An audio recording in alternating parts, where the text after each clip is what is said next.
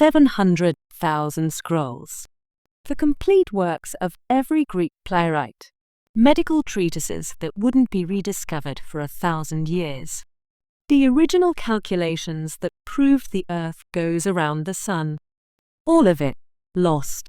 The Library of Alexandria was the greatest collection of human knowledge ever assembled.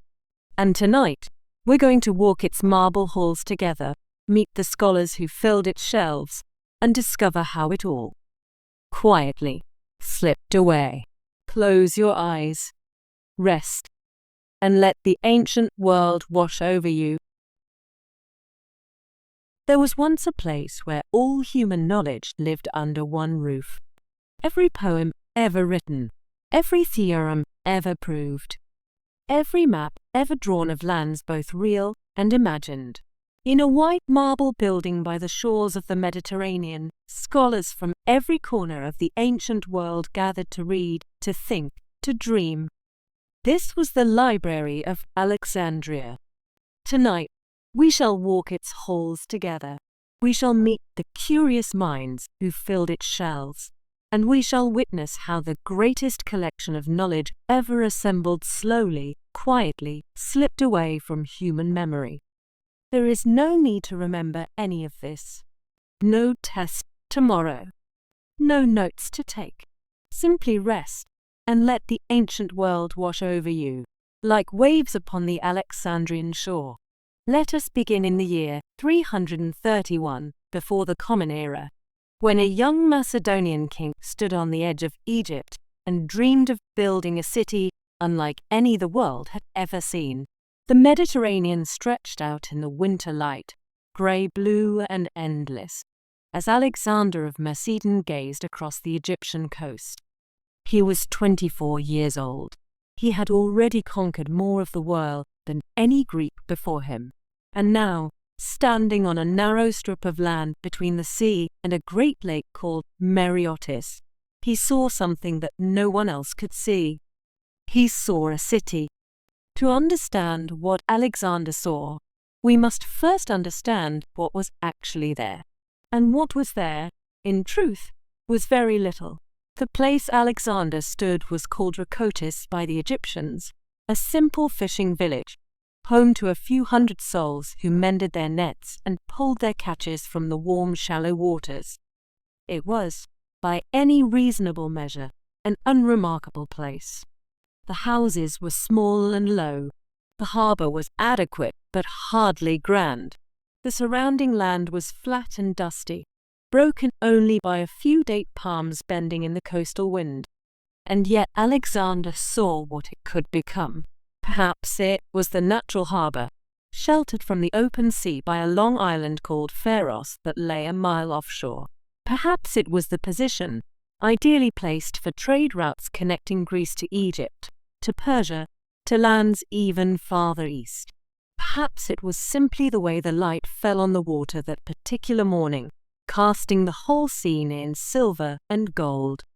Whatever the reason, Alexander made his decision. Here, on this unassuming stretch of Egyptian coast, he would build the greatest city the world had ever known. It is worth pausing here to consider the man himself. This Alexander who stood on the Egyptian shore with dreams of glory in his eyes. He was not tall, by most accounts. He was rather short, even by the standards of the ancient Greeks. His hair was golden, worn long in the Macedonian fashion. His eyes were different colours, one grey and one brown, which gave his gaze an unsettling intensity. He had been trained from childhood for greatness. His father, Philip II of Macedon, had transformed a backwater kingdom into the dominant power of the Greek world. His mother, Olympia, was a princess of Epirus, a woman of fierce intelligence and fierce ambition. Together, they had raised a son who believed from his earliest years that he was destined to change the world. At 16, Alexander had served as regent of Macedon while his father was away at war. At 18, he had commanded the cavalry at the Battle of Chaeronea, crushing the sacred band of Thebes, the most feared fighting force in Greece. At 20, When his father was assassinated, Alexander had seized the throne and immediately set about proving that he was no mere inheritor of power. Within 2 years, he had crossed into Asia with an army of 40,000 men. He had defeated the Persians at the river Chronichus, then again at Issus. He had taken Tyre after a siege of 7 months. He had conquered the entire eastern coast of the Mediterranean before finally turning south, toward Egypt, toward the land of pyramids and pharaohs. And now here he was, still not 25 years old, planning a city that would bear his name for millennia. The young king had arrived in Egypt just weeks earlier, in the autumn of 331. His conquest had been swift and, remarkably, almost bloodless. The Egyptians had little love for their Persian overlords, who had ruled them for nearly 2 centuries with varying degrees of harshness. When Alexander's army appeared at the borders, the Persian satrap simply surrendered. Egypt fell without a battle. The Egyptians welcomed their new ruler as a liberator. They called him Pharaoh. They treated him as a god. Before coming to Rakotis, Alexander had done something remarkable. He had journeyed deep into the western desert, across 300 miles of trackless sand, to visit the oracle of Zeus Ammon at the Siwa oasis. The journey was perilous. 2 centuries earlier, the Persian king Cambyses had sent an army of 50,000 men across these same sands to destroy the oracle. That army had vanished without a trace, swallowed by a sandstorm, and to this day their bones lie somewhere beneath the dunes, unmarked and unremembered. Alexander went anyway. The desert crossing took 8 days. Alexander's party traveled light, just a few hundred soldiers and guides, carrying water in skins and navigating by the stars. The days were hot, the nights were cold, and the sand stretched endlessly in every direction, broken only by the occasional rocky outcrop or withered acacia tree. According to the ancient sources, the travelers lost their way at one point. The landmarks vanished. The guides became confused. For a time, it seemed that Alexander might share the fate of Cambyses' lost army. And then, the stories say, a miracle occurred. 2 crows appeared out of the empty sky and began to fly ahead of the party, leading them onward. Or perhaps it was 2 serpents. The accounts differ. What matters is that Alexander chose to see divine guidance in the appearance of these creatures. He followed them, and they led him true. Siwa, when they finally reached it, must have seemed like a dream after the emptiness of the desert. The oasis was lush and green, fed by underground springs that had flowed since time immemorial. Date palms swayed in the breeze. Gardens grew thick with pomegranates and figs, and at the heart of the oasis stood the temple of Zeus Ammon, its white walls gleaming against the blue sky. Alexander had come to ask the oracle a question, though what that question was, he never told anyone.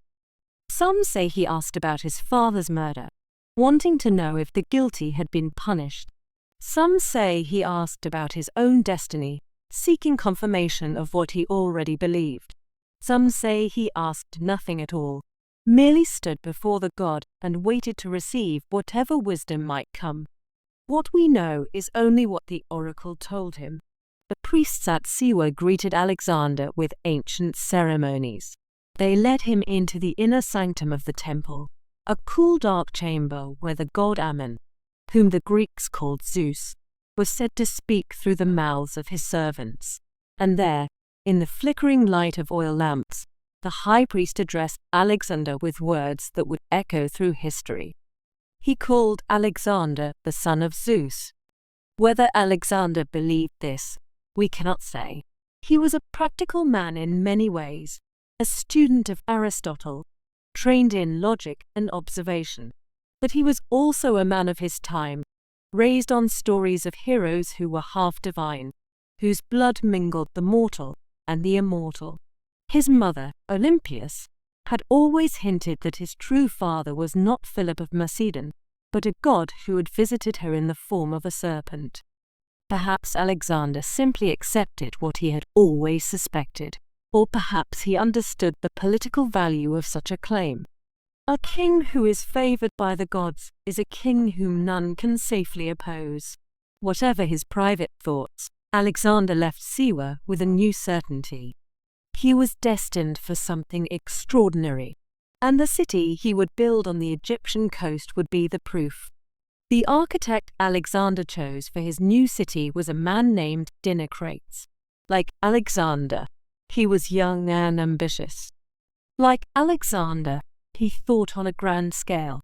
The legend says that Dinocrates first came to Alexander's attention through an outrageous stunt.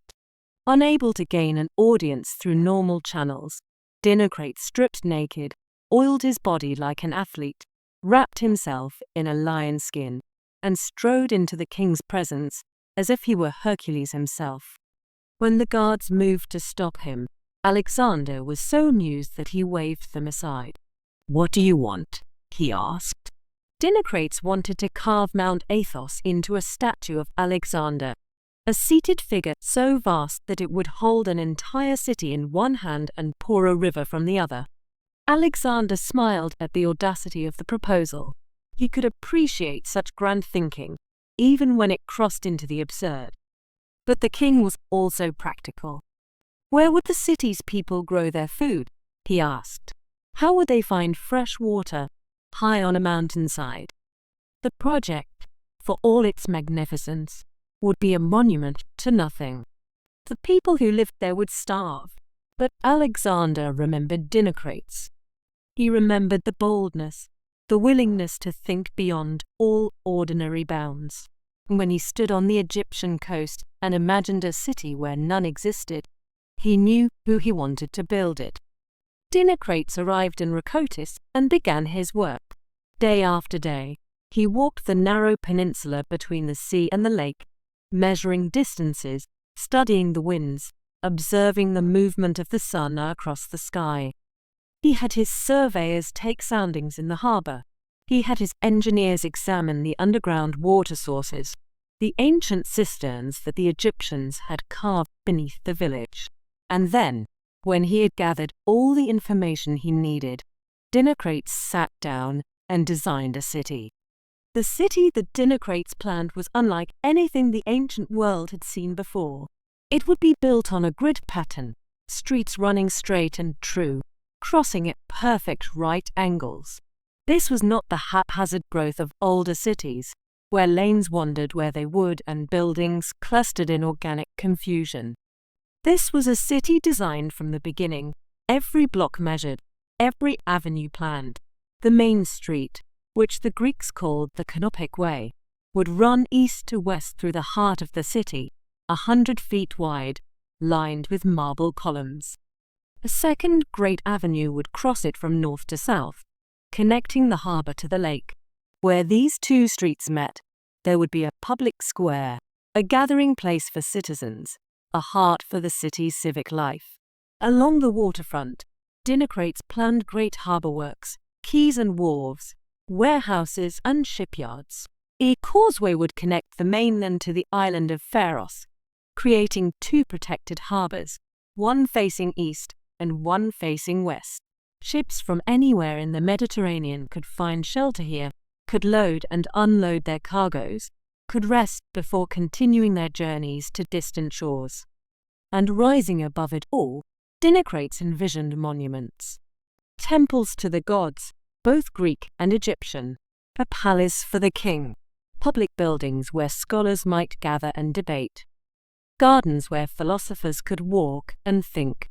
The story goes that when it came time to mark out the boundaries of the new city, Alexander himself took part.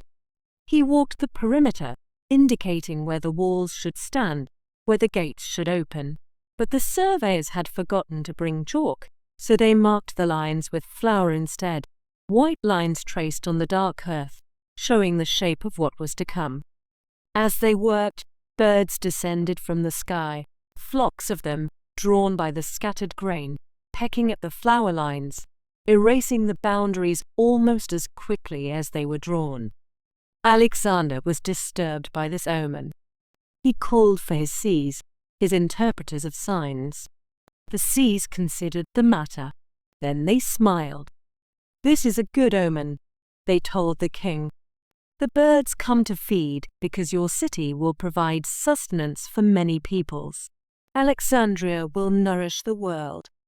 Alexander was pleased. He ordered the work to continue, but Alexander himself would never see his city completed. In truth, he would barely see it begun. He was, above all else, a conqueror. He had come to Egypt as part of his war against the Persian Empire, and that war was far from over. The Persian king, Darius, still commanded vast armies to the east. There were battles yet to be fought, kingdoms yet to be won. In the spring of 331, just months after founding Alexandria, Alexander left Egypt forever. He marched his army east, toward Mesopotamia, toward the heartland of the Persian Empire. He would never return. The city he left behind was little more than a construction site, a grid of marked streets, the foundations of a few buildings, the beginnings of a harbor wall. Dinocrates stayed behind to oversee the work, but Alexander pressed on toward his destiny. The years that followed were the stuff of legend. Alexander defeated Darius at Gaugamela in one of history's most decisive battles. He took Babylon, that ancient wonder. He captured Persepolis and burned the palace of the Persian kings. He pushed his conquests to the very edge of the known world, through the mountains of Afghanistan, across the rivers of the Punjab, until at last his exhausted soldiers refused to go any further. Only then did Alexander turn back. Only then, having conquered an empire that stretched from Greece to India, did he begin the long journey home. But home, for Alexander, was no longer Macedon. His capital now was Babylon, that gleaming city on the Euphrates. And it was in Babylon, in the summer of 323 before the Common Era, that Alexander fell ill. The illness came on suddenly.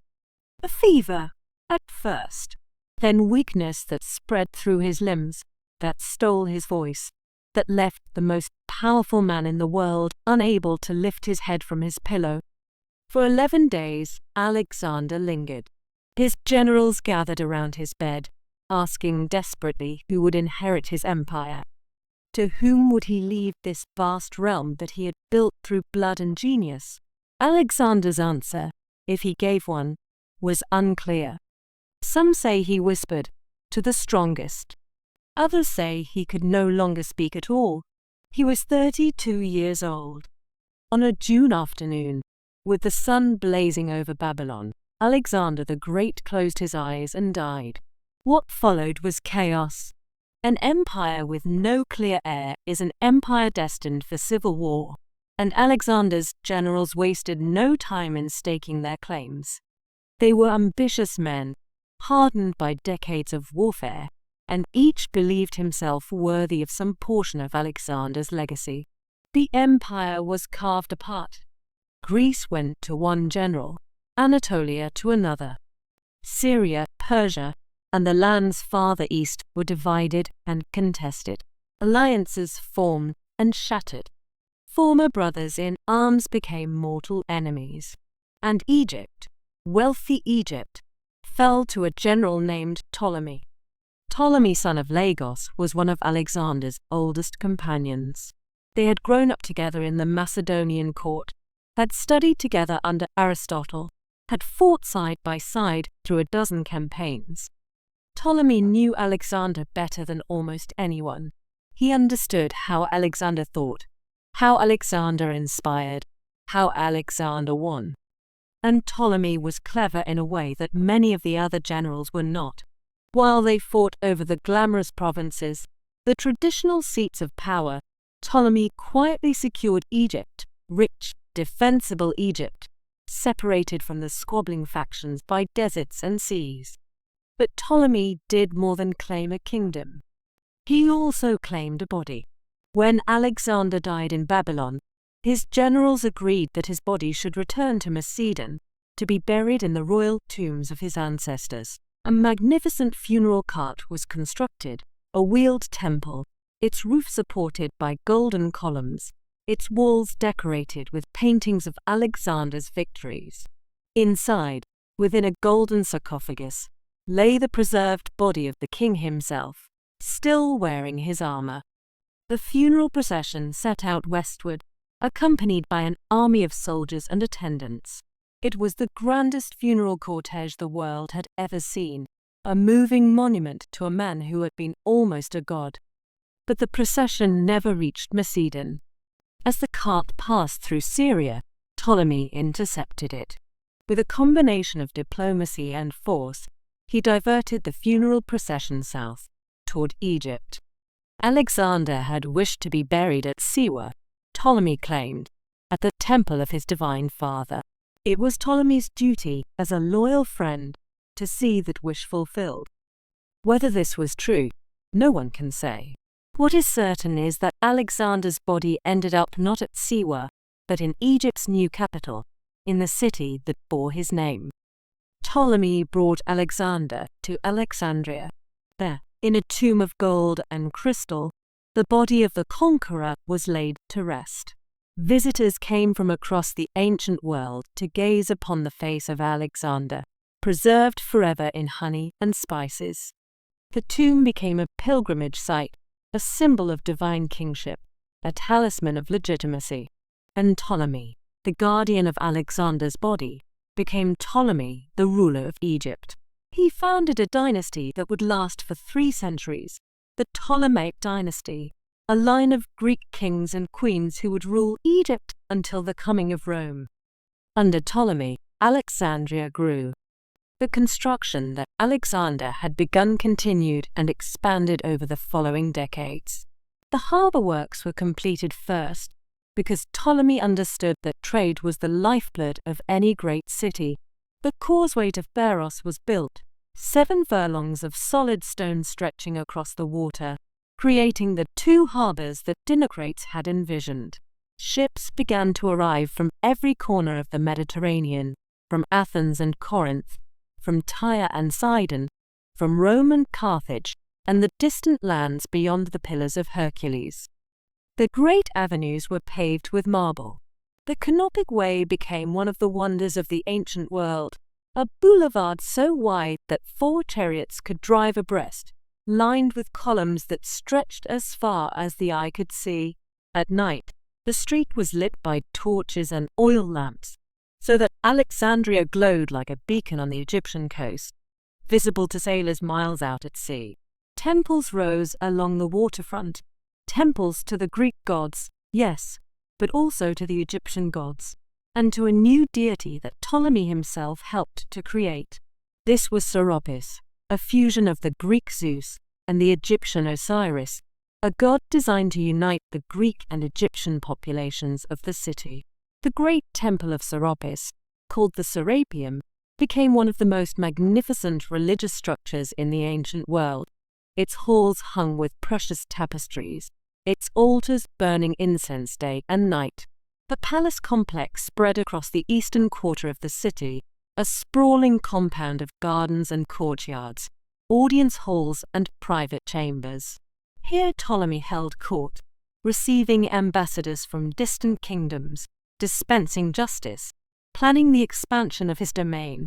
The palace grounds covered nearly a quarter of the entire city, with private harbours where the royal boats were moored, with zoos where exotic animals from Africa and Asia were displayed, with gardens where rare plants from every corner of the world were cultivated. Immigrants flooded in from across the Greek world, merchants seeking their fortunes, craftsmen looking for work, soldiers hoping to serve in Ptolemy's army, scholars drawn by the promise of patronage and intellectual freedom. They came from Macedonia and Thrace, from Crete and Cyprus, from the Greek cities of Ionia and the rough hills of Arcadia. They came for opportunity, for adventure, for the chance to be part of something new. The city grew so quickly that Dinocrates' original plan had to be expanded. New neighborhoods were added beyond the initial boundaries. The population swelled from a few thousand to tens of thousands, then to hundreds of thousands. Within a generation, Alexandria had grown from a construction site to one of the largest cities in the Mediterranean, a rival to Athens, to Antioch, even to Rome itself. But Ptolemy wanted more than size. He wanted glory. He wanted his city to be remembered not just as a center of commerce, but as a center of culture, of learning, of civilized achievement. And so, in the evening of his reign, Ptolemy began to dream a new dream. He would collect all the books in the world. He would gather all the wisdom of all the ages. He would build a place where knowledge itself could live, a temple to the muses, a house of learning, a repository for everything that human beings had ever thought or written or discovered. He would build the library, and it was Ptolemy who would take Alexander's dream of a great city and fill it with something Alexander had never imagined, the collected wisdom of the entire world. Rest now, if you wish. The story will continue. The library is not yet built, and there is much to tell of its creation. But there is no hurry. The ancient world waits patiently, as it has waited for 2,000 years. When next we meet, we shall watch the first scrolls arrive, carried by ship and by caravan, copied by hand, gathered from the far corners of civilization. We shall see how a soldier king became a scholar king, and how a city of marble became a city of words. But for now, the harbour lights of Alexandria are dimming. The ships rest at anchor. The great project is only beginning, and you may rest too. Ptolemy was growing old. He had been a young man when he first rode into battle at Alexander's side, and now his hair was silver and his joints ached in the morning cold. He had spent the better part of his life as a soldier, fighting, conquering, building an empire of his own from the fragments of Alexander's dream. But in his later years, something changed in Ptolemy. The thirst for conquest faded. The appetite for war grew dull, and in its place, a different hunger emerged, a hunger for something that would outlast him, something that would endure long after his bones had turned to dust. Ptolemy had always been curious. Even as a young officer, he had carried books with him on campaign, reading by lamplight while his fellow generals gambled and drank. He had studied under Aristotle alongside Alexander, absorbing the philosopher's lessons on logic, nature, and the proper ordering of knowledge. He understood, perhaps better than any of his contemporaries, that empires are built not just with swords, but with ideas. And so, as he watched his city grow into a marvel of marble and commerce, Ptolemy began to imagine something else, something unprecedented. Something that would make Alexandria not just the largest city in the Mediterranean, but the wisest. He would gather every book in the world. To understand what this meant, we must first understand what books were in the ancient world. There were no printing presses, no paper mills, no bookshops with shelves of identical volumes. Every book that existed was a manuscript, copied by hand onto scrolls of papyrus or parchment. Each scroll was unique, shaped by the hand that wrote it, the ink that stained it, the library or private collection where it had been stored for generations. A book, in this era, was precious in a way we can hardly imagine today. To possess a copy of Homer's Iliad or Plato's Republic was to possess something rare, something that might not exist anywhere else in the world. Entire works could be lost if a single scroll was destroyed by fire, flood, or simple neglect. Ptolemy understood this fragility. He understood that knowledge, for all its power, was terribly vulnerable, and he resolved to do something about it. The making of a book in the ancient world was a labor of patience and skill. First, the papyrus had to be prepared. The reed plant grew in the marshes of the Nile Delta, its tall stalks swaying in the Egyptian breeze. Workers would harvest the stalks, strip away the outer rind, and slice the soft inner pith into thin strips. These strips were laid side by side. Then another layer was placed crosswise on top. The two layers were pressed together, pounded, and dried in the sun until they fused into a single sheet, smooth on one side, rough on the other. Sheets were glued together to form long scrolls, sometimes 20 feet in length, sometimes more. The scroll was then polished with a smooth stone or shell until its surface was ready to receive ink. The scribe sat with the scroll across his lap, or spread across a writing table. His ink was made from soot mixed with gum, stored in small pots that he kept within easy reach. His pen was a reed, cut at an angle and split at the tip to hold the ink. Letter by letter, word by word, the scribe copied the text before him. His hand moved steadily across the papyrus, forming the elegant Greek letters that would preserve the thoughts of poets and philosophers for generations to come. A single scroll might take days to complete. A long work like Homer's Iliad might take weeks. And at the end of all this labor, there was still only one copy, one manuscript, in one place, subject to all the accidents that might befall it. To help him realize his vision, Ptolemy turned to a man named Demetrius of Phalerum. Demetrius was a philosopher and a statesman, a student of Aristotle's school in Athens who had once governed that city as its regent. He was brilliant, cultured, and deeply learned, but he had also fallen from power when the political winds shifted in Athens. Now he found himself an exile, seeking a new patron, a new purpose. Ptolemy offered him both. The two men made an unlikely pair, the grizzled soldier king and the refined philosopher. But they shared a conviction that would shape the ancient world. They believed that knowledge was worth preserving. They believed that the accumulated wisdom of all civilizations, Greek and Egyptian, Persian and Babylonian, Hebrew and Phoenician, deserved a home where it could be studied, compared, and passed on to future generations. Together, Ptolemy and Demetrius conceived a plan more ambitious than any library the world had seen. They would not merely collect the books of Greece. They would collect every book ever written, in every language, on every subject.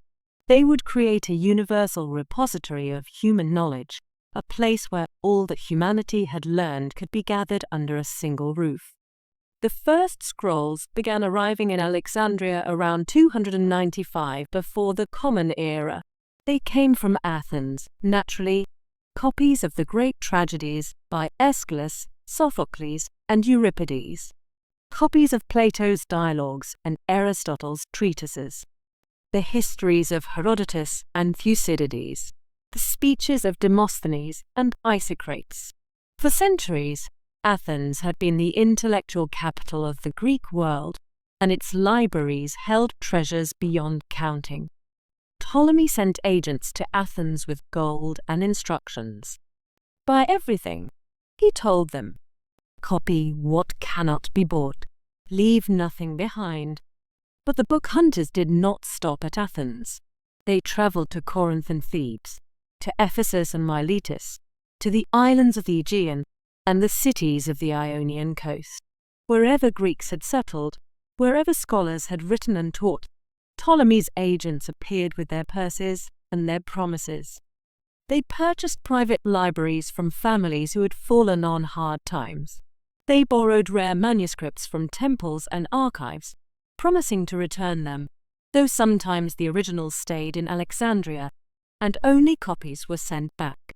They tracked down obscure texts that survived in only a single copy, in a single provincial town, known only to a handful of local scholars.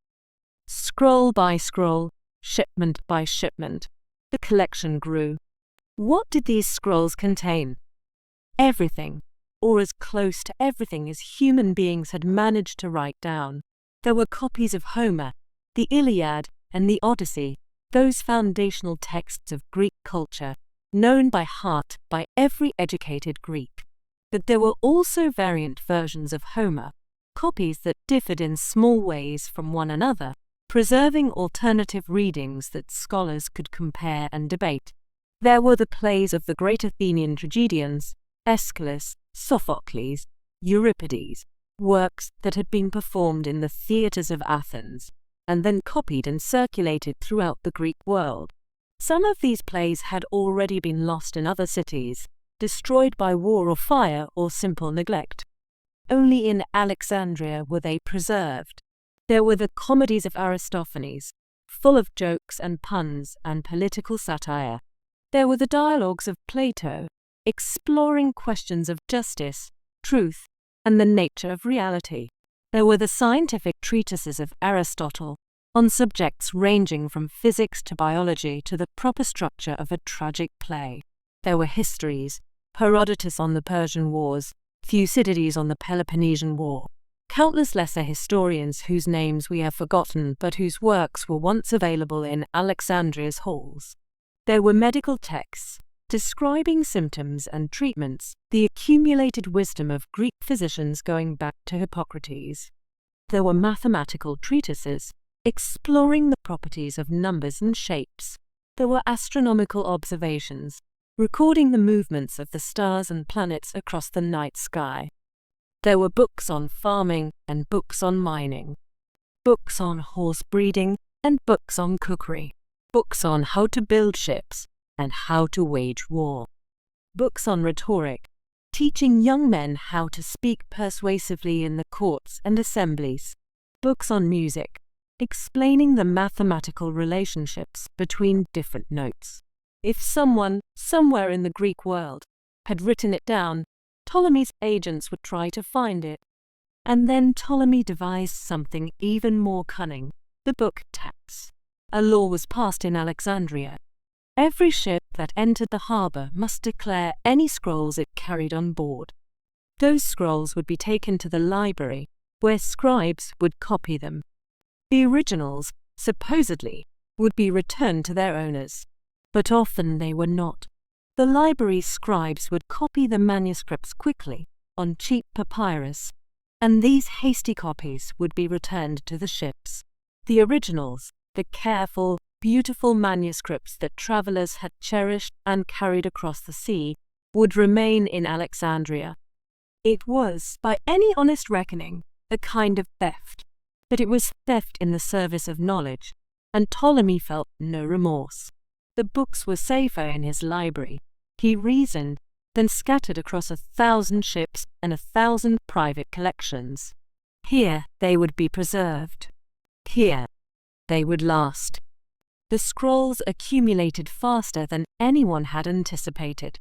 Storage became a problem. The modest building that had housed the first collections soon overflowed. Ptolemy ordered construction of a larger facility, a proper library, with reading rooms and storage chambers, with space for scholars to work and scribes to copy. This building rose within the grounds of the royal palace, in the eastern quarter of the city. It was not especially grand by the standards of Alexandrian architecture, no towering columns, no elaborate facades. What made it remarkable was what it contained. Row upon row of shelving, carved from cedar and cypress wood, holding thousands of papyrus scrolls. Each scroll was stored in a cylindrical container called a capsa, and each capsa bore a tag indicating its contents. Labels identified the author, the title, the subject matter, the number of lines. The shelves were organized by subject, poetry in one section, philosophy in another, history in a third. Within each section, the scrolls were arranged alphabetically by author.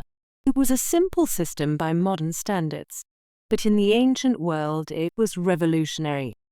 A scholar looking for a particular text no longer had to search through random piles of scrolls. He could go directly to the right section, find the right shelf, and locate the work he needed. The smell of the library must have been distinctive, the dry, dusty scent of old papyrus, the faint sweetness of the cedarwood shelving, the lingering trace of lamp oil from the reading rooms. On humid days, the papyrus would soften slightly, becoming more pliable under the fingers. On dry days, It would grow crisp and fragile, requiring careful handling.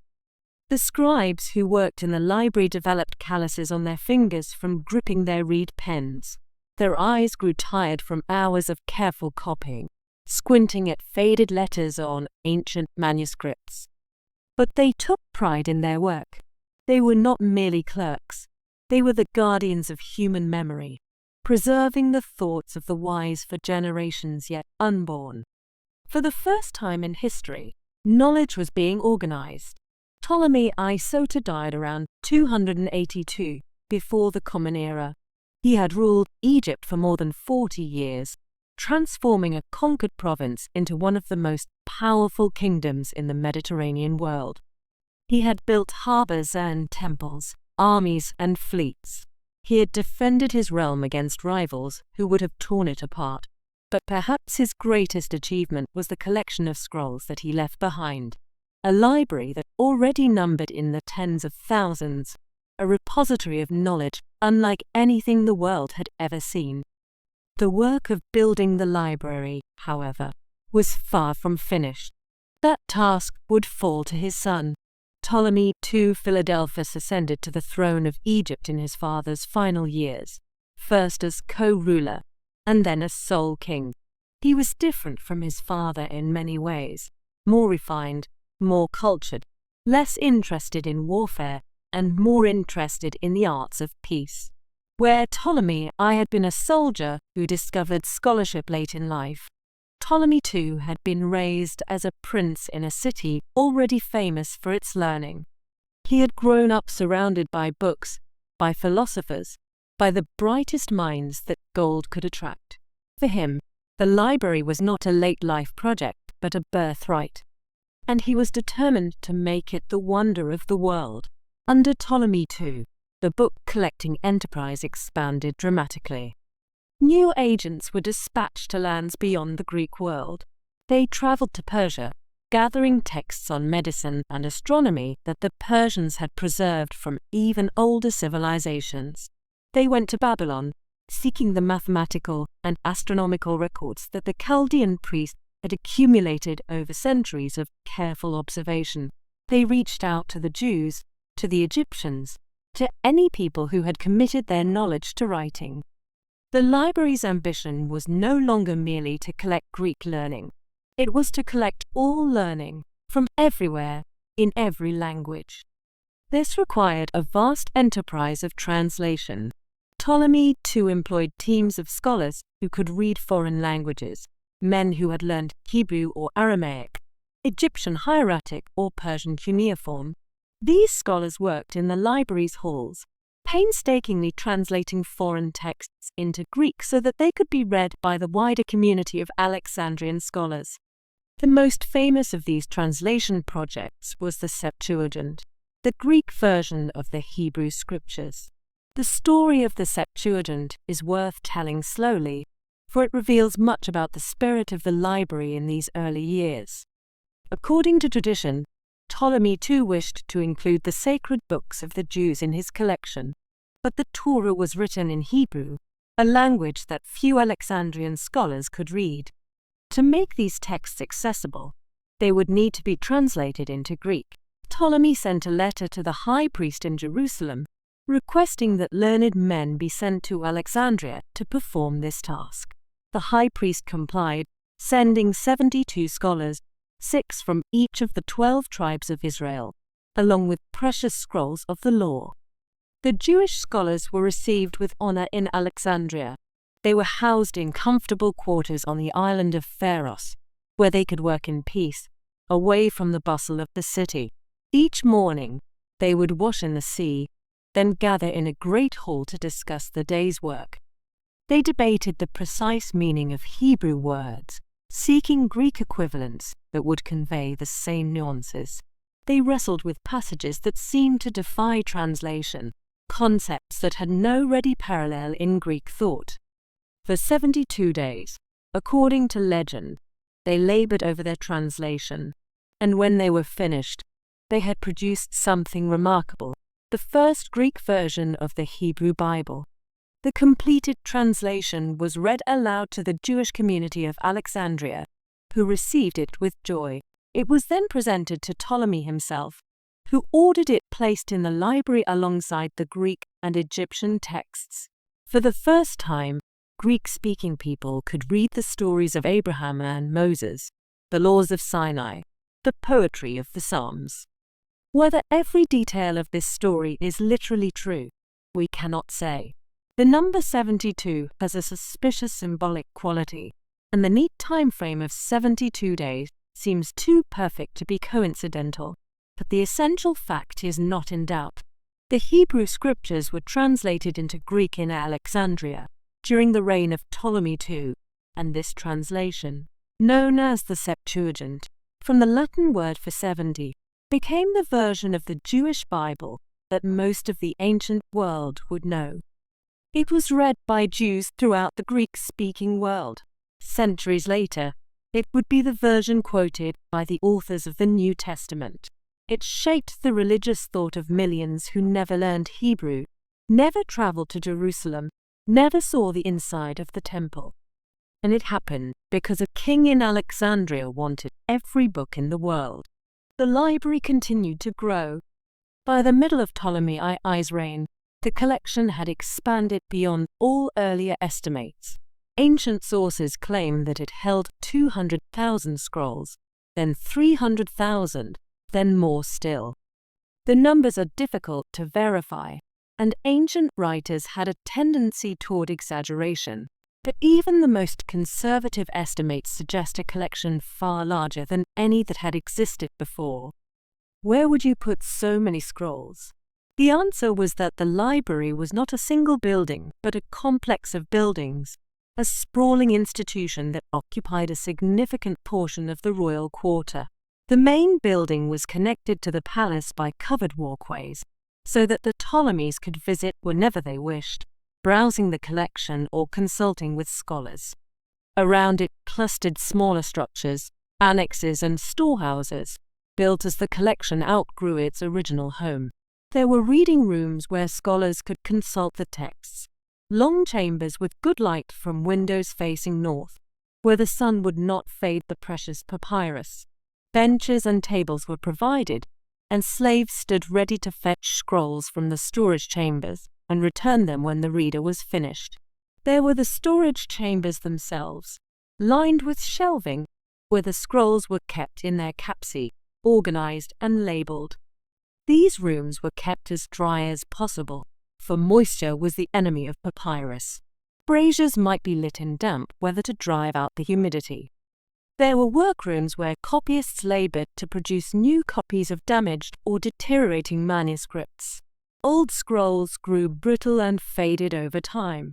The library employed teams of scribes whose sole task was to transcribe ancient texts onto fresh papyrus, preserving them for another generation. There were offices where librarians catalogued and organized the ever-expanding collection, maintaining the records that allowed scholars to find what they needed. And there were rooms where scholars could debate and discuss, where ideas could be exchanged and arguments refined. And at the heart of it all was a man with perhaps the most important job in the ancient world, the chief librarian. The position of chief librarian of Alexandria was not merely administrative. It was one of the most prestigious intellectual appointments a scholar could receive. The chief librarian was responsible for the entire collection, for acquiring new texts, for preserving old ones, for organizing the vast repository of human knowledge that had been entrusted to his care. The men who held this position were among the greatest minds of their age. They were poets and scholars, scientists and philosophers. To be named chief librarian was to be recognized as one of the leading intellectuals of the Greek world. We shall meet some of these remarkable men in the chapters to come. But for now, let us pause and consider what had been accomplished. In less than 50 years, a single human lifetime, the Ptolemies had created something unprecedented. They had gathered the scattered knowledge of the ancient world and brought it together in one place. They had employed armies of copyists to preserve texts that might otherwise have been lost. They had commissioned translations of foreign works that Greeks had never been able to read. For the first time in history, a scholar could hope to find almost any book ever written within the walls of a single institution. For the first time, the accumulated wisdom of many civilizations could be compared, cross-referenced, and built upon. This was not just a library. It was an engine of intellectual progress, a catalyst for discovery, a monument to the human hunger for knowledge. And the Ptolemies were not finished yet. The library was only one part of a larger institution, a research center, a community of scholars, a place where the brightest minds of the age could live and work in comfort, free from the ordinary concerns of making a living. This institution was called the Museum, the Temple of the Muses. But the Museum is a story for another time. For now, let the scrolls rest on their shelves. Let the scribes set down their pens. Let the lamps burn low in the reading rooms of Alexandria. The great collection is assembled. The greatest scholars of the ancient world are beginning to gather, and the golden age of the library is about to begin. Rest now. The Muses will wait. The library was only part of something larger. Surrounding it, connected to it, inseparable from it, was an institution that the Greeks called the Museum, the Temple of the Muses. It was here, in the gardens and colonnades of the Museum, that the true work of Alexandria's scholars took place. To understand the Museum, we must first understand the Muses themselves. In Greek mythology, the Muses were 9 goddesses, daughters of Zeus and Mnemosyne, the goddess of memory. Each muse presided over a different domain of human creativity and knowledge. Together, they represented the full range of intellectual and artistic achievement. Calliope was the muse of epic poetry, the voice that inspired Homer's great works. Clio was the muse of history, watching over those who recorded the deeds of the past. Erato presided over love poetry, her name meaning the lovely one. Euterpe inspired music and lyric poetry. Melpomene watched over tragedy, and Philia brought her blessing to comedy. Polyhymnia was the muse of sacred hymns and eloquence. Terpsichore inspired dance, and Urania, her gaze turned ever upward, was the muse of astronomy. These were not distant, abstract deities to the Greeks. They were present companions, invisible but real, breathing inspiration into mortal minds. When a poet composed a verse that seemed beyond his ordinary abilities, he thanked the Muses. When a mathematician discovered a proof of unexpected elegance, he sensed their guidance. And so when the Ptolemies wished to create a center of learning, they built it as a temple, a sacred space dedicated to these divine patronesses of wisdom. The Museum occupied a portion of the royal quarter, adjacent to the palace and the library. It was not a single building, but a complex of structures arranged around gardens and courtyards. Colonnades provided shaded walkways where scholars could stroll and converse. Fountains bubbled gently, their sound providing a constant, soothing backdrop to the life of the mind. At the heart of the Museum stood a shrine to the Muses themselves. Here, sacrifices were offered and prayers were said. Here, the scholars who lived within these walls acknowledged that their work was not merely human endeavor, but a form of worship, a pursuit of the divine through the patient accumulation of knowledge. The Ptolemies understood that great minds needed more than books. They needed freedom. Freedom from the daily concerns that occupied ordinary men, the need to earn a living, to find food and shelter, to worry about tomorrow. And so the Museum offered something unprecedented. A community of scholars supported entirely by the king. Those chosen to join the Museum received free housing within the complex itself. Their rooms were modest but comfortable, private chambers where they could study and rest, opening onto the common areas where they gathered with their colleagues. They ate their meals together in a great dining hall, sharing food and conversation, debating ideas over bread and wine. They paid no rent. They bought no food. Their clothing was provided. They had no duties except to think, to study, to write, to discuss. For men who had spent their lives scraping together tuition fees or seeking wealthy patrons, this must have seemed like paradise. Here, they could devote themselves entirely to their work, knowing that their material needs would be met by the royal treasury. The scholars received a stipend as well, a regular payment that allowed them to purchase books for their personal collections, to employ copyists for their own projects, to travel when their research required it.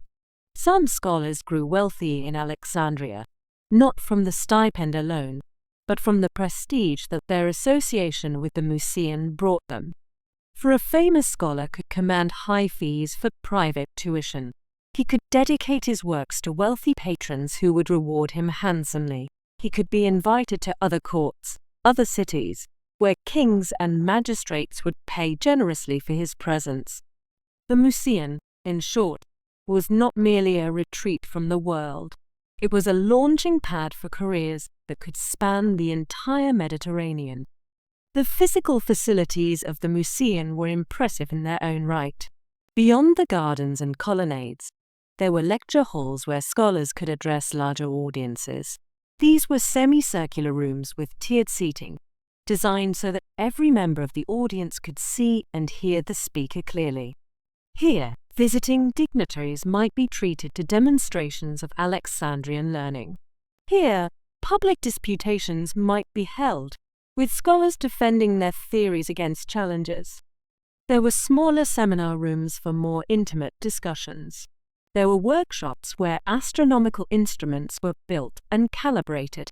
There were laboratories, though the ancients would not have called them that, where physicians could conduct their dissections and alchemists could pursue their experiments.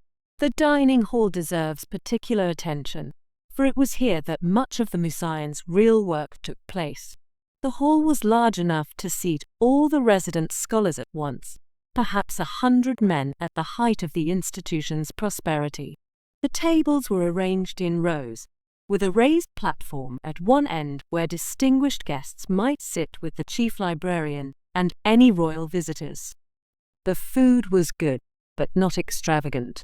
The Ptolemies understood that scholars required sustenance, but they did not wish to encourage gluttony or distract from intellectual pursuits. Meals were occasions for conversation, not for gormandizing. Wine flowed freely, mixed with water in the Greek fashion. The ancients believed that wine stimulated thought and loosened tongues, that a man who had drunk moderately might speak truths he would hesitate to utter when sober. The symposium, that ancient Greek institution of drinking and philosophical discussion, found its permanent home in the dining hall of the Museum. After the main meal, the tables might be cleared and the serious drinking begun. Scholars would propose toasts and answer them. They would recite poetry and challenge each other to extemporize. They would debate the great questions, the nature of justice, the origin of the universe, the proper conduct of life. These evenings could stretch late into the night, until the wine ran out or the participants grew too drowsy to continue. But the Museum was not a monastery. The scholars were not expected to withdraw from the world in silent contemplation. On the contrary, they were encouraged to engage with one another, to debate and discuss, to challenge and refine one another's ideas. The dining hall was the heart of this intellectual community. Imagine the scene. Long tables set with simple fare, fresh bread, olives and cheese, fish from the harbour, wine mixed with water in the Greek fashion. Dozens of scholars seated together, men from different cities and different disciplines, united by their residence in Alexandria. At one table, mathematicians argue about the properties of prime numbers. At another, poets discuss the merits of different meters for different subjects. Historians compare sources, trying to reconcile conflicting accounts of the Persian Wars. Physicians debate whether disease arises from imbalances in the body's humors or from external causes like bad air. The conversations continued long after the food was finished. They spilled out into the gardens, where scholars walked in pairs or small groups, their voices rising and falling in the evening air. They continued in the colonnades, where torches burned late into the night. The Museum had no formal curriculum. There were no lectures that all scholars were required to attend, no examinations to pass, no degrees to earn. This was not a school in any modern sense. Instead, knowledge was transmitted through informal relationships, through conversation, through mentorship, through the slow accumulation of understanding that comes from spending years in the company of brilliant minds.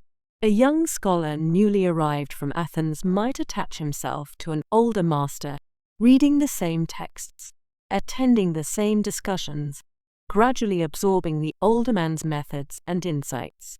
In time, he might begin to develop his own ideas, to make his own contributions, to attract students of his own. The subjects studied in the Museum were as varied as the muses themselves. Poetry was a central concern. The Alexandrian scholars developed techniques of textual criticism that are still used today, comparing different manuscript copies, identifying errors introduced by generations of copyists, trying to reconstruct what the original author had actually written. They produced definitive editions of Homer and the great tragedians, establishing the texts that we still read today. History flourished in the Museum's halls. The scholars had access to documents from across the ancient world, diplomatic correspondence, royal archives, records of treaties and campaigns. They could consult primary sources that would later be lost, building comprehensive histories of regions and periods that we can only glimpse today through their summaries and fragments. Philosophy was debated in the gardens. The Ptolemies brought together representatives of different schools, Platonists and Aristotelians, Stoics and Epicureans. These thinkers did not always agree. Indeed, they often disagreed violently, accusing each other of error and ignorance. But from their arguments, from the clash of ideas, and the demand for rigorous justification, understanding deepened. Medicine advanced through observation, and, in ways that might disturb modern sensibilities, through experimentation. The Ptolemaic kings granted the Museum's physicians permission to dissect human bodies, a practice forbidden in most of the ancient world. For the first time, doctors could study human anatomy directly, rather than inferring it from the bodies of animals. Their discoveries transformed medical understanding. But perhaps the greatest achievements of the Museum were in mathematics and astronomy. Here, in the clear skies of Alexandria, scholars observed the heavens with unprecedented care. They tracked the movements of the sun and moon and planets. They measured the lengths of shadows at different times of year. They developed mathematical models to explain what they observed, and they made discoveries that would not be surpassed for centuries. But these are stories for later chapters. For now, let us simply note that the Museum brought together the greatest mathematical minds of the age, provided them with resources and freedom, and created conditions in which genius could flourish. At the head of this remarkable institution stood the chief librarian. We mentioned this position briefly in our last chapter, but it deserves more attention here. The chief librarian was not merely an administrator of scrolls. He was the leading figure of the entire Museum, its public face, its representative to the king, its chief intellectual authority. The first chief librarians were chosen by the Ptolemies themselves, hand-picked for their learning and their administrative abilities. They were among the most respected scholars of their generation, men whose opinions carried weight throughout the Greek world. The chief librarian's duties were many. He oversaw the acquisition of new texts and the preservation of old ones. He made decisions about how the collection should be organized. He resolved disputes between scholars about the correct reading of ambiguous passages. But perhaps his most important role was as a kind of intellectual gatekeeper. He decided which scholars would be invited to join the Museum, which young men showed enough promise to deserve support, which fields of study would receive special attention.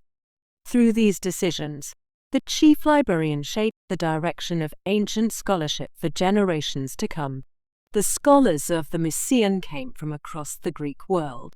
Some were born Alexandrians, raised in the shadow of the library and destined from childhood to join its community.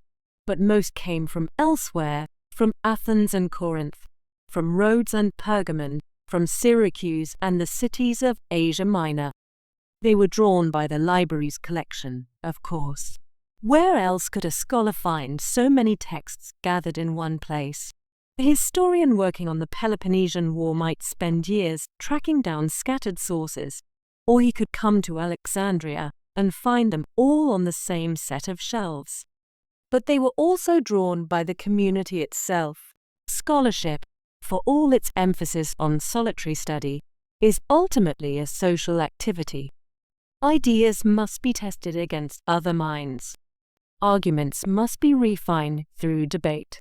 A brilliant insight is worth nothing if it cannot be communicated to others. At the Mysian, a scholar could find colleagues who understood his work, who could appreciate its significance, who could point out its flaws and suggest improvements. He could find students to carry on his legacy. He could find rivals to keep him sharp. This critical mass of talent was self-reinforcing. The more brilliant minds gathered in Alexandria, the more attractive the Mysian became to other brilliant minds. Success bred success, until Alexandria stood alone as the intellectual capital of the ancient world. The scholars were not always harmonious in their interactions. Where strong opinions meet, conflict is inevitable.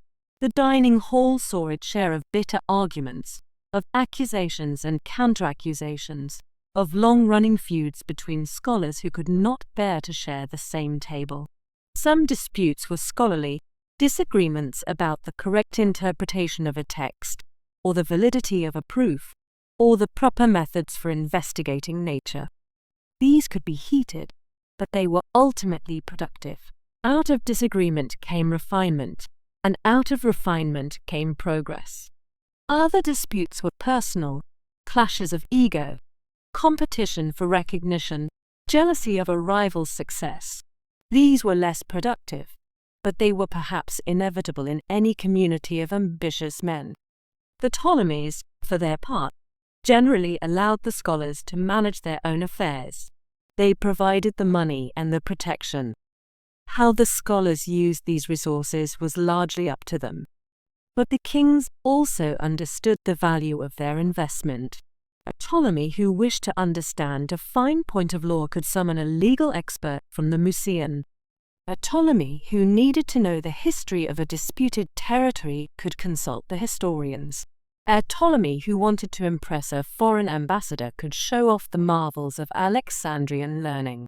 The scholars were an ornament to the kingdom, a source of prestige that enhanced Ptolemaic power throughout the Mediterranean world.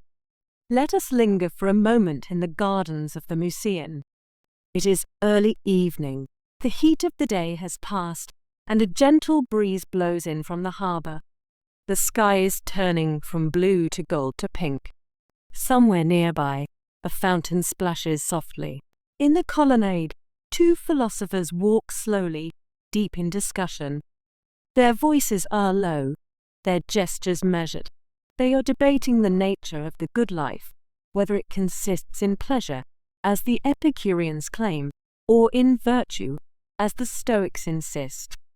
On a bench beneath an olive tree, an old mathematician sits with a young student. The old man draws figures in the sand with a stick, explaining a proof.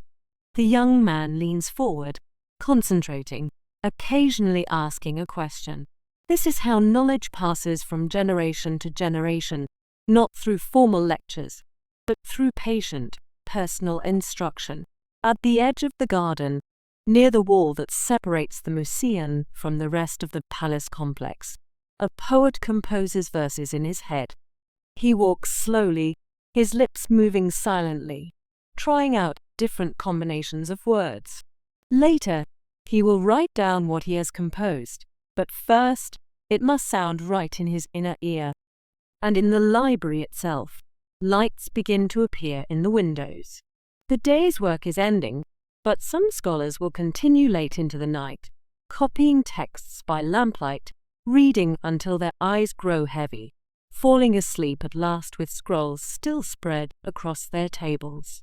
This is the Museum at its height, a community of minds dedicated to the pursuit of knowledge, supported by royal generosity, preserved for future generations in the scrolls of the library. The institution would endure for centuries, outlasting the Ptolemies themselves.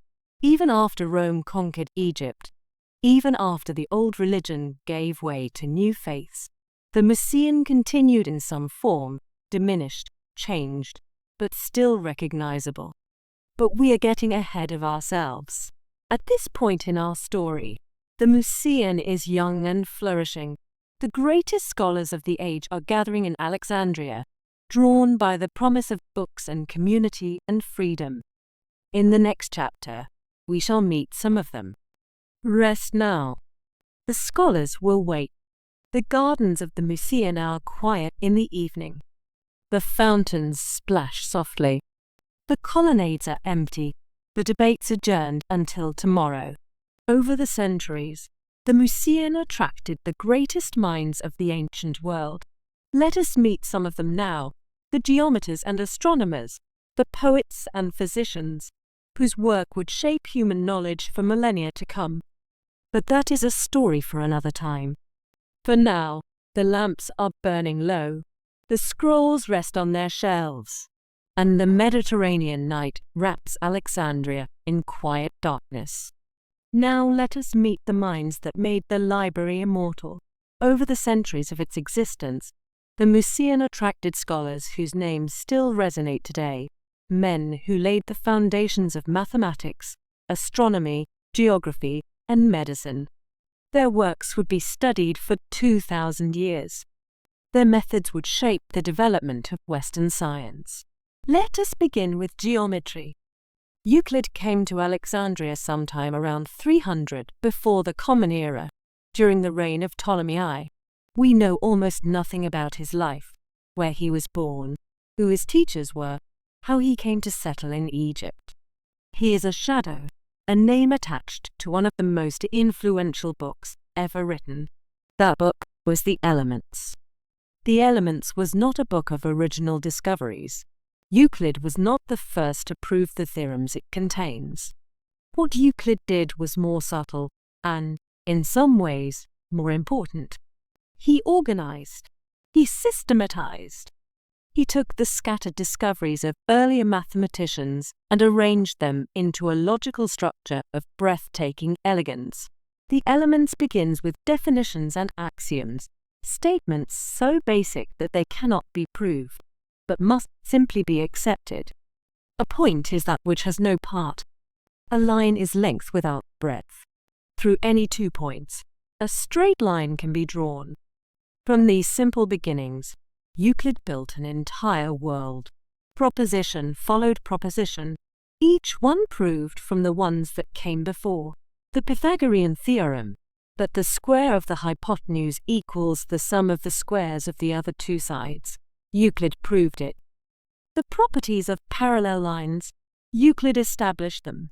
The nature of circles and triangles and polygons, Euclid laid them bare. And at the end, in the final books of the Elements, Euclid reached the culmination of Greek geometry. The 5 Platonic solids, those perfect 3-dimensional shapes, the tetrahedron, the cube, the octahedron, the dodecahedron, the icosahedron, that Plato had believed to be the building blocks of the physical world. The story is told that Ptolemy I, curious about this geometry that his scholars praised so highly, asked Euclid whether there was a shorter way to learn the subject than by working through all the propositions. Euclid's reply has echoed through the ages. "There is no royal road to geometry," he said. "Even a king must walk the path step by step, proving each theorem before proceeding to the next." The Elements would become the most successful textbook in human history. For more than 2,000 years, students learned geometry from Euclid's book, not just in the Greek world, but in the Islamic civilization that preserved it through the medieval period, and in the European Renaissance that rediscovered it. Abraham Lincoln taught himself logic by working through Euclid. Albert Einstein, as a boy, was enchanted by the elegant proofs. The elements shaped how we think about mathematical proof, about logical argument, about the very nature of knowledge. And it was written in Alexandria, in the shadow of the library, by a man about whom we know almost nothing except his work. Let us turn now to another giant, Archimedes. Archimedes was not an Alexandrian by birth. He came from Syracuse, a Greek city on the island of Sicily, far to the west of Egypt.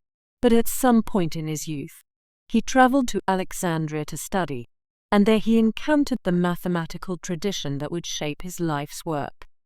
In Alexandria, Archimedes would have met scholars working on problems of geometry and mechanics. He would have had access to the library's collection of mathematical texts, the works of Euclid, still fresh, and the older treatises that Euclid had drawn upon.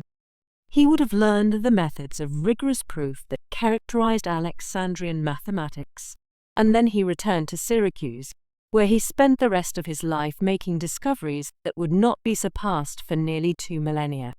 Archimedes calculated the value of pi more accurately than anyone before him. He discovered the principles of the lever and the pulley. He invented the Archimedes screw, a device for raising water that is still used today. He determined the surface area and volume of a sphere, a result he was so proud of that he asked for a sphere inscribed in a cylinder to be carved on his tombstone. And he discovered the principle that bears his name, that a body immersed in fluid experiences an upward force equal to the weight of the fluid it displaces. The legend says that Archimedes discovered this principle in his bath. He had been asked to determine whether a golden crown made for the king contained any silver, but to do so without damaging the crown. As he lowered himself into the water and watched it rise, the solution came to him in a flash. He leaped from the bath and ran naked through the streets of Syracuse, shouting, "Eureka! Eureka! I have found it! I have found it!" Whether the story is literally true, we cannot say, but it captures something essential about Archimedes: the intensity of his focus, the joy he took in discovery, the single-minded devotion to understanding that marked his entire life. When Roman soldiers finally conquered Syracuse after a long siege, they found Archimedes bent over a mathematical diagram, lost in contemplation. A soldier commanded him to come along. Archimedes, absorbed in his work, waved him away. "Do not disturb my circles," he said. The soldier, enraged, killed him on the spot. Let us turn to astronomy. In Alexandria, scholars looked up at the night sky and asked questions that seemed simple, but proved extraordinarily difficult to answer. How far away is the sun? How large is the earth? Do the planets move around the earth, or does the earth move around the sun? Aristarchus of Samos proposed a radical answer to the last question. 18 centuries before Copernicus, he suggested that the earth revolves around the sun, not the other way around. He had calculated that the sun must be vastly larger than the earth, and it seemed absurd to him that a larger body should orbit a smaller one. But his contemporaries were not convinced. The earth does not feel as though it is moving. If it were, why would objects not fly off into space? Why would a stone thrown straight up come straight back down, rather than landing somewhere to the west? Aristarchus could not answer these objections. His heliocentric theory was forgotten, and the Earth-centered model of the cosmos would dominate until the Renaissance. But other Alexandrian astronomers made discoveries that would endure. Eratosthenes of Cyrene, who served as chief librarian of Alexandria, performed one of the most elegant experiments in the history of science. He measured the circumference of the Earth. Eratosthenes had learned that in the city of Syene, far to the south of Alexandria, the sun stood directly overhead at noon on the summer solstice. A vertical stick cast no shadow. The sun's rays fell straight down into a deep well, illuminating its bottom. But in Alexandria, on the same day, and at the same time, the sun was not directly overhead. A vertical stick cast a shadow. By measuring the angle of this shadow, Eratosthenes could calculate how far Alexandria was from Syene, not in miles, but in degrees of the Earth's curve. He found that the angle was about 7 degrees, roughly 1/50th of a complete circle. He knew that the distance from Alexandria to Syene was about 5,000 stadia. If this distance represented 1/50th of the Earth's circumference, then the total circumference must be about 250,000 stadia. Converting to modern units is tricky, because we are not entirely sure how long an Egyptian stadium was. But Eratosthenes' result was remarkably close to the true value. Within a few percent of the 40,000 kilometers we now know the circumference to be. Using nothing but a stick, a shadow, and pure reason, an Alexandrian scholar had measured the size of the planet. Let us speak of Hipparchus. Hipparchus worked at Alexandria and at Rhodes during the 2nd century before the Common Era. He was perhaps the greatest astronomer of antiquity, a careful observer and a brilliant theorist who created a catalogue of the stars, developed methods for predicting eclipses, and discovered the precession of the equinoxes. The precession of the equinoxes is a slow wobble in the Earth's axis of rotation. Over a period of about 26,000 years, the axis traces out a complete circle in the sky. This means that the position of the stars relative to the seasons gradually shifts, so gradually that it takes centuries to notice. Hipparchus noticed. By comparing his own observations with records made by earlier astronomers, he detected the shift. This was observational science at its finest, patient, careful, spanning generations. Let us turn briefly to medicine. Herophilus and Erasistratus were physicians who worked in Alexandria during the 3rd century before the Common Era. They were pioneers of human dissection, taking advantage of the Ptolemies' permission to study the bodies of executed criminals. What they discovered transformed medical understanding. Herophilus identified the brain as the seat of intelligence, overturning the older view that the heart was the center of thought. He distinguished between sensory nerves and motor nerves. He described the anatomy of the eye, the liver, the reproductive organs. Erasistratus studied the heart and the blood vessels. He came tantalizingly close to discovering the circulation of the blood, a discovery that would have to wait for William Harvey, 18 centuries later. And let us not forget the poets. Callimachus served as a scholar in the library, where he compiled the Pinakies, a catalogue of all the library's holdings, organized by author and subject. It was the first library catalogue in history, a work of scholarship as significant in its way as any mathematical treatise. But Callimachus was also a poet, famous for his elegant, learned verses. He favored short poems over long epics, polished craft over sprawling invention. Better a small perfection, he believed, than a large mediocrity. His rival Apollonius of Rhodes disagreed. Apollonius wrote the Argonautica, an epic poem telling the story of Jason and the quest for the Golden Fleece. The two poets quarreled bitterly. Their dispute became one of the great literary controversies of the ancient world. Both men served as chief librarian of Alexandria. Both shaped the literary culture of their age, and both would be read and imitated for centuries to come. These are only some of the scholars who walked the gardens of the Museum, who consulted the scrolls of the library, who added their own contributions to the great edifice of human knowledge. There were geographers who mapped the known world.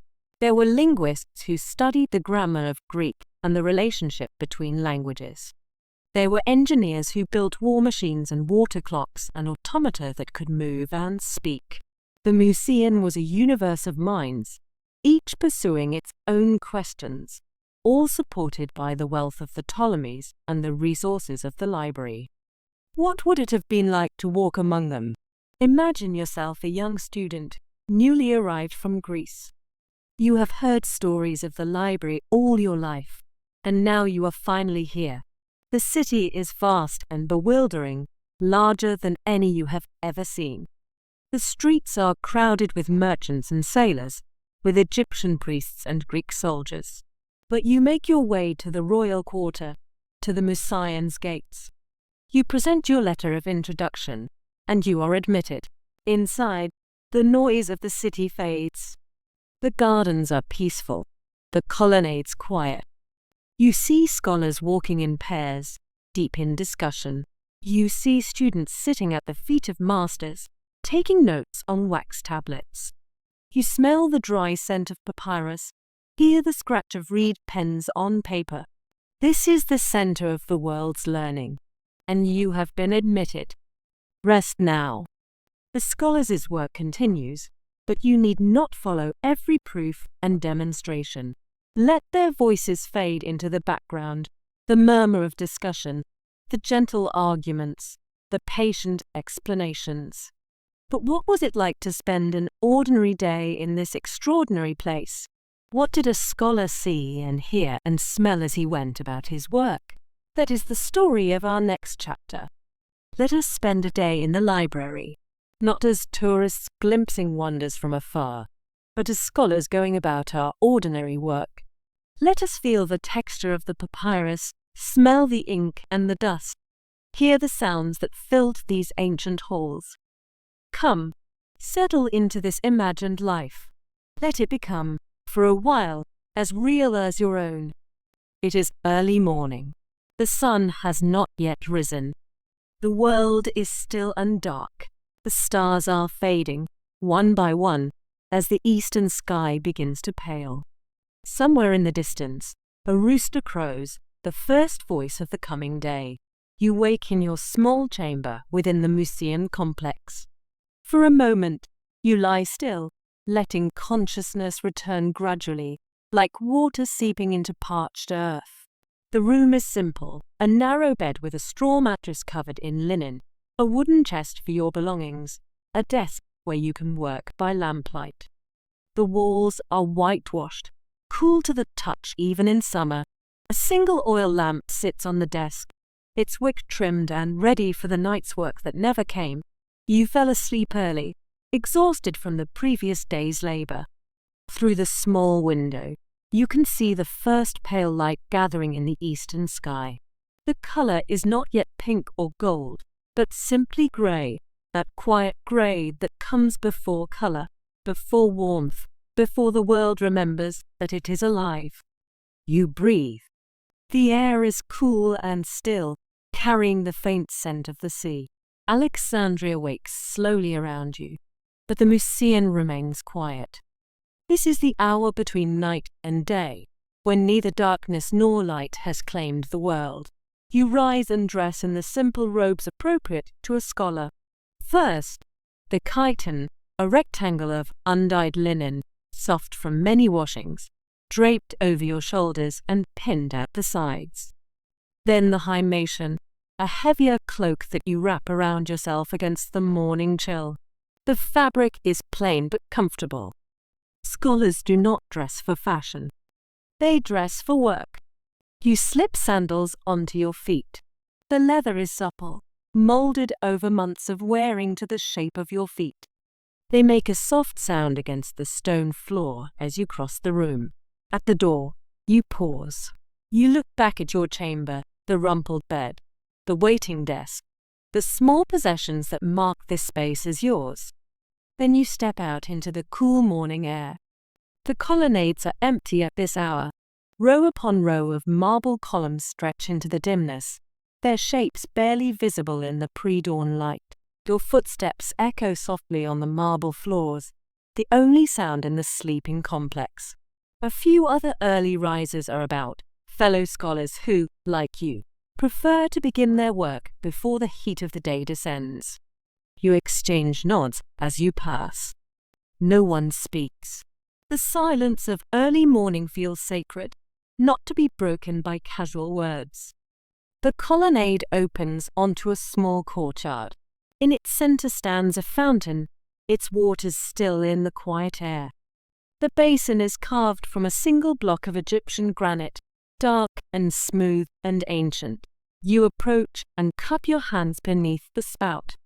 The water is cool, drawn from deep cisterns beneath the palace complex where the sun never reaches. You splash it on your face, feeling the shock of it against your skin, cold and clean and pure. The water runs down your cheeks, your neck, dampening the collar of your chiton. You shake your head, droplets flying, and feel yourself waking more fully. The fog of sleep lifts. Your mind begins to sharpen. To anticipate the work ahead, you dry your face on a corner of your hymation and continue on. The path to the dining hall winds through gardens that are still wrapped in shadow. Date palms stand like silent sentinels, their fronds motionless in the still air. Beneath them, beds of herbs release their fragrance, rosemary and thyme, mint and coriander. A cat crosses your path, orange and sleek, on some mysterious feline errand. It pauses to regard you with amber eyes, then slips away into the shadows. The dining hall is a long, low building with open sides facing the gardens. In summer, the breeze flows through freely. In winter, heavy curtains can be drawn to keep out the chill. Now, in spring, the curtains are tied back, and the morning air circulates gently through the space. The hall is nearly empty.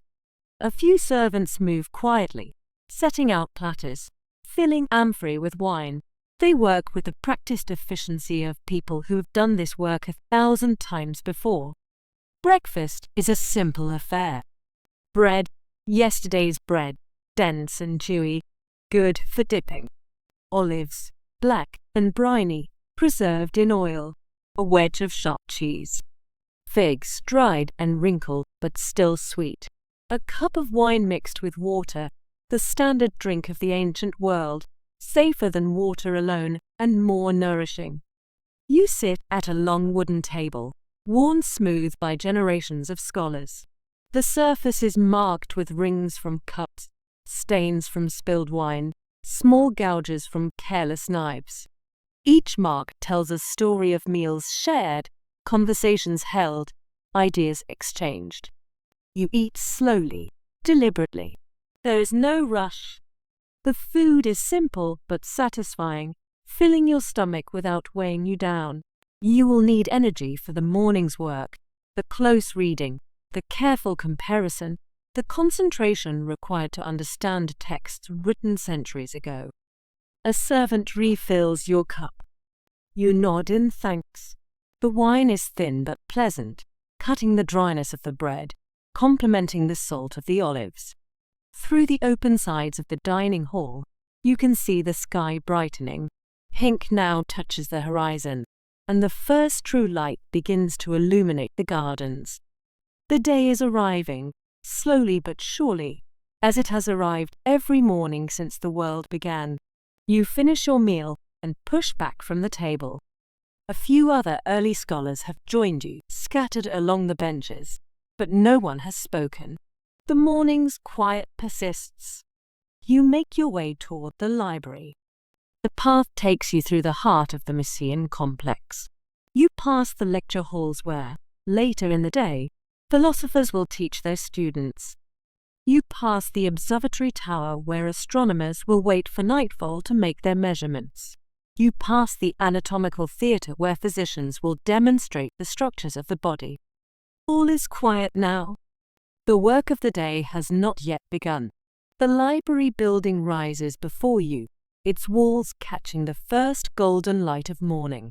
The structure is not as tall as the great temples, but it is substantial, built to last, built to hold the weight of all human knowledge.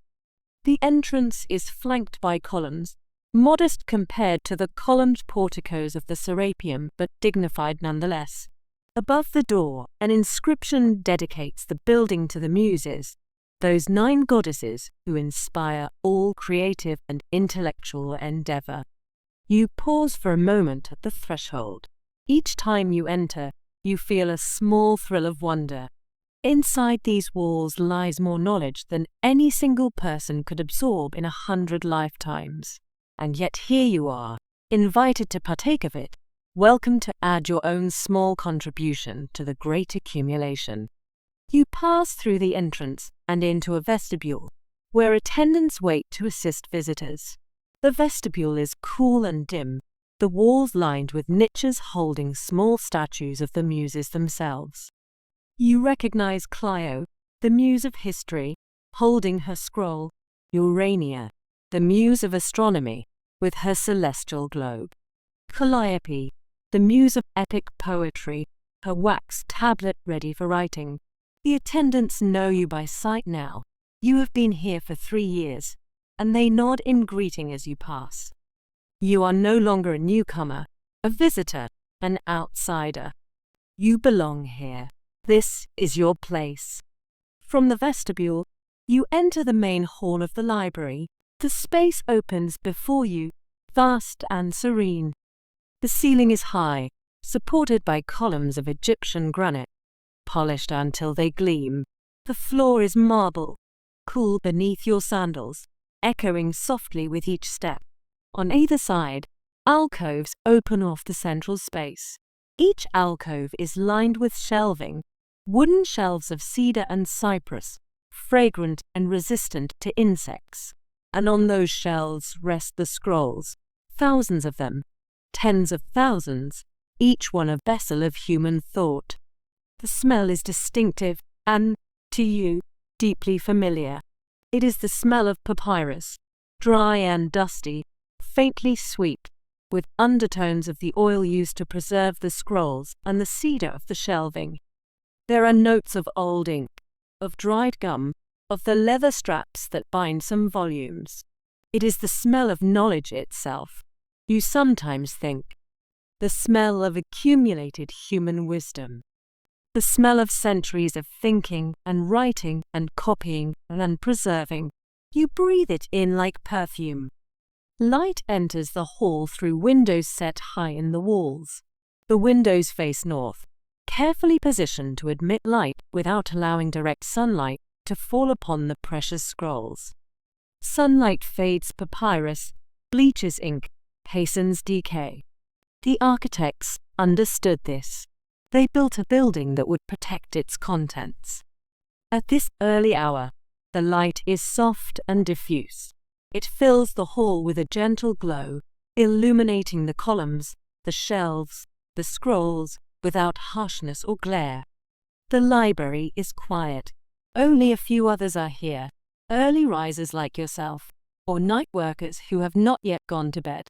You see one such scholar bent over his work at a reading desk, his oil lamp still burning though dawn has come. He is copying a manuscript, his reed pen moving steadily across a fresh scroll, reproducing the text of an older, fragile original. You pause to watch him for a moment. The work of copying is tedious and demanding. Every letter must be formed correctly. Every word must be spelled precisely. A single error can corrupt a text for generations to come, and yet the work is essential.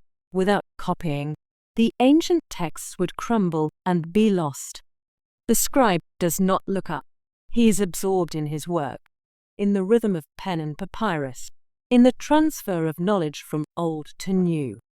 You continue on, your sandals making soft sounds on the marble floor. You know exactly where you are going. You have been working on a particular project for months now, a commentary on one of Plato's dialogues. The scrolls you need are kept in the philosophy section, 3 alcoves down on the left. The philosophy section is one of the largest in the library. Plato and Aristotle are well represented, of course. Their works fill dozens of capsi. But there are also the Stoics and Epicureans, the skeptics and cynics, the peripatetics and academics. There are commentaries on commentaries, debates that have continued for generations, texts that argue with other texts that argue with still older texts. You find your place at a reading desk, a sloped surface of polished wood where a scroll can be unrolled and weighted at the corners. The desk is positioned beneath one of the north-facing windows, which provides good natural light without harsh shadows. A small inkpot and a bundle of reed pens rest in a groove at the top of the desk. A stack of blank wax tablets waits for your notes. Everything is ready. Everything is arranged for the work of scholarship. You signal to an attendant. He approaches, and you tell him which scrolls you need. He disappears into the shelves and returns moments later with a stack of capsi, cylindrical leather containers, each one holding a single scroll. You take up the first capsa and remove its contents. The scroll is wrapped in a linen cover, tied with a leather strap. A small tag attached to the strap identifies the contents. Plato's Phaedo, copied in Alexandria during the reign of Ptolemy III, checked against the edition of Aristarchus. You untie the strap, remove the cover, and unroll the scroll onto your reading desk. The papyrus is smooth beneath your fingers, slightly yellowed with age but still supple and strong. Neat Greek letters march across the surface in careful columns, the handwriting of some long-dead scribe who dedicated his life to preservation. This is Plato's Phaedo, the dialogue in which Socrates discusses the immortality of the soul on the day of his death. It is one of the foundational texts of Western philosophy, read and debated and interpreted for over 300 years. And now you hold it in your hands. You unroll the scroll slowly, searching for the passage you were working on yesterday. The papyrus whispers against the wooden weights as you turn it. Column after column of text passes before your eyes. Here it is, Socrates explaining why the philosopher should not fear death, why the soul that has devoted itself to wisdom need not tremble at the prospect of leaving the body behind. You read the passage carefully, then again, then a third time.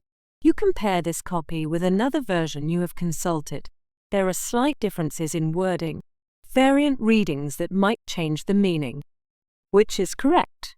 Which represents what Plato actually wrote, and which is an error introduced by some long-ago copyist?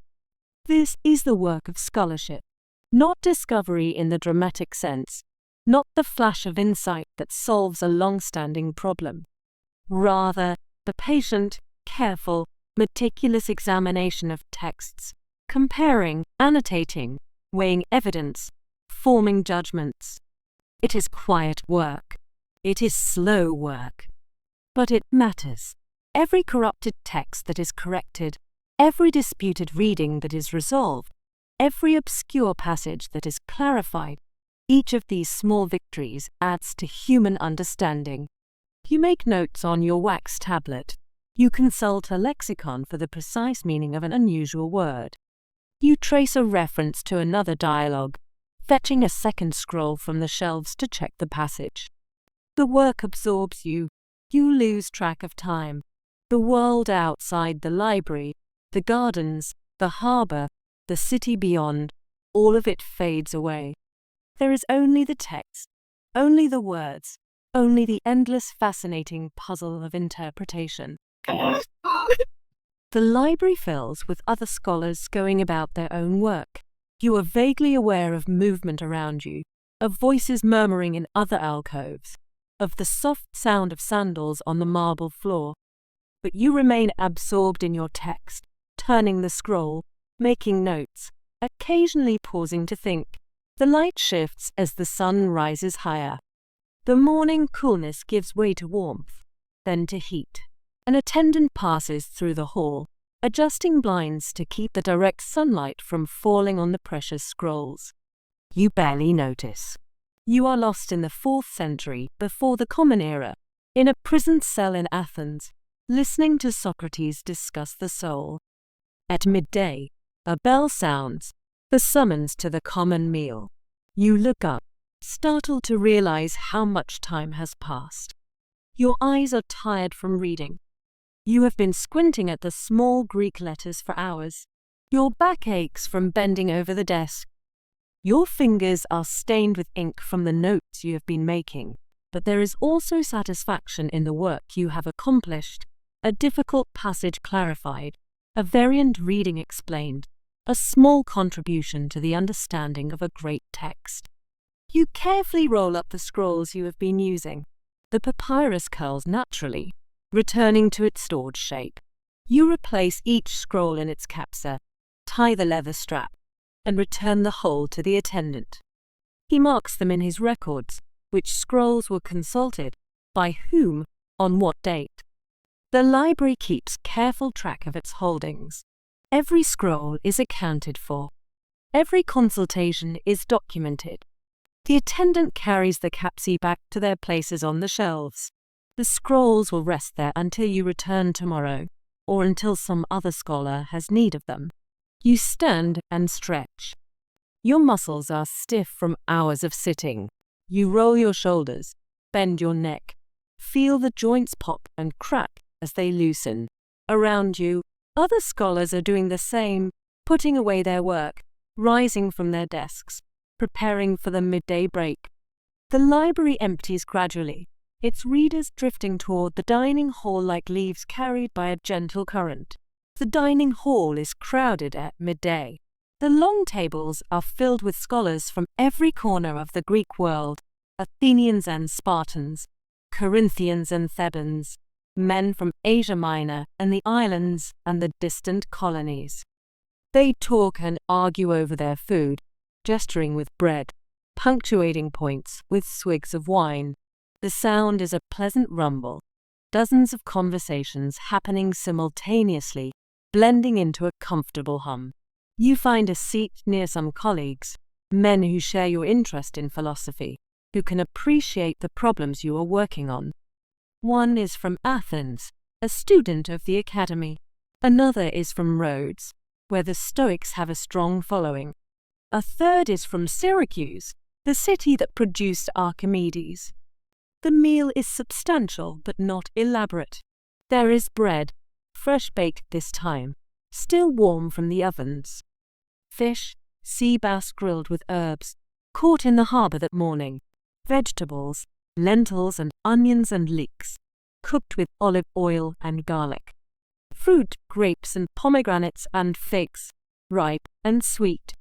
The food is nourishing without being distracting. The Ptolemies understand that their scholars need sustenance, not luxury. A man who has eaten too heavily cannot think clearly. A man who is stuffed with delicacies will fall asleep at his desk. You eat with appetite, enjoying the flavors, refueling for the afternoon ahead. The conversation flows around you. Your colleague from Athens describes a problem in Aristotle that has been troubling him, a passage in the physics that seems to contradict a passage in the metaphysics. Another has a theory about the proper interpretation of a disputed passage in Homer, whether the original text said, "the wine-dark sea," or "the wine-faced sea." A third has heard news from the wider world. A philosopher in Athens has proposed a new theory that challenges accepted views on the nature of perception. A mathematician in Syracuse has solved a problem that had resisted attack for generations. A historian in Pergamon has discovered new sources that shed light on the wars of Alexander's successors.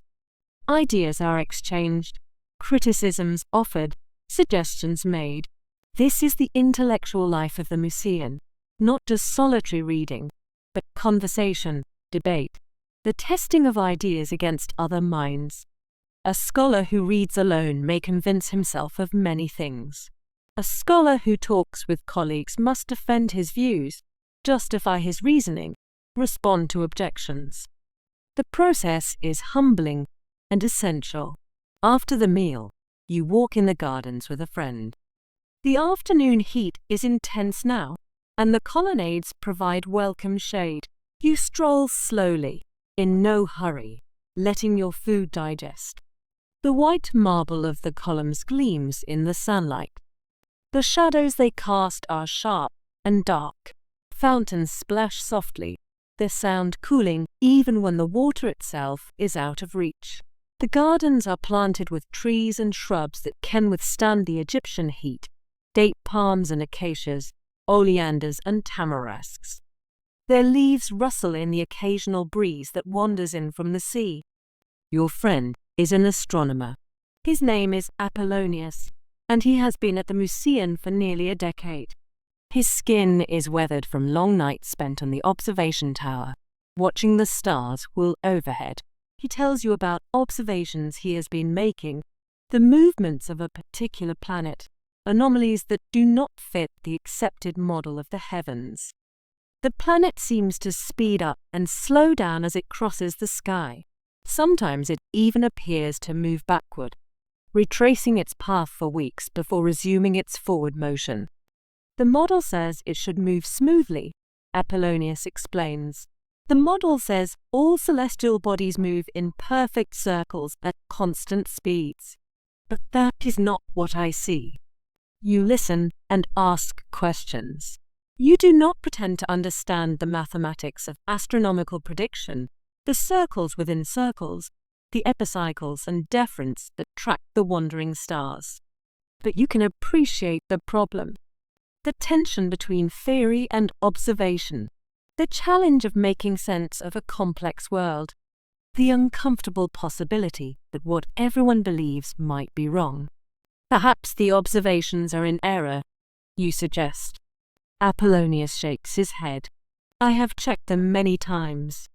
I have compared them with observations made by others, going back centuries. The anomalies are real. You walk in silence for a while, thinking about what this means. If the observations are correct and the model is wrong, then the model must be revised. But the model has been accepted for generations. It is taught in every school, defended by every authority. Challenging it will not be easy. What will you do? Yes.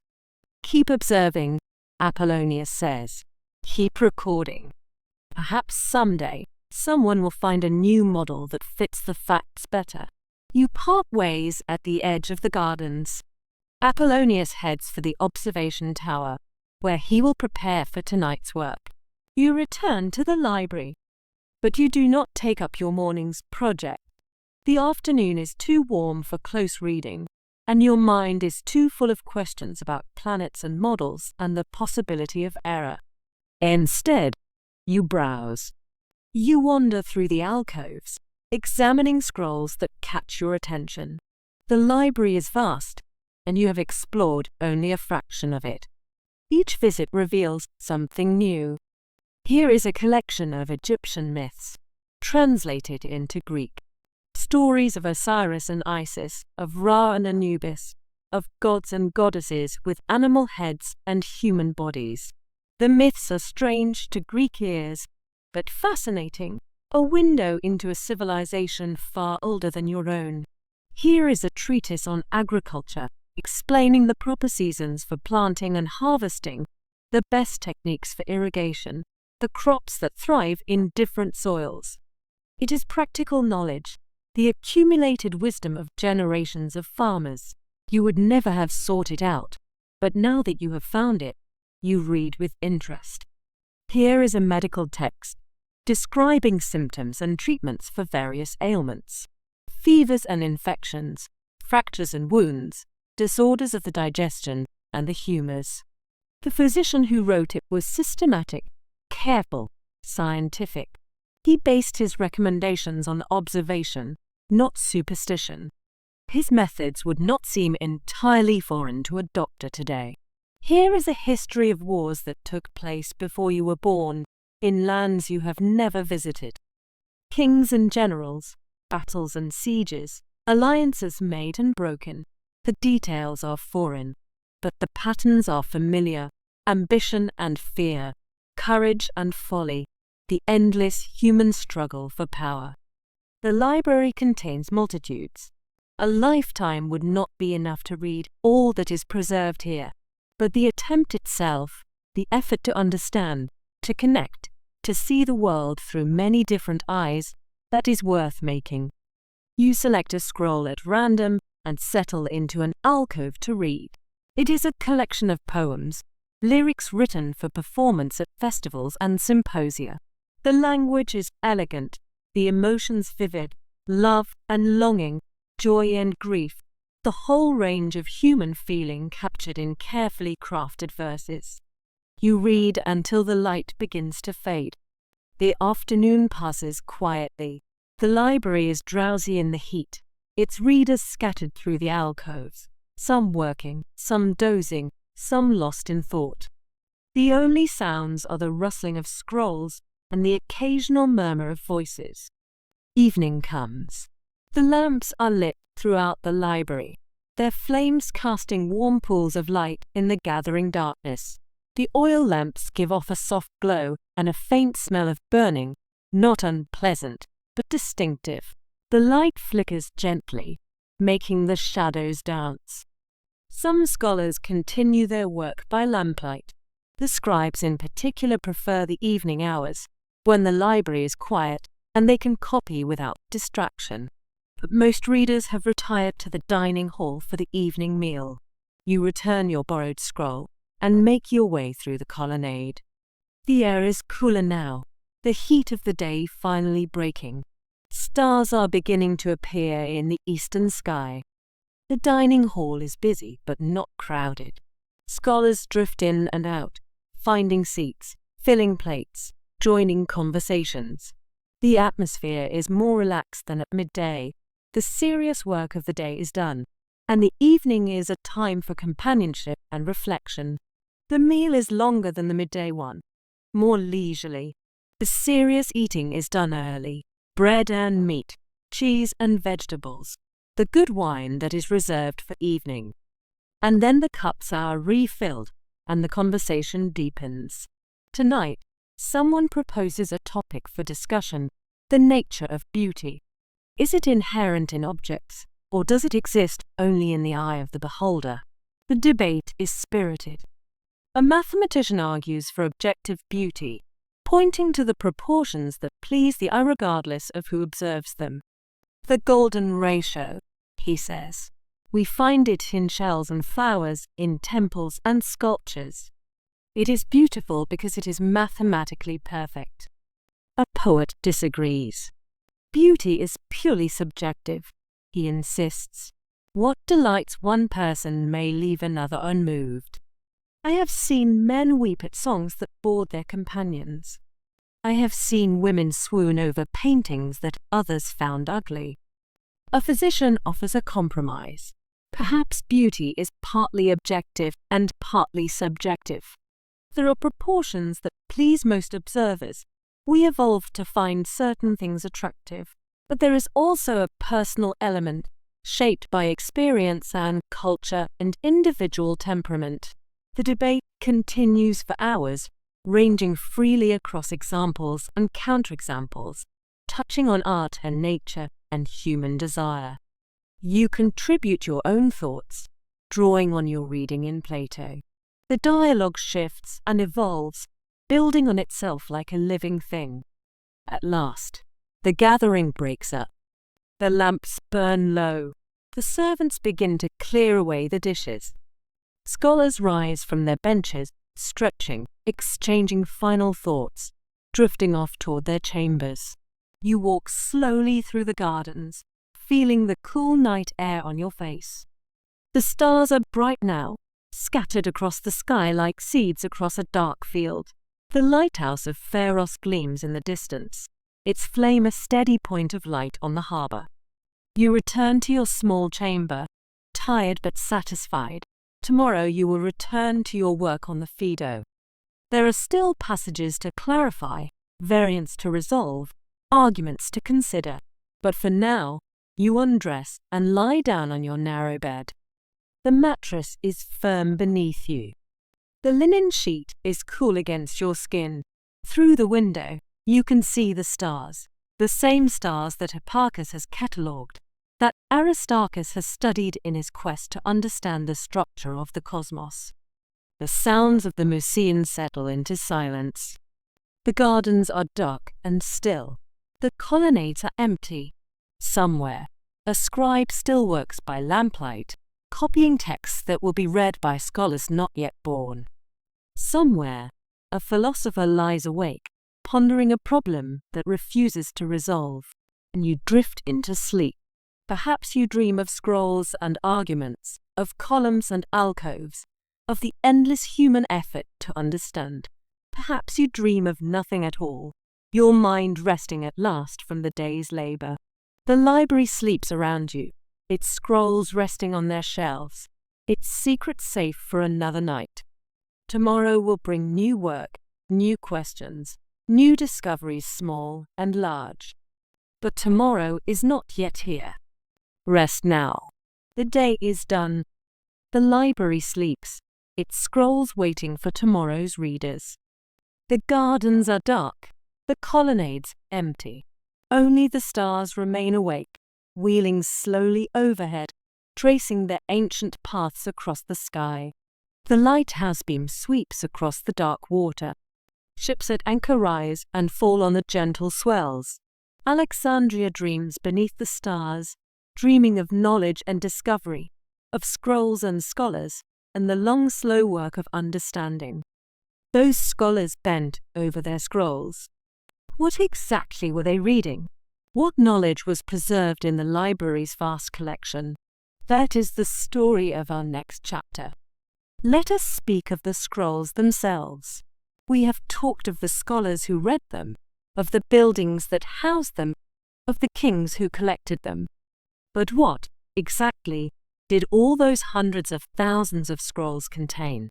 What knowledge was gathered in Alexandria, preserved for future generations, and, in many cases, eventually lost? Imagine walking through the library's alcoves. Each shelf holds a dozen capsae, each capsa a single scroll.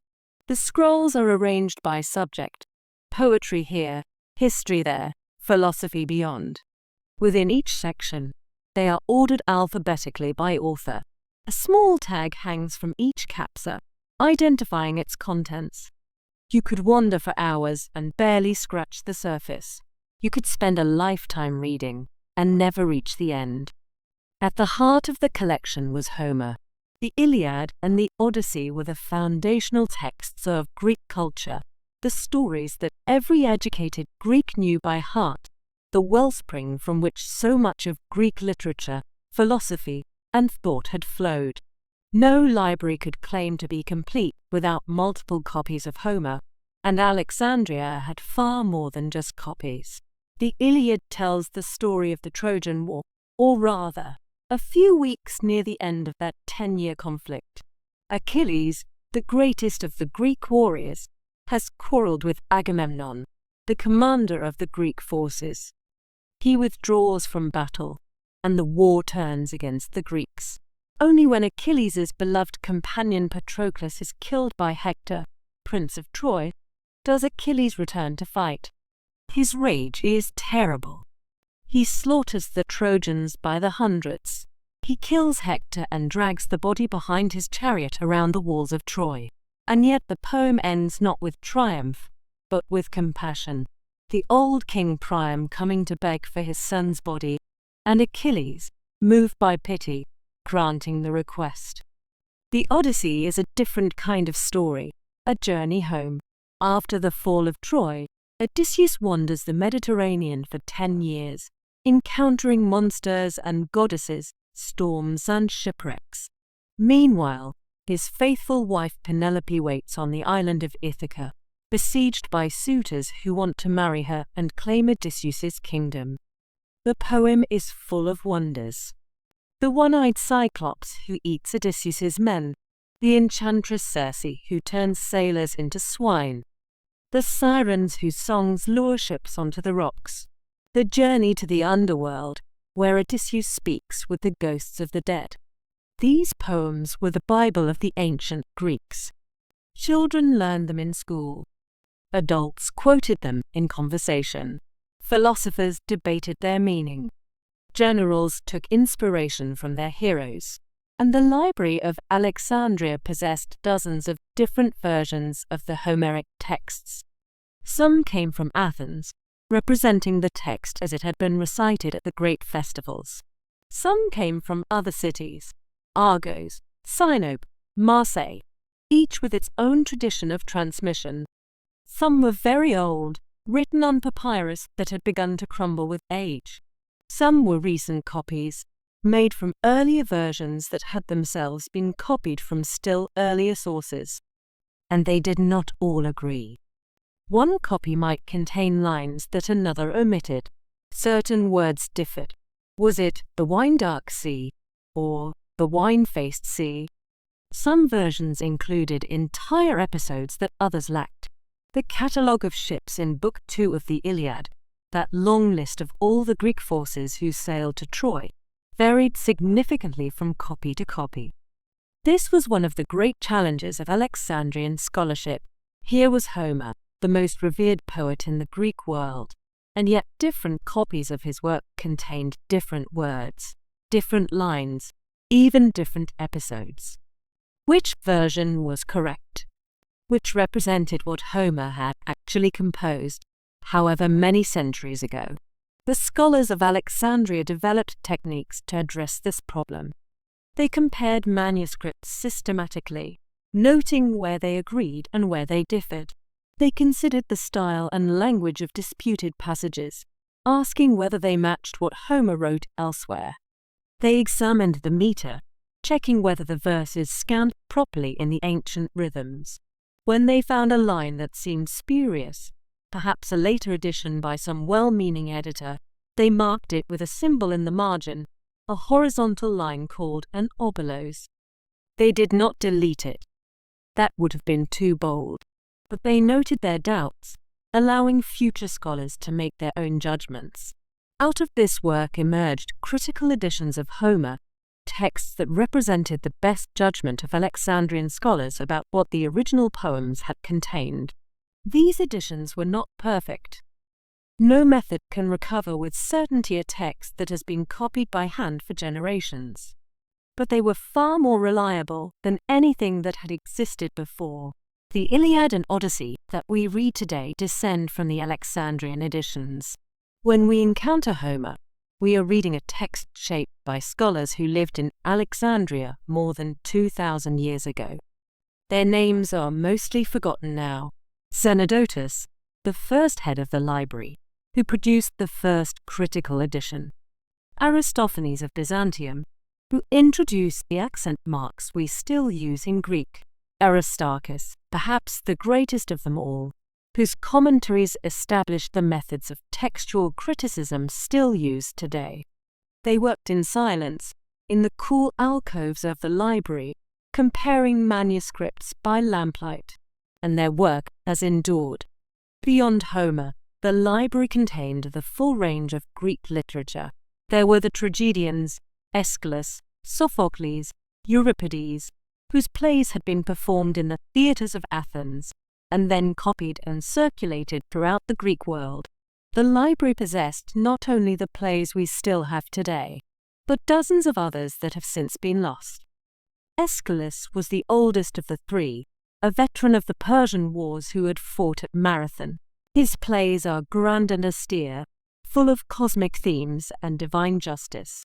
We have 7 of his plays today: the Oresteia trilogy, about the curse on the house of Atreus; Prometheus Bound, about the Titan who stole fire for humanity; the Persians, about the defeat of Xerxes; 7 against Thebes; and the Suppliants. But Aeschylus wrote perhaps 90 plays. The library contained most of them. There were trilogies we can only guess at, plays about Achilles and about Niobe, about the daughters of Danaus and the sons of Egypt. All gone now, preserved only in fragments and titles. Sophocles was the most honored of the tragedians. He won more prizes at the Athenian festivals than any other playwright. His Oedipus the King has been called the perfect tragedy, the story of a man who seeks to escape his fate and thereby fulfills it. We have 7 of his plays: Oedipus, Antigone, Electra, Ajax, Philoctetes, the women of Trachis, and the late Oedipus at Colonus. But Sophocles wrote over 120 plays. The library contained most of them. There were plays about Odysseus and about Hercules, about the judgment of Paris and the fall of Troy. There were satyr plays, bawdy comedic interludes that followed the tragedies. All gone. Euripides was the youngest and most controversial of the three. His plays questioned the gods, gave voice to women and slaves, explored the darkest corners of the human heart. We have 18 of his tragedies: Medea, Hippolytus, the Bacchae, Iphigenia in Aulis, and others, more than we have of Aeschylus and Sophocles combined. This is partly accident. A medieval manuscript containing 10 of Euripides' plays, alphabetically arranged from Epsilon to Kappa, happened to survive when so many others were lost. But we know Euripides wrote about 90 plays. The library contained most of them. What wonders have we lost? What insights into the human condition? We cannot know. The comedies of Aristophanes were there too, full of political satire and bawdy jokes that still make readers laugh today. We have 11 of his plays: the clouds, the wasps, the birds, Lysistrata, the frogs. But he wrote perhaps 40. The library contained them all. And beyond Aristophanes, there were other comic playwrights, Cratinus, Eupolis, Menander, whose works filled many capsi. Menander was especially popular. His comedies of manners and mistaken identity influenced Roman comedy and, through Rome, the entire Western comic tradition. We have one nearly complete play and fragments of others. The library contained over 100. The lyric poets were there as well. Sappho of Lesbos, whom Plato called the 10th Muse. She wrote poems about love and desire, about beauty and loss, about the natural world and the mysteries of the heart. Her verses were famous throughout antiquity, tender, passionate, exquisitely crafted. We have perhaps one complete poem of Sappho's, and fragments of others, lines that have survived by accident, quoted by later writers, discovered on scraps of papyrus in Egyptian rubbish heaps. The library contained 9 books of her poetry, arranged by meter. All gone. Pindar, the greatest of the choral lyricists, whose victory odes celebrated the winners at the Olympic Games and other festivals. His language is dense and elusive, packed with myth and metaphor. We have 4 books of his victory odes. He wrote 17 books of poetry in various forms. The library contained them all: Alcaeus and Alcman, Anacreon and Bacchylides, names that were famous in antiquity, poets whose verses were sung at symposia and festivals. We have fragments. The library had their complete works. There was history. Herodotus, the father of history, who had travelled throughout the known world gathering stories of peoples and customs and wars. His histories cover the Persian Wars and much else besides, the origins of the conflict between Greece and Persia, the customs of the Egyptians and Scythians and Babylonians, digressions into geography and ethnography and natural history. Herodotus survives complete. We are lucky. Thucydides, whose account of the Peloponnesian War remains a model of historical writing. His analysis is sharp, his prose austere, his judgments unsentimental. He sought to record events as they actually happened, stripping away myth and rumor, trusting only what could be verified. Thucydides survives, though his history breaks off abruptly. He died before completing his account of the war. What he might have written, we cannot know. Xenophon, who had marched with 10,000 Greek mercenaries through the heart of the Persian Empire and lived to tell the tale. His Anabasis, the march up country, describes how these soldiers, hired by a Persian prince to seize the throne, fought their way home after their employer was killed and they were stranded deep in hostile territory. Xenophon survives almost complete. We are lucky again. But there were so many historians who did not survive. Pharos, who wrote a universal history of the Greek world from the return of the Heraclidae to his own time, 30 books, covering centuries. Lost, except for fragments quoted by later writers. Theopompus, whose histories of Philip of Macedon and the Greek world filled dozens of scrolls. Lost. Timaeus, who wrote the history of Sicily and the Western Mediterranean. Lost, except for fragments. The library contained them all.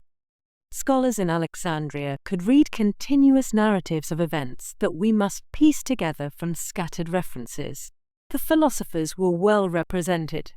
Plato's dialogues, preserved in careful editions, the Republic, the Symposium, the Phaedo, the Timaeus, and dozens of others. Plato survives complete. We are fortunate.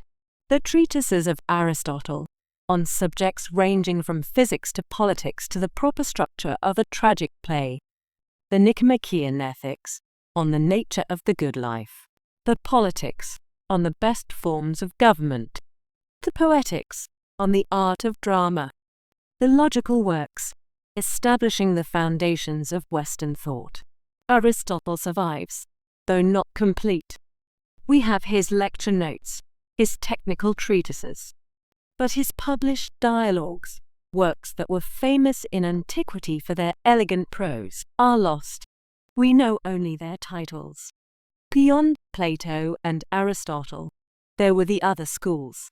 The Stoics taught that virtue is the only true good, that we should accept what fate brings with equanimity, that the wise person lives in harmony with nature and reason. Their founder, Zeno of Citium, wrote extensively. The library contained his works. All lost. The Epicureans taught that pleasure is the highest good, not crude sensual pleasure, but the refined pleasure of a life free from fear and pain. Epicurus himself wrote 300 books. The library contained many of them. Almost all lost. The skeptics questioned whether knowledge was possible at all. The cynics rejected conventional values in favor of a simple life according to nature. Each school produced its literature. The library preserved it. Most is gone. And then there were the sciences.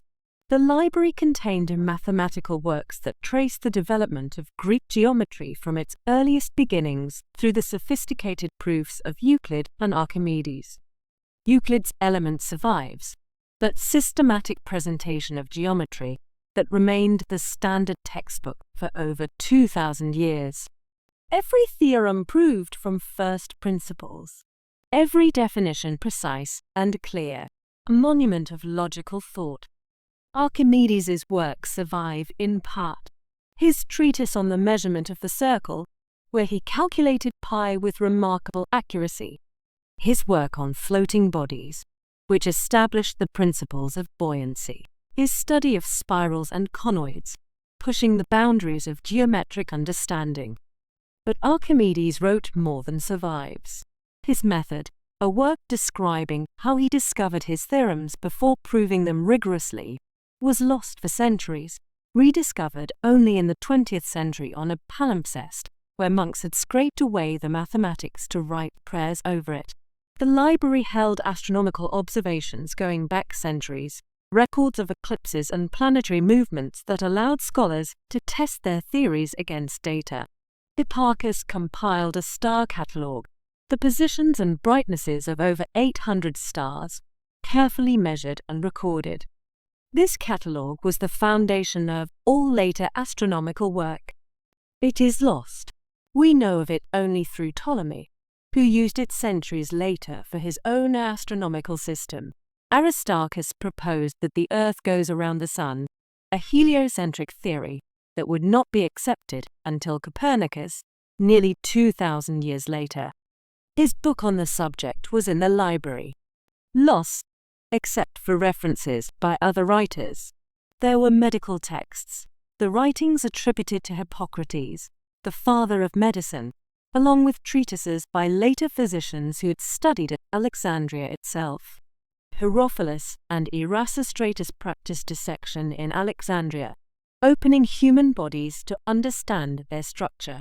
They described the brain and the nervous system, the heart and the blood vessels, the organs of digestion and reproduction. Their works were in the library, or lost. For a brief time in Alexandria, human anatomy was actually studied through direct observation. Then this knowledge was forgotten, not to be recovered until the Renaissance, when Vesalius began dissecting bodies again. The library held works on geography, descriptions of the known world, from the Atlantic Ocean to India, from the frozen north to the deserts of Africa. Eratosthenes, who was head of the library, wrote a systematic geography that divided the world into zones and regions.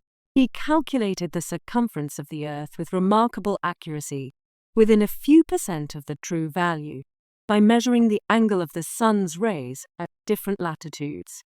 His geography was in the library, lost, except for quotations. There were books on music, explaining the mathematical relationships between different notes and the proper modes for different occasions. Aristoxenus wrote extensively on musical theory. Lost. Books on rhetoric, teaching the art of persuasive speech. The handbooks of Aristotle and Theophrastus, partially lost. Books on grammar, analyzing the structure of the Greek language. The systematic studies of Dionysius Thrax and Apollonius Discalus. These survive, foundations of the grammatical tradition that continues today. And there were books in other languages, translated into Greek so that Alexandrian scholars could access their wisdom. The Jewish scriptures, rendered into Greek as the Septuagint. We have spoken of this translation. The 72 scholars on the island of Pharos, working for 72 days to produce a Greek Torah. Whether the legend is true or not, the Septuagint was made in Alexandria, and it opened Jewish wisdom to the Greek world. Egyptian religious texts and historical records, translated for Greek readers curious about the ancient civilization that surrounded them. Manetho, an Egyptian priest, wrote a history of Egypt in Greek, dividing the pharaohs into the 30 dynasties we still use today. His work survives only in fragments, but it was complete in the library. Persian books on astronomy and astrology, preserving knowledge that the Persians had themselves inherited from even older Babylonian sources. Indian philosophy, brought back by travelers who had journeyed to the subcontinent. The library aspired to contain all human knowledge, regardless of its origin. If wisdom existed anywhere in the world, the Ptolemies wanted a copy of it in Alexandria. How many scrolls did the library ultimately contain? Ancient sources give varying numbers. Some speak of 400,000 scrolls. Others claim 700,000. The largest estimates approach 1 million. These numbers are difficult to evaluate. Ancient writers were prone to exaggeration, and we cannot be sure what they were counting. A scroll could mean different things. A long work like the Iliad might be divided across many scrolls. A short poem might share a scroll with other works.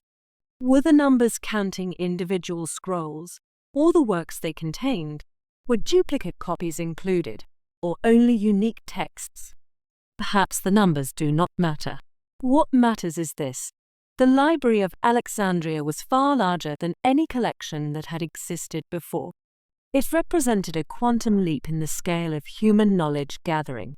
In its alcoves and reading rooms, scholars could access texts that existed nowhere else.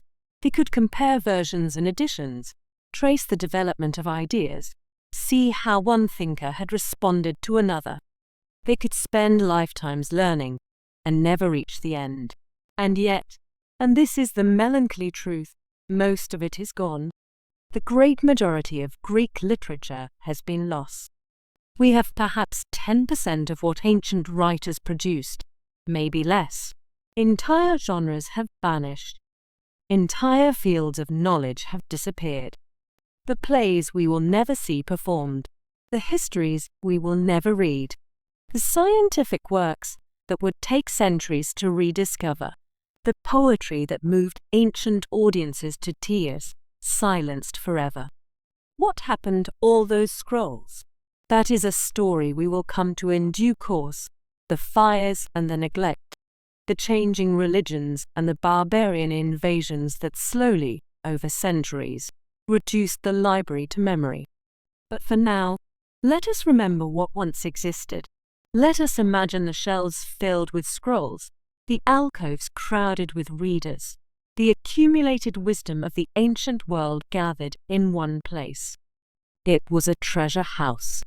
For 3 centuries, it held the collected knowledge of humanity. Rest now. The scrolls will keep their secrets. The library was not alone in declaring Alexandria's glory.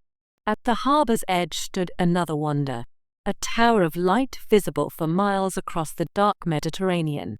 In our next chapter, we shall visit the Lighthouse of Pharos. Let us turn our gaze from the library's scrolls to the harbor of Alexandria, where another wonder rose against the sky, the Lighthouse of Pharos. One of the 7 wonders of the ancient world, a tower of light that guided sailors home across the dark Mediterranean for more than 1,000 years. Close your eyes and imagine the harbor of Alexandria as the sun begins to set. The great ships ride at anchor, their masts swaying gently with the swells. Sailors coil ropes, merchants tally their cargoes, fishermen haul in their nets. And there, at the end of the long causeway, the lighthouse rises into the evening sky. It catches the last rays of the setting sun, its white stone glowing golden, then pink, then deep purple as twilight settles over the sea. And as darkness falls, the keepers climb the long stairs to light the flame that will burn until dawn. The lighthouse stood on the island of Pharos, just off the coast of Alexandria. This was the same island that Alexander had noticed when he chose the site for his city, a natural breakwater that created 2 sheltered harbors, one facing east and one facing west. Pharos was small, perhaps half a mile long, but its position made it invaluable. Ships approaching from the west could anchor in the great harbor, sheltered from the prevailing winds. Ships from the east could use the harbor of Good Return. The island protected both. A causeway called the Heptastadion, the 7 stadia, connected Pharos to the mainland. 7 stadia is roughly 3/4 of a mile, though the measurement may not have been exact. This massive structure, built of stone and fill, allowed goods and people to move between the city and the island. Workers labored for years on the Heptastadion, dumping load after load of rubble and stone into the shallow waters. The causeway rose gradually, a man-made bridge connecting Alexandria to its guardian island. Over time, silt accumulated on either side. Sand and sediment built up against the causeway walls. What had been open water slowly became land. Eventually, the Heptastadion became an isthmus, and Pharos became a peninsula, permanently joined to the mainland. The lighthouse itself was built during the reign of Ptolemy II Philadelphus, the same king who had expanded the library so dramatically. Construction began around 292 before the Common Era and took about 12 years to complete. The finished structure was dedicated around 280 BCE. Imagine the construction site. Hundreds of workers, stonemasons and carpenters, engineers and laborers swarming over the island. Ships arriving daily with stone from quarries up the coast, block after massive block hauled into place, fitted with precision, mortared with lime and sand. The architect was a man named Sostratus of Cnidus, from a Greek city on the coast of Asia Minor. He was one of the great engineers of his age, known for designing temples and harbors throughout the Ptolemaic realm. According to legend, Ptolemy forbade Sostratus from putting his own name on the lighthouse. Such monuments were supposed to honor kings, not architects. The building was a gift from the king to the people, or rather, a demonstration of the king's power and generosity. But Sostratus was clever. He carved his own name deep into the stone of the lighthouse's foundation. Sostratus, son of Dexophanes of Cnidus, on behalf of all those who sail the seas, to the saviour gods. Then he covered his inscription with a layer of plaster. On the plaster, he carved a dedication to Ptolemy Philadelphus, as the king had commanded. Sostratus knew that plaster does not last. In time, perhaps a century, perhaps two, the plaster would crumble and fall away. And then his true inscription would be revealed. That is exactly what happened. Centuries after Sostratus and Ptolemy were both long dead, the plaster crumbled. And there, carved into the stone for all to see, was Sostratus's name. The architect had outlasted the king. What did the lighthouse look like? No detailed description survives from antiquity. The writers who mentioned it assumed their readers had seen it, or at least seen images of it. They did not need to explain what was common knowledge, but we can piece together a picture from scattered references, from later accounts, from images on coins and mosaics. The structure rose in 3 sections, each smaller than the one below. The lowest section was square, built of massive stone blocks, white limestone faced with granite or marble. This was the foundation, solid and unshakable, designed to resist the winds and waves that battered the exposed island. The base was broad, perhaps 200 feet on each side, and rose perhaps 200 feet into the air. Within it were chambers and storerooms, housing for the lighthouse keepers, storage for the fuel that fed the flame.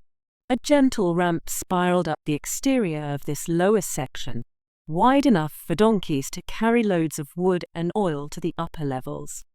The keepers made this journey many times each day, hauling the fuel that kept the light burning.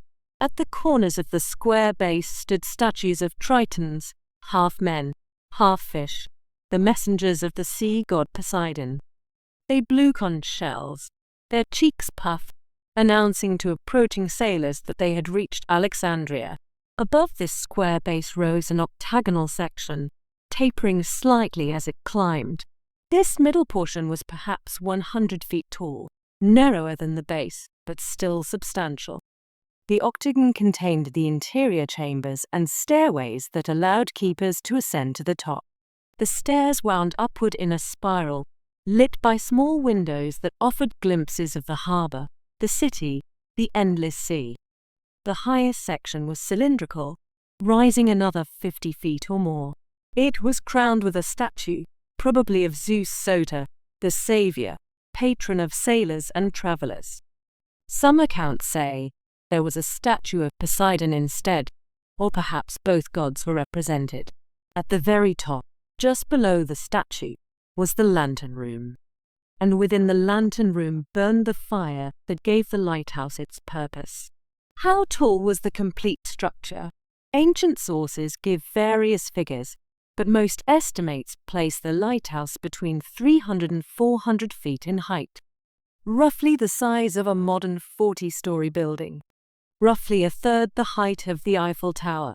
Until the construction of medieval cathedrals, it was one of the tallest structures ever built by human hands.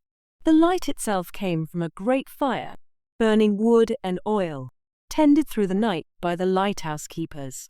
These men, and they were always men, in the ancient world, lived on Pharos, their lives devoted to a single purpose: keeping the flame alive. They worked in shifts, one team resting while another watched the fire.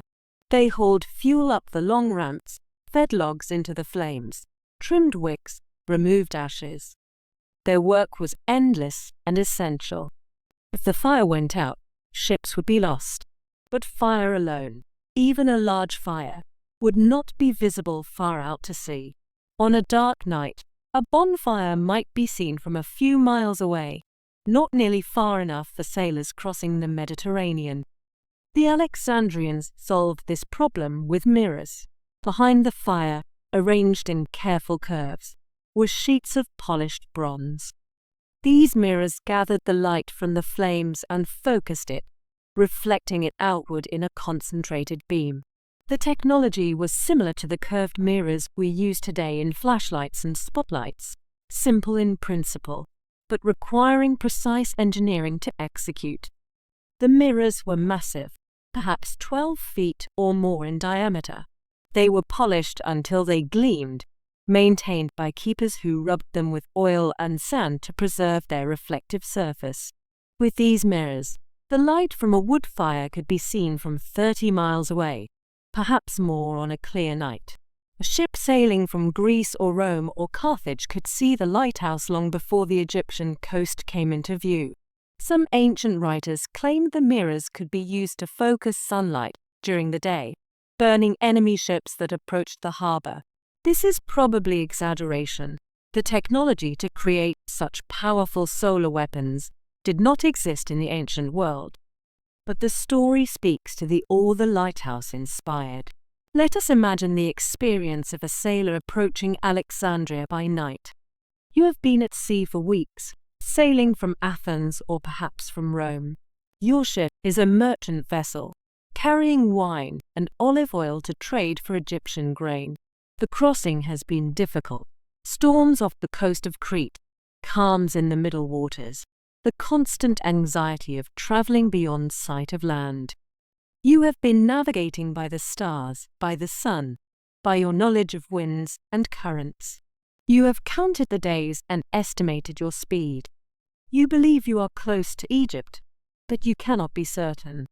The sea offers no landmarks, no signposts.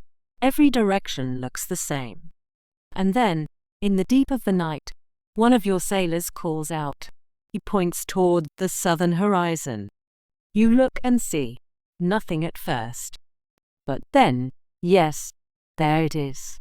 Point of light. Too steady to be a star. Too bright to be anything else. It does not flicker like a star, does not rise or set. It simply hangs there, at the edge of the world, a fixed point in the darkness. A lighthouse. A wave of relief washes over you. You are not lost. You have not drifted off course. Alexandria lies ahead, exactly where your charts said it would be. The voyage is almost over. You adjust your heading slightly, steering toward that distant glow. The night passes slowly, but you do not mind. The anxiety of the open sea is behind you. Safety lies ahead. As the hours pass, the light grows brighter. The tower takes shape, first a vague column against the stars, then a distinct structure with visible details. You can make out the three sections now: the broad base, the octagonal middle, the cylindrical top with its crown of flame. Other ships are visible, their own lamps tiny sparks in the darkness. They are all converging on that single point, all drawn by the same light. By the time dawn breaks, you can see the harbor opening before you. Ships of every size ride at anchor, war galleys and merchant vessels, fishing boats and royal yachts. The city spreads along the shore, white and gleaming in the morning light, and there, at the harbor's edge, the lighthouse stands like a giant keeping watch. In daylight, you can see the details: the ramp spiraling up the base, the windows dotting the octagon, the statue at the very top, one hand raised in greeting or blessing. You have arrived. You have crossed the sea and reached Alexandria, greatest of cities, and the lighthouse guided you home. The lighthouse keepers lived lives of quiet dedication. They were neither rich nor famous, but their work was essential. Without them, the flame would die. Without the flame, ships would be lost. They lived on Pharos, in chambers within the lighthouse's base. Their days followed a rhythm as regular as the tides. Wake before dawn to check the fire. Haul fuel up the ramps. Polish the mirrors. Trim the wicks. Watch for storms that might threaten the flame. At night, they worked in shifts, 2 or 3 men always awake, always watching. The fire must not go out. Not for storms, not for sickness, not for anything. Ships were depending on them, sailors who trusted that the light would be there. The keepers passed their knowledge from generation to generation. Fathers taught sons. Masters trained apprentices. The skills of lighthouse keeping, how to read the weather, how to maintain the mirrors, how to coax a dying fire back to life. These were precious secrets, guarded and preserved. The lighthouse was more than a practical structure. It was a symbol of Alexandria itself, a beacon declaring the city's wealth, its power, its mastery over nature. The library was a beacon too, in its way, a beacon of knowledge, drawing scholars from across the Greek world. The lighthouse drew ships. The library drew minds. Together, they made Alexandria the center of the Mediterranean world.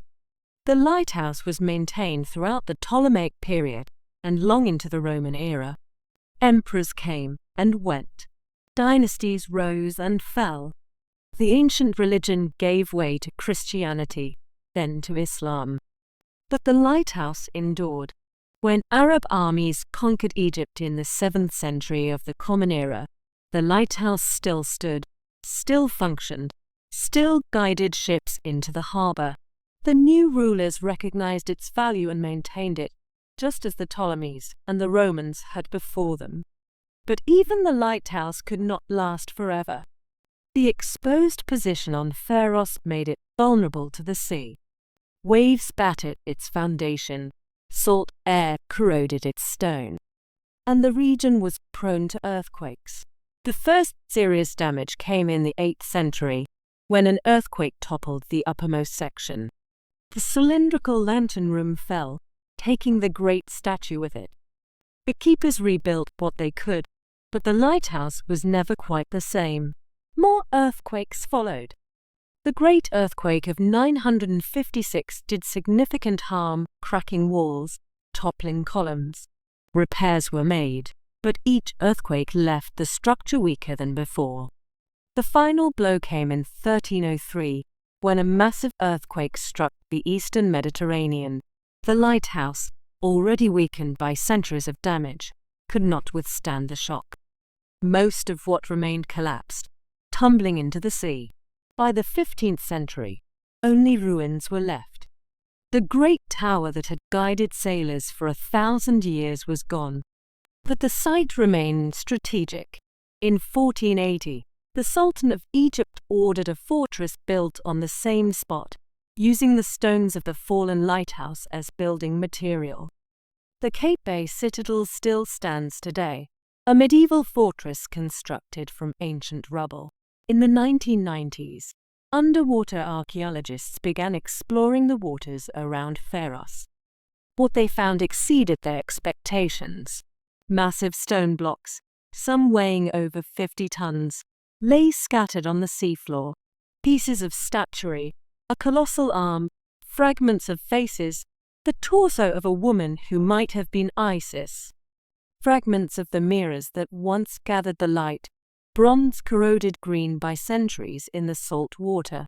These relics offer tantalizing glimpses of the wonder that once stood above the waves. They confirm what the ancient sources told us, that the lighthouse was truly colossal, truly magnificent, truly one of the wonders of the world. But they cannot bring it back. The lighthouse exists now only in history and imagination. For our story, the lighthouse matters most as context, as part of the world in which the library existed. When scholars arrived in Alexandria by sea, they would have seen the lighthouse first. It would have been their guide and their greeting, the first sign that they had reached their destination. As they sailed into the harbor, its white stone would have towered above them, a giant welcome home. And as they walked the streets of the city, pursued their research in the library, debated in the gardens of the museum, the lighthouse would have been a constant presence. From the windows of the reading rooms, they could see it rising above the harbor. At night, its flame flickered against the stars. The scholars would have taken it for granted, perhaps. It was simply part of the landscape, part of what made Alexandria Alexandria. But to visitors from other cities, The lighthouse was a marvel, proof that this city was unlike any other. The library and the lighthouse were twin symbols of Alexandrian greatness. One gathered knowledge, the other spread light. One preserved the wisdom of the past, the other guided travelers through the darkness of the present. Both were built by the Ptolemies, those ambitious kings who dreamed of making Alexandria the center of the world. Both were maintained for centuries, through war and peace, through prosperity and decline. Both became legends, spoken of with wonder long after they had passed. For 3 centuries, both lights burned bright.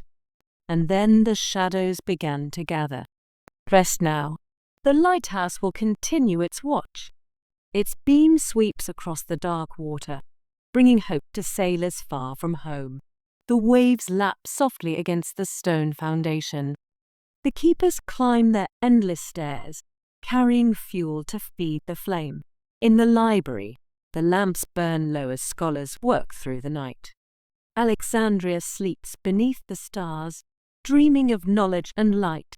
In our next chapter, we shall speak of Cleopatra and Caesar, of fire and war, of the turning point when the library's long decline began.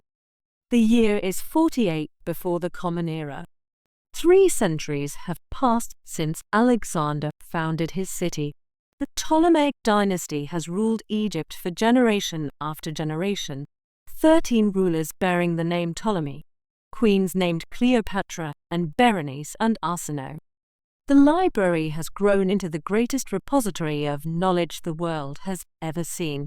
But the world is changing. Far to the west, a city has risen that Alexander never knew. Rome, once a cluster of villages on the Tiber River, has grown into a power that dominates the Mediterranean. Its legions have conquered Greece and Carthage, Spain and Gaul. The old Greek kingdoms that emerged from Alexander's empire are falling, one by one, under Roman control. Macedonia has fallen.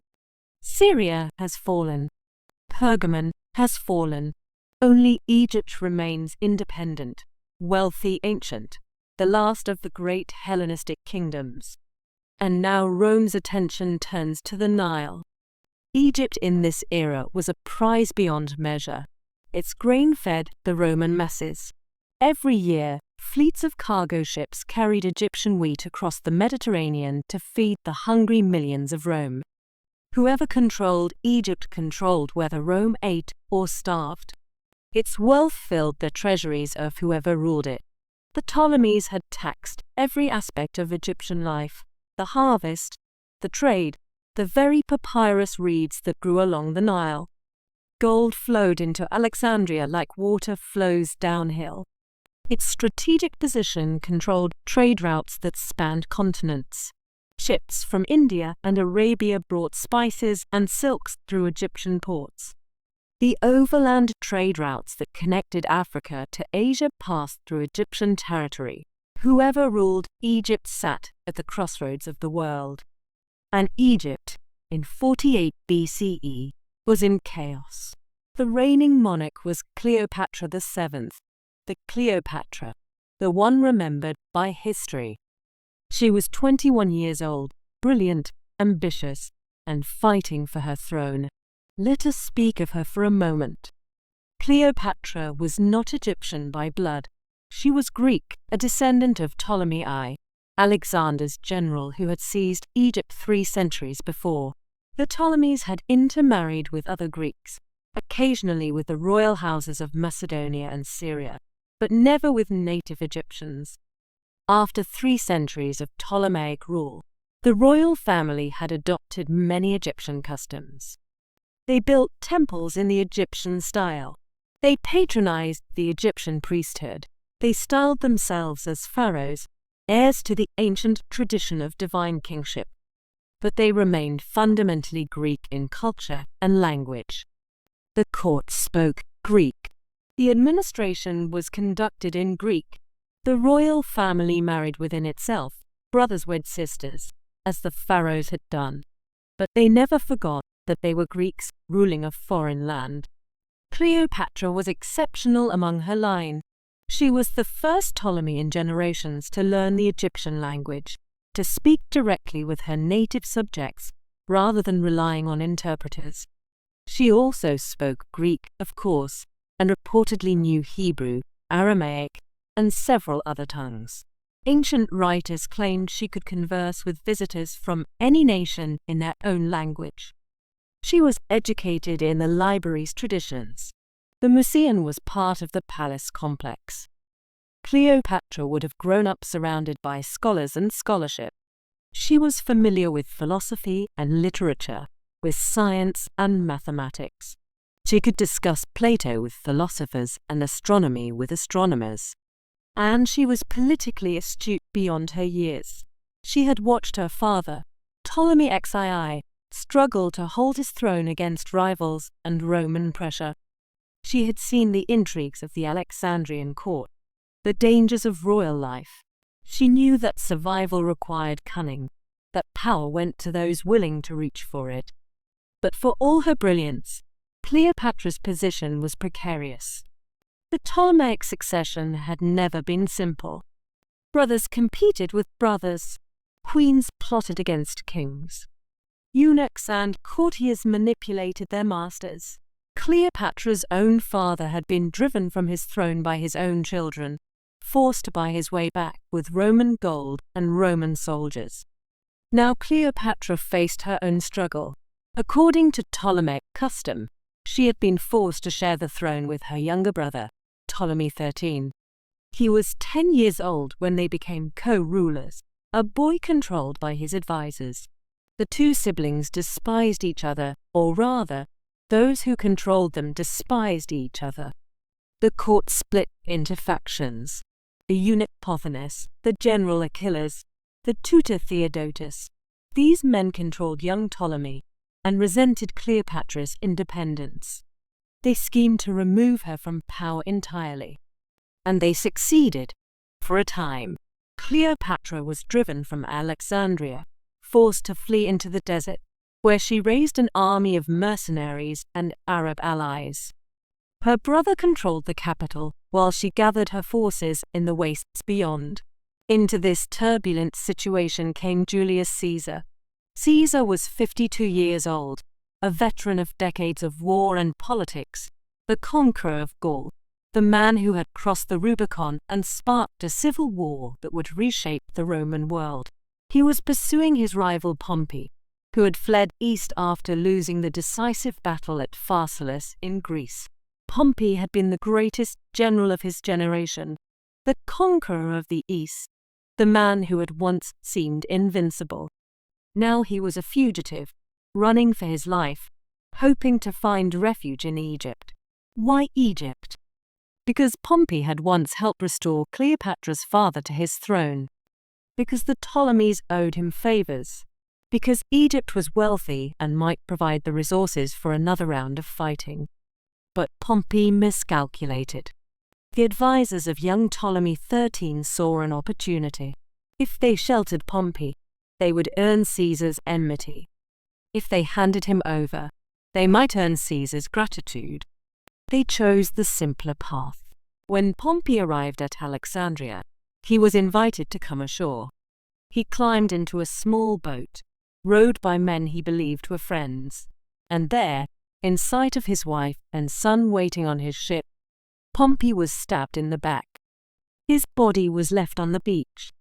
His head was preserved in salt. Caesar arrived a few days later. He sailed into the harbor of Alexandria with a small force, perhaps 3,000 legionaries, far too few to conquer Egypt, but enough to make his presence felt. He expected to find Pompey. He expected to negotiate, perhaps to pardon his old rival and end the civil war. Instead, Ptolemy's advisors presented him with Pompey's severed head. The sources say Caesar wept, whether for Pompey, for the loss of a worthy adversary, for the cruelty of fate, we cannot know. But he was also furious. Pompey had been a Roman consul, a great general, a man of dignity. To see him murdered by foreigners, butchered like a criminal, It was an insult to Rome itself, and it changed Caesar's plans. Instead of leaving Alexandria quickly, Caesar lingered. He established himself in the royal palace, the same palace that housed the Museum and the library. He demanded payment of old debts that the Ptolemies owed to Rome. He began to meddle in Egyptian politics, and he met Cleopatra. The story of how Cleopatra met Caesar has become legendary. She was still in the desert, technically in exile, unable to enter Alexandria openly. Her brother's forces controlled the city. Guards watched the gates. Anyone who tried to bring her message to Caesar would be intercepted. But Cleopatra was resourceful. According to tradition, she had herself smuggled into the palace. Some accounts say she was rolled up in a carpet. Others say it was a linen sack or a bedroll. Whatever the container, a servant carried it through the palace gates, past the guards, into the presence of Julius Caesar. When the covering was unrolled, Cleopatra emerged, young, brilliant, audacious beyond measure. Imagine the scene. Caesar, the most powerful man in the Roman world, sits in a borrowed palace far from home. He is tired from the civil war, grieving perhaps for Pompey, uncertain of his next move. The door opens. A servant enters carrying a rolled bundle. And out of that bundle steps a queen. She would have been dressed carefully, Egyptian royal regalia, perhaps, or Greek finery. She would have prepared her arguments, marshalled her charm, calculated every word. This was the gamble of her life. If she could win Caesar's support, she would regain her throne. If she failed, she would likely die. Caesar was captivated. Here was a woman unlike any he had known, royal yet resourceful, learned yet passionate, willing to risk everything for her crown. She could discuss philosophy and history. She was familiar with the world Caesar inhabited, and she was young, beautiful in the particular way of Greek queens, with the confidence of someone born to rule. They talked through the night, these two extraordinary people. By morning, they were allies, and some sources say they were more than allies. What followed was a complex dance of politics and passion. Caesar declared that he would settle the dispute between Cleopatra and her brother. He summoned young Ptolemy to the palace. The boy came, saw his sister already there, already allied with the Roman general, and flew into a rage. He tore the diadem from his head and stormed out, crying that he had been betrayed. The die was cast. War had come to Alexandria. Caesar took Cleopatra's side in the civil war against her brother. Roman legions and Egyptian forces clashed in the streets of Alexandria. The city that had known peace for centuries became a battleground. The fighting was desperate. Caesar had too few troops to hold the entire city. He fortified the palace quarter and waited for reinforcements. Egyptian forces surrounded him, cutting off his supplies. The fate of the greatest general in the world hung in the balance. And somewhere in this chaos, fire came to Alexandria. The sources disagree about exactly what happened. Most accounts say that Caesar, trapped in the harbor, ordered ships to be set alight to prevent them from falling into enemy hands. The Egyptian fleet outnumbered his. If they captured his ships, he would have no escape. The fire spread from the ships to the docks, from the docks to the warehouses that lined the waterfront. Flames leaped from building to building, driven by the Mediterranean winds. The night sky glowed orange over Alexandria. Did the fire reach the library? This is where history becomes murky. Some ancient writers claim that the fire destroyed the library entirely, that the accumulated wisdom of centuries was consumed in a single night. Seneca wrote that 400,000 scrolls were lost. Other accounts agree that the loss was catastrophic, but other sources tell a different story. They say that it was not the library itself that burned, but a warehouse storing scrolls that were awaiting export. These scrolls had been copied for sale to other cities. They were stacked near the harbor, ready for shipping. When the fire spread from the docks, they went up in flames. Still other writers make no mention of any damage to the library at all. They describe Caesar's war in detail, but say nothing about burning books. What we can say is this: something was lost in 48 BCE.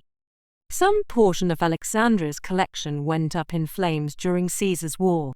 Whether it was the main library in the Museum, a branch library at the Serapeum, or simply a warehouse of copies awaiting export, we cannot be certain. But the fire marked a wound that the city's learning would never fully heal. The war continued for months. Reinforcements arrived from Syria and Asia Minor. Caesar broke out of the palace quarter and took the offensive. There were battles on land and sea, victories and defeats, moments when it seemed Caesar might fall. But in the end, the Romans prevailed.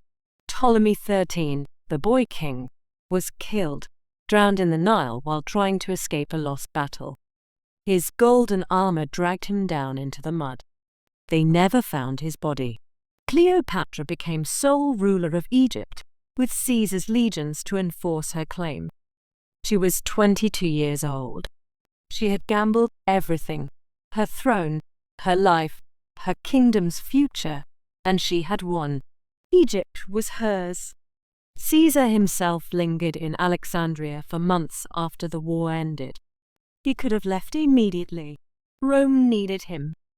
The civil war was not yet entirely won, but he stayed, touring the wonders of the city, the lighthouse, the palace, the tomb of Alexander that still held the conqueror's body. And presumably he visited the library. Perhaps he saw the damage his war had caused. Perhaps he walked through the reading rooms, examined the scrolls, talked with the scholars who remained. He was a man of letters himself, an author of histories and memoirs. The library would have fascinated him. He and Cleopatra became lovers. This is certain. They produced a son together, a boy Cleopatra named Ptolemy Caesar, but whom history knows as Caesarion, Little Caesar. The child was born after Caesar left Egypt, but there is no doubt of his parentage. The relationship between Caesar and Cleopatra was political as well as personal. Egypt was the wealthiest kingdom in the Mediterranean. Rome was the most powerful. Together, they could dominate the world. But their time together was brief. Caesar returned to Rome in 47 BCE. He still had wars to fight, rivals to defeat, a republic to reshape.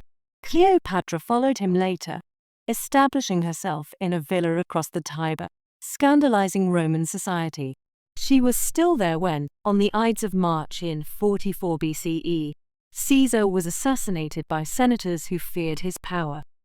Cleopatra fled back to Egypt, carrying her son, leaving behind a world in chaos. Years passed. Rome tore itself apart in civil wars, Caesar's assassins against his heirs against each other. The old republic died in blood and fire, giving way to something new. And in 41 BCE, Mark Antony came to Egypt. Antony was one of the 3 men who now ruled Rome, a triumvir, alongside Octavian, Caesar's adopted son, and Lepidus. He had been Caesar's right hand, his most trusted general. Now he controlled the eastern Mediterranean, and he needed Egyptian wealth to fund his wars. He summoned Cleopatra to meet him at Tarsus, in what is now Turkey. She came, but not as a supplicant. Her barge sailed up the river, gilded and gleaming, with silver oars and purple sails.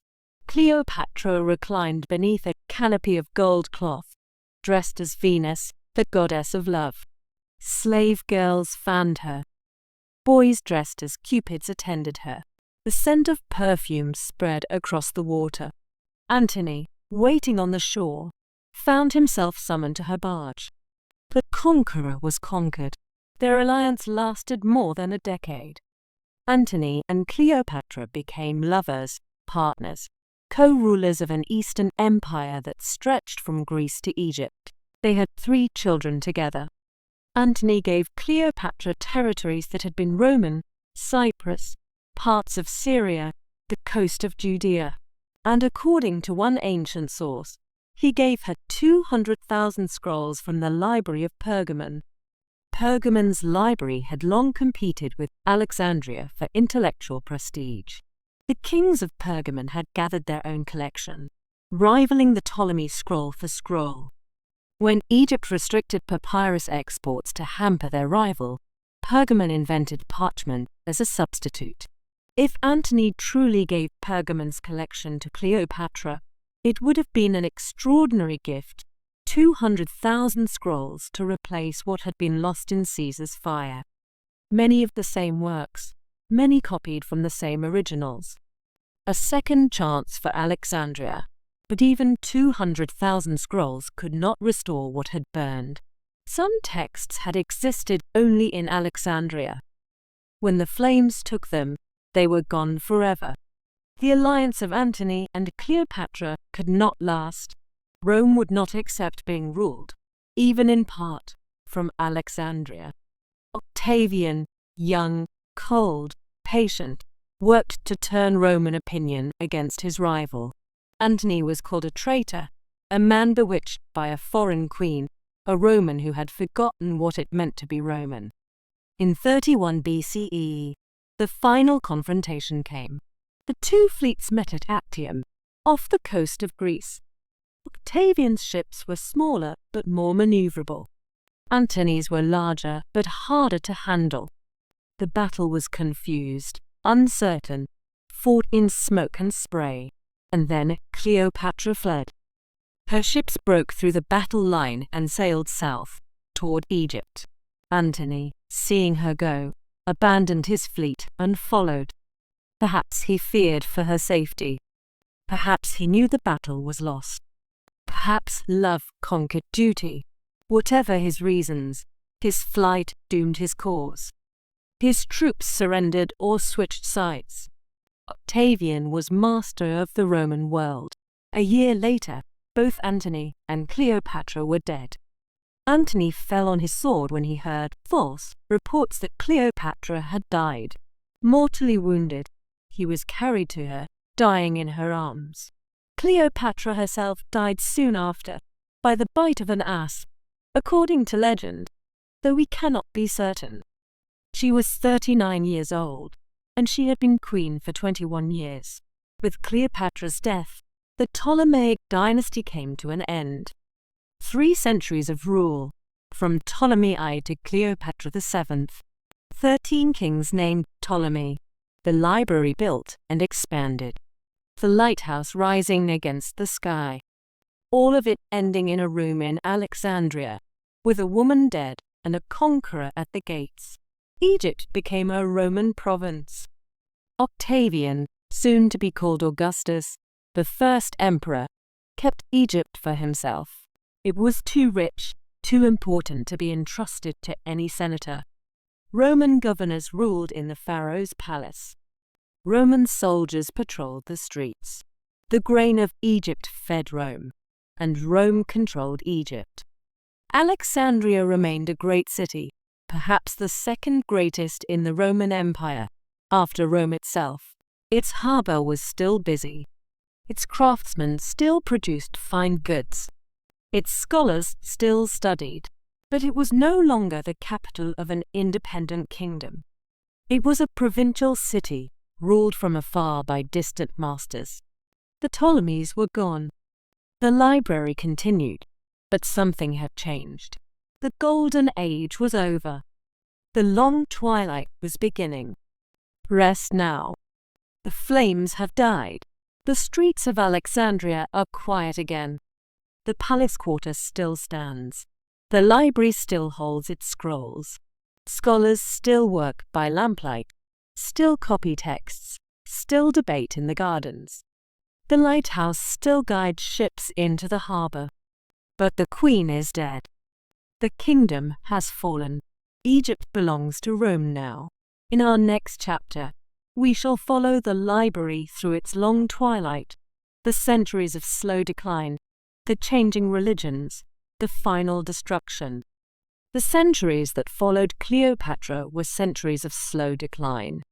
Not sudden catastrophe, not a single dramatic destruction, rather a gradual fading, like a lamp whose oil slowly runs out, its flame growing dimmer year by year until at last it gutters and dies. The library did not end with a fire or a conquering army. It ended with neglect, with forgetting, with the slow erosion of what had taken centuries to build. Under Roman rule, Alexandria remained a great city. Its population swelled to perhaps 500,000 people, making it one of the largest cities in the ancient world. Only Rome itself was larger. The streets were crowded with people of every nation, Greeks and Egyptians, Jews and Syrians, traders from India and sailors from Spain. The harbour remained one of the busiest in the Mediterranean. Ships came and went as they always had, carrying grain to Rome, bringing goods from the east. The lighthouse still burned.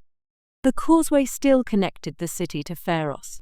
The craftsmen of Alexandria still produced luxury goods that were prized throughout the empire. Glassware and textiles, jewelry and perfumes, books and works of art. The city's reputation for quality endured. When Romans wanted the finest things, they looked to Alexandria. And the library? The library continued. Roman emperors took an interest in Alexandria's institutions. Augustus, who had defeated Cleopatra and made Egypt a province, reportedly established a new library, the Sebastion or Claudianum, to supplement the older collection. Perhaps it was an attempt to replace what had been lost in Caesar's fire. Perhaps it was simply the pride of a new ruler. Later emperors visited the city and marveled at its wonders. The tomb of Alexander, still preserved in its crystal coffin, drew visitors like a shrine. The lighthouse, the harbour, the great temples, all were famous throughout the Roman world. Scholars still came to Alexandria. The tradition of learning continued, passed from generation to generation. The Mysians still provided housing and stipends for those who devoted their lives to scholarship. The library still preserved its scrolls, still copied and maintained them. But something was different. The creative energy of the Ptolemaic era had faded. The great discoveries, Euclid's geometry, Archimedes' physics, Eratosthenes' measurement of the Earth, Aristarchus' heliocentric theory, these had been made centuries earlier, in the Golden Age when the first Ptolemies ruled. The scholars who came now were more often commentators than innovators. They wrote explanations of older works, not new works of their own. They preserved and transmitted knowledge rather than pushing into new territory. This was not failure. Exactly. Commentary and preservation are valuable work. Without the scholars of the Roman period, much of what we have from antiquity would have been lost. They copied texts, annotated them, explained difficult passages, ensured that the knowledge of the past reached the future. But it was not the same as discovery.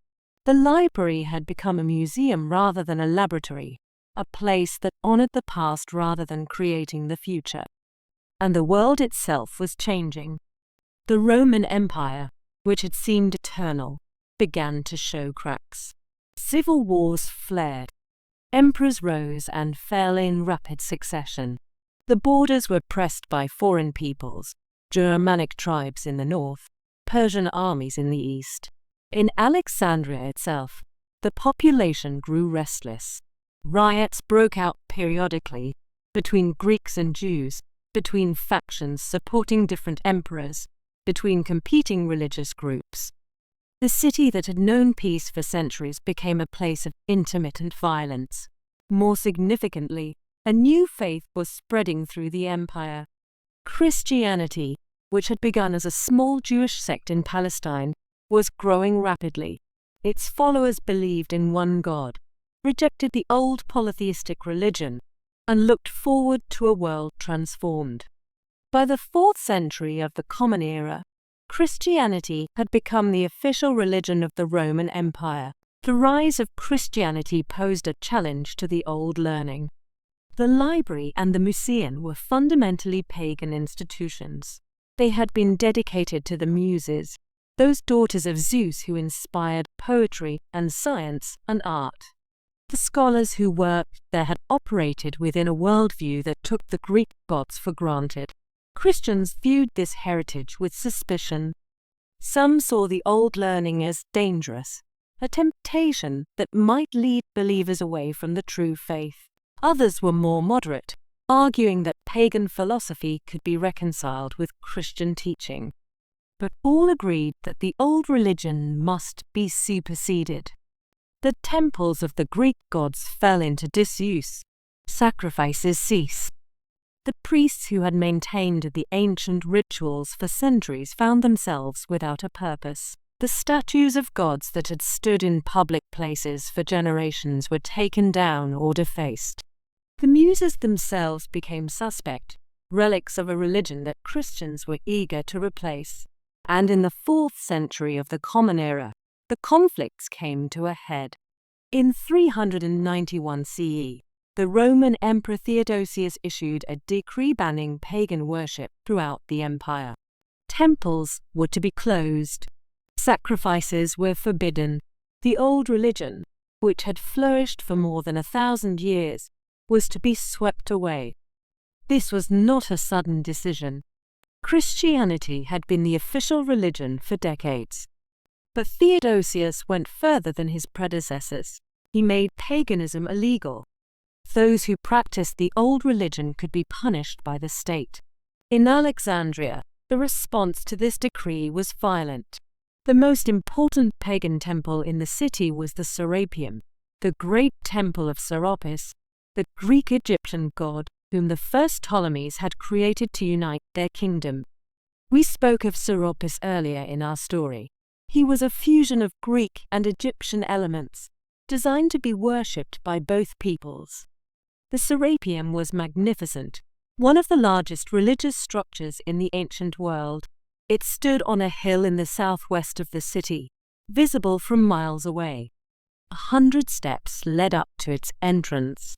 Within, a massive statue of Serapis sat enthroned, covered in gold and precious stones, its head nearly touching the ceiling. The temple complex included colonnades and courtyards, shrines and sacred spaces, and according to some ancient sources, it also included a library, a branch of the Great Library, housing a significant portion of the collection. We cannot be certain how many scrolls were kept in the Serapeum. Some accounts suggest it was a major repository. Others imply it was a smaller collection. The main library, in the museum within the palace quarter, may have already declined by this time. Perhaps the Serapeum had become the primary home of Alexandria's scholarly heritage. Whatever the case, the Serapeum was about to be destroyed. Destruction began as a conflict between pagans and Christians. Pagans still worshipped at the Serapeum, defying the imperial decree. Christians demanded that the temple be closed and the worship stopped. Tensions escalated. There were street fights, injuries, deaths on both sides. The Patriarch of Alexandria, the Christian bishop, was a man named Theophilus. He was ambitious and aggressive, determined to establish Christianity as the sole religion of the city. He saw the Serapeum as a symbol of everything he opposed. With the support of the emperor, Theophilus led a mob against the temple. They marched up the 100 steps. They broke down the doors. They entered the sanctuary where the great statue of Serapis had sat for centuries, worshipped by countless generations, and they destroyed it. The statue was hacked to pieces. The gold was stripped away. The precious stones were looted. The wooden core was burned. The god who had watched over Alexandria for 600 years was reduced to rubble. The pagans had believed that if the statue were destroyed, the sky would fall and the world would end. It did not. The sun rose the next morning as it always had. The Christians took this as proof that their god was stronger than the old gods. The rest of the temple followed. The colonnades were pulled down. The shrines were smashed. The sacred spaces were desecrated. Everything that could be burned was burned. And the scrolls, if scrolls were indeed stored in the Serapeum, they perished in this destruction. Some accounts say nothing about books. Others describe the burning of pagan texts. We cannot be certain how much was lost. Perhaps a significant portion of what remained of the library's collection went up in flames that day. Perhaps only a relatively small branch was destroyed. Perhaps the main collection had already been moved or dispersed. The sources do not allow us to be certain. But something ended in 391 CE. Some link to the past was broken. On the ruins of the Serapeum, Theophilus built a church. Where Serapis had sat enthroned, the Christian cross now stood. The transformation was complete. 24 years later, another tragedy befell Alexandria. Her name was Hypatia. Let us speak of her, for she represents the last flowering of the old Alexandrian tradition. Hypatia was a philosopher and mathematician, the daughter of a scholar named Theon. Her father had worked in the Museum, editing and commenting on the ancient mathematical texts. He was one of the last scholars we can definitely connect to the library's institutions. Hypatia followed in her father's footsteps. She studied mathematics and astronomy, philosophy and rhetoric. She became a teacher herself, attracting students from across the Mediterranean who came to Alexandria specifically to study with her. She was famous for her brilliance. Ancient sources describe her as the foremost philosopher of her age, respected by pagans and Christians alike. She taught Plato and Aristotle, explained the mathematics of Euclid and Archimedes, discussed the astronomical theories of Ptolemy. She was also famous for her virtue. In an age when women were expected to marry and bear children, Hypatia remained unmarried, devoted entirely to philosophy. When a student fell in love with her, she is said to have shown him a cloth stained with her menstrual blood, saying, "This is what you really love, young man, but you do not love beauty for its own sake." The student was cured of his infatuation. Hypatia was a pagan in an increasingly Christian city. She did not attack Christianity, but she did not embrace it either. She taught the old philosophy, honored the old ways, represented a tradition that many Christians viewed with suspicion. She was also a public figure. She advised the Roman prefect of Alexandria, a man named Orestes. She had influence in political affairs. This made her dangerous to those who saw politics and religion as inseparable. The Patriarch of Alexandria by this time was a man named Cyril, the nephew of Theophilus, who had destroyed the Serapeum. Cyril was even more aggressive than his uncle, determined to extend Christian power throughout the city. Cyril and Orestes clashed repeatedly. The Patriarch wanted to control the city. The prefect represented Roman authority. Their conflict divided Alexandria into factions. Hypatia was seen as Orestes' ally. She was a pagan who advised the Roman governor. She was a woman who wielded influence in a world of men. She was a symbol of everything Cyril opposed.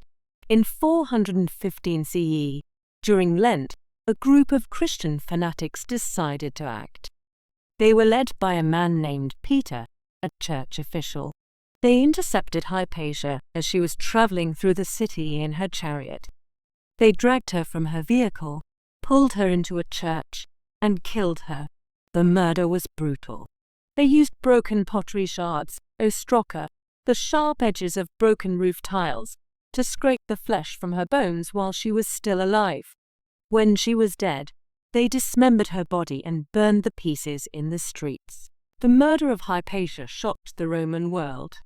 She had been respected by many Christians as well as pagans. She had not attacked the church or defied the emperor. She had simply taught philosophy, as scholars had done in Alexandria for 700 years. Her death was condemned even by Christian historians. It brought shame on Alexandria and on the church. Some accounts blame Cyril directly. Others say he did not order the murder but failed to prevent it. Whether Cyril was responsible or not, the effect was the same. The pagan intellectual tradition in Alexandria was finished. No philosopher would dare to teach openly after Hypatia's fate. The old learning, already declining, retreated into the shadows. The Museum may have continued to exist for a time, but it was no longer what it had been. Without protection, without patronage, without scholars willing to risk their lives for knowledge, it withered away. The centuries that followed were centuries of continued decline. The Roman Empire split in two, the Latin West and the Greek East. Alexandria belonged to the Eastern Empire, ruled from Constantinople. But it was no longer the center of anything. It was a provincial city, important for its grain and its harbor, but no longer a beacon of learning. The library, if it still existed in any form, was absorbed into Christian institutions. Monasteries collected manuscripts, but they were more interested in scripture and theology than in pagan philosophy. The old texts were copied, sometimes, but often they were neglected. Parchment was expensive. Why waste it on the words of pagans when it could carry the words of saints? In 641 CE, Arab armies conquered Egypt. The new rulers were Muslims, followers of the Prophet Muhammad. Within a few decades of Muhammad's death, his followers had built an empire stretching from Spain to Persia. Egypt was a key conquest, wealthy, strategic, the gateway to Africa. What did the Arab conquerors find when they entered Alexandria? They found a city much diminished from its former glory. The population had shrunk. The great buildings were crumbling. The harbor was still active, but it was no longer the center of Mediterranean trade. And the library. By 641 CE, the library had been gone for centuries. There is a story, often repeated in later centuries, that the Caliph Omar ordered the remaining books of Alexandria to be burned. According to this legend, the Arab general Omar asked Omar what should be done with the city's books. Omar replied, "If the books agree with the Quran, they are unnecessary. If they disagree, they are dangerous. Either way, they should be destroyed." The books were used as fuel to heat the city's bathhouses for 6 months. The story is almost certainly false. It appears in sources written hundreds of years after the events. The earliest version dates from the 13th century, 600 years after the conquest. It contradicts what we know of early Islamic attitudes toward learning. The caliphs of Damascus and Baghdad were eager to preserve and translate Greek knowledge, not to destroy it. They founded libraries, patronized scholars, sponsored translation projects. Why would they have burned books in Alexandria?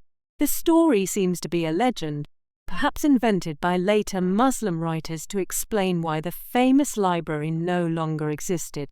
But the library had disappeared long before the Arabs arrived. If they had wanted to burn books, there would have been none to burn. What likely happened is simpler and sadder. No single disaster killed the Library of Alexandria. It died of 1,000 small wounds, fires and neglect, religious conflict and political turmoil, the simple passage of time wearing away at what generations had built. Caesar's fire took some portion of the collection. The destruction of the Serapeum took more. The murder of Hypatia marked the end of the scholarly tradition. And after that, there was no one left who cared enough to maintain what remained. Scrolls are fragile things. Papyrus crumbles. Parchment decays. Without constant care, without copying and recopying, without preservation and protection, manuscripts simply disappear. A generation of neglect can destroy centuries of accumulation. The library did not burn. It simply faded away. And so the library passed from the world. The great collection that had once numbered in the hundreds of thousands dwindled to nothing. The scrolls that had preserved the wisdom of the ancient world crumbled to dust or were scraped clean to be reused. The building that had housed them fell into ruin.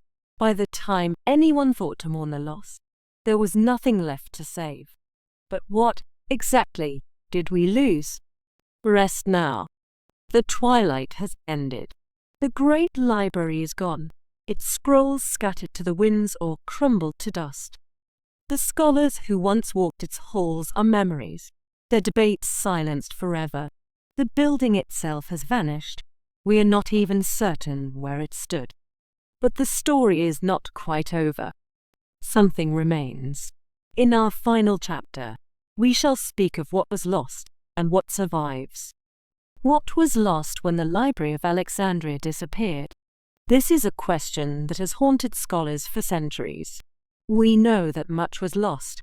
The great majority of ancient Greek literature has not survived to the present day. But the details are frustratingly unclear, like trying to map a country by starlight. Let us walk through the ruins, as it were. Let us consider what once existed and exists no more. Begin with drama, the great tragedies that were the glory of Athens. The three great tragedians, Aeschylus, Sophocles, Euripides, wrote far more plays than we possess today. They wrote for the festivals of Dionysus, competing each year for prizes, producing trilogy after trilogy for audiences who gathered by the thousands in the great outdoor theatres. Aeschylus, the father of tragedy, wrote perhaps 90 plays over his long career. He was a veteran of Marathon, where he fought against the Persian invaders. His plays are grand and austere, filled with gods and heroes, with justice and fate. We have 7 of his plays, 7 out of 90. The Oresteia, that magnificent trilogy about the curse on the house of Atreus, about murder and vengeance and the birth of law. Prometheus Bound, about the Titan who brought fire to humanity. The Persians, written by a man who had fought against them, telling the story of their defeat. But we have lost so much more. We know the titles of many lost plays, the Soul Weighers, the Egyptians, the Phrygians, the Nurses of Dionysus. We have fragments, sometimes just a line or two, quoted by later writers who had access to copies we no longer possess. What stories did these plays tell? What insights into the human condition did they offer? We cannot know. They are gone. Sophocles, the most honored of the tragedians, wrote over 120 plays. He won more prizes at the Dionysian festivals than any other playwright. His Oedipus Rex has been called the perfect tragedy, the story of a man who seeks to escape his fate and thereby fulfills it. We have 7 of his plays, 7 out of more than 120. We have Antigone, the story of a woman who defies the state to honor the dead. We have Electra, the story of a daughter who avenges her murdered father. We have Ajax, about a hero driven mad by wounded pride. But we have lost the lovers of Achilles and the judgment of Paris. We have lost plays about Heracles and Odysseus, about Nausicaa and Phaedra. We have lost the satyr plays that followed the tragedies, bawdy, comic interludes that provided relief after the intensity of the dramas. Euripides, the youngest and most controversial of the 3, wrote about 90 plays. His works were challenging, questioning, disturbing. He gave voice to women and slaves. He showed the gods as petty and cruel. He explored the darkest corners of the human heart. We have 18 of his tragedies, plus 1 satyr play, more than we have of the other 2 combined. This is partly accident. A medieval manuscript containing 10 of his plays, alphabetically arranged from Epsilon to Kappa, happened to survive when so many others were lost. But even so, we have lost far more than we have kept. We have lost his Andromeda and his Phaethon, his Telephus and his Bellerophon. We have lost plays that ancient critics considered among his finest work. The plays we have are magnificent. Medea and the Bacchae alone would secure Euripides' immortality. But they represent less than a quarter of what he wrote. Beyond the tragedians, there were the comic playwrights. Aristophanes survives with 11 plays: the clouds, the birds, Lysistrata, the frogs. His satire is sharp, his humor bawdy, his political commentary pointed even after 2,000 years. But he wrote perhaps 40 plays. We have lost most of them, and beyond Aristophanes, there were dozens of other comic playwrights whose works have vanished entirely. Cratinus and Eupolis, Menander and Philemon, their plays were famous in antiquity, performed and quoted and loved. We have fragments, summaries, titles. The plays themselves are gone. History fared little better. We have Herodotus, who travelled the known world gathering stories of peoples and customs and wars. We have Thucydides, whose account of the Peloponnesian War remains a model of historical writing. We have Xenophon, who marched with 10,000 Greek mercenaries through the heart of Persia. But we have lost so much more. Callisthenes travelled with Alexander the Great, recording the conqueror's campaigns as they happened. His history would have been an eyewitness account of one of the most remarkable adventures in human history. We know it existed. We know it was in the library. It is gone. Theopompus wrote a history of Philip of Macedon, Alexander's father, that filled dozens of scrolls. Ephorus wrote a universal history of the Greek world covering centuries of events. Timaeus wrote the history of Sicily and the Western Mediterranean. All lost, except for fragments quoted by later writers who had access to copies we no longer possess. In philosophy, our losses are more subtle but equally painful. We have Plato and Aristotle reasonably complete. This is a blessing beyond measure. Without them, the entire history of Western thought would be different, impoverished beyond reckoning. But we have lost so much else. The early Greek philosophers, Heraclitus, who said all things flow; Parmenides, who said change is illusion; Empedocles, who explained the world through 4 elements. These thinkers survive only in fragments. We have a line here, a passage there, quoted by later writers who were summarizing or criticizing. We cannot read their original works. We cannot follow their arguments in their own words. We must reconstruct their thought from second-hand accounts, like trying to hear a symphony from someone's description of it.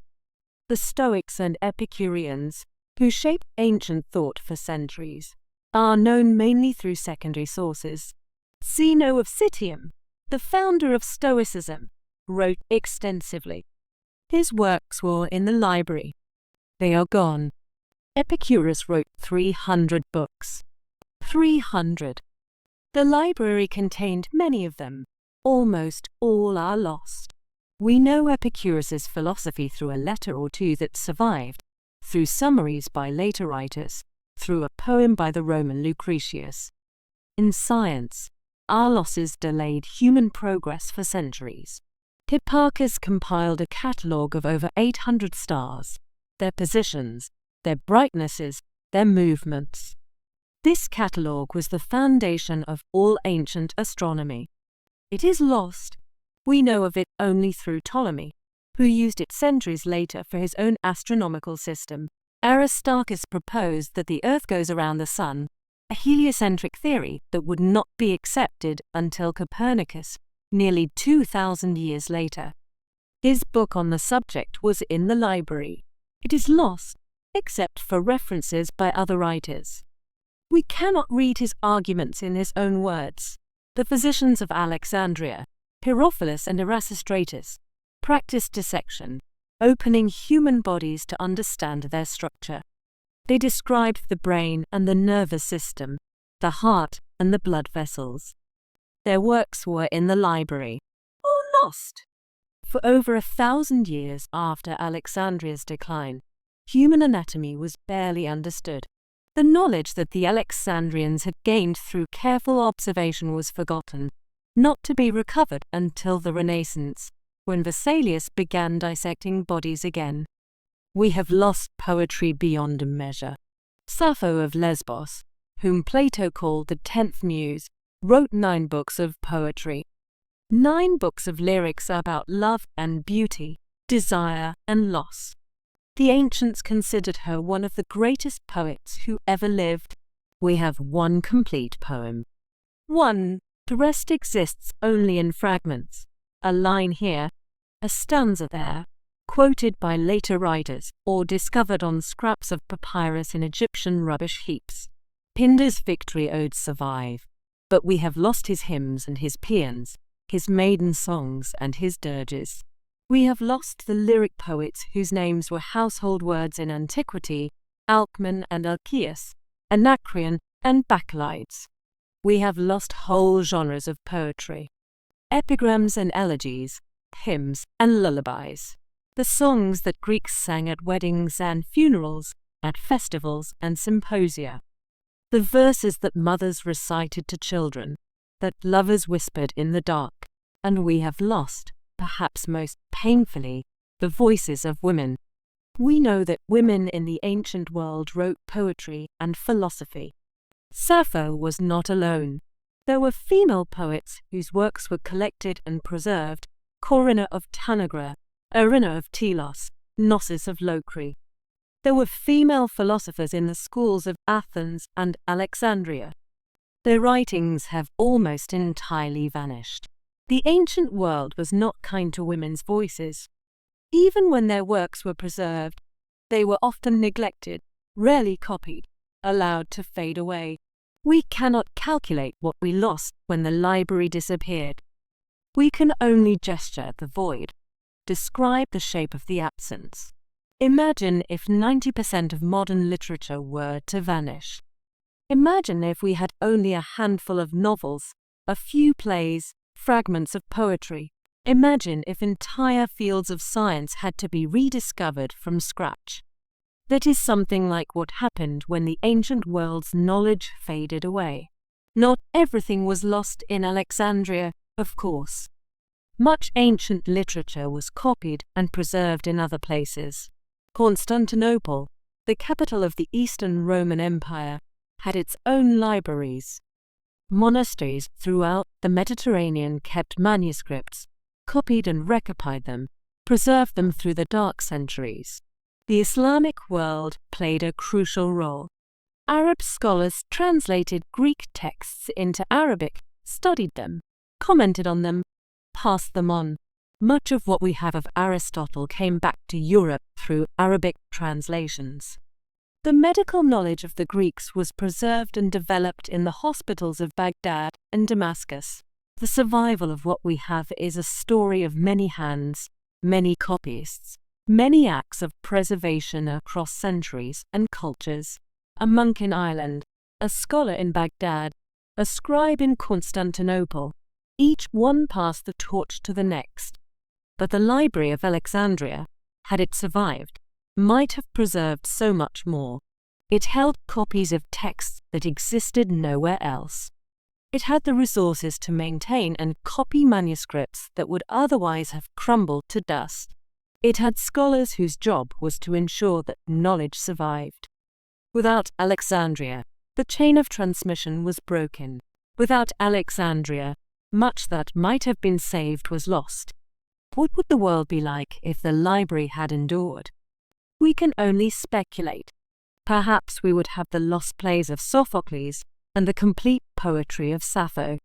Perhaps we would have the scientific works that took centuries to rediscover. Perhaps we would understand the ancient world far more deeply than we do, with access to thousands of voices that are now silent. Or perhaps not. Libraries can only preserve. They cannot prevent. Even if Alexandria had survived, there would have been other disasters, other losses. The fragility of knowledge is built into its nature. What survives from the library is not scrolls, but ideas. the tradition of textual scholarship that the Alexandrians developed, comparing manuscripts, establishing authoritative texts, annotating and commenting, distinguishing what is genuine from what is spurious, that tradition lives on. Modern editors of ancient texts use methods that descend directly from the work done in Alexandria. When a scholar today compares different manuscripts of Homer, looking for the original reading, that scholar is continuing work that began in Alexandria 2,000 years ago. The ideal of universal knowledge, the ambition to gather all human learning in one place, to make it accessible and preserve it for future generations, that ideal lives on too. Every great library echoes the dream of the Ptolemies. The Library of Congress in Washington, the British Library in London, the Bibliothèque Nationale in Paris. Each one represents the same aspiration: to collect, to preserve, to make available. And in 2002, a new library opened on the shores of Alexandria. The Bibliotheca Alexandrina, the Library of Alexandria Reborn, a modern structure of glass and granite, its roof sloped toward the sea like a great sundial. The building sits near the site where the ancient library may have stood, looking out over the same harbor. Inside, there is space for millions of books, reading rooms and conference halls, museums and galleries, specialized collections for manuscripts, for maps, for scientific instruments. It is not the ancient library. It cannot replace what was lost. The scrolls of Sappho and Sophocles will not be found there. The medical treatises of Herophilus will not reappear on its shelves. But it carries forward the tradition. It honors the vision of those long-ago kings who believed that knowledge was worth preserving. It declares that Alexandria, after all these centuries, still values learning. And perhaps that is enough. The scrolls of the ancient library are gone. The scholars who read them have been dust for millennia. The building that housed them has vanished so completely that we are not even certain where it stood. But the human impulse that created the library, the desire to understand, to preserve, to pass on what we have learned, that impulse endures. It endures because it is part of what makes us human. We are the species that remembers, that teaches, that writes things down.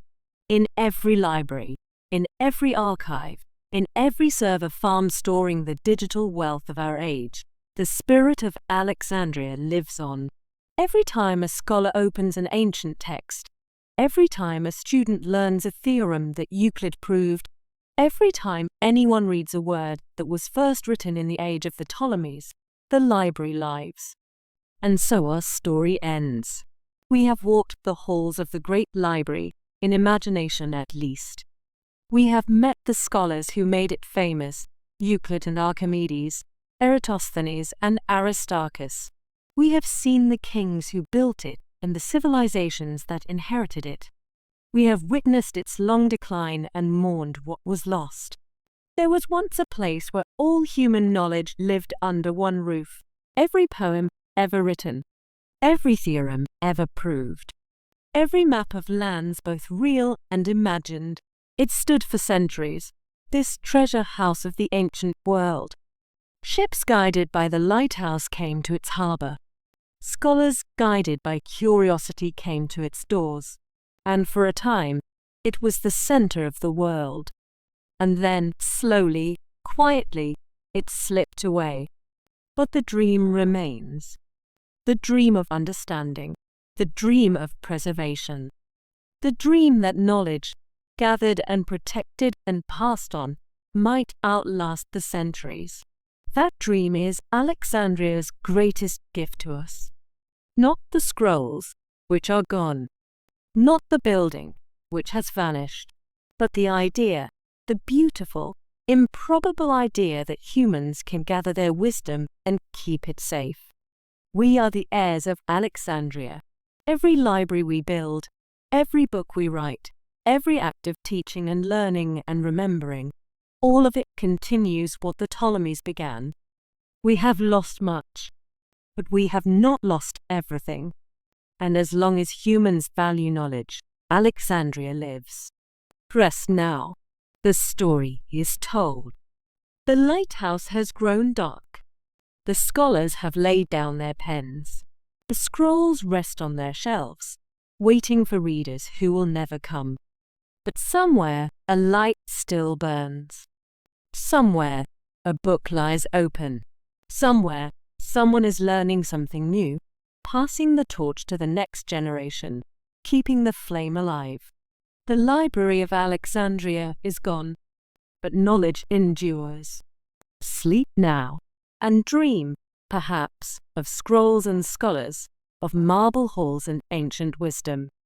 Dream of a lighthouse burning on a dark sea, guiding ships home through the night, and know that somewhere, in libraries old and new, the work continues. Of all the 7 wonders of the ancient world, 6 have been found. We know where the Great Pyramid stands, the mountain of stone on the Giza plateau, 4,500 years old, still the largest structure ever built by human hands. We have walked the ruins of the Temple of Artemis at Ephesus, where 127 marble columns once rose toward the sky.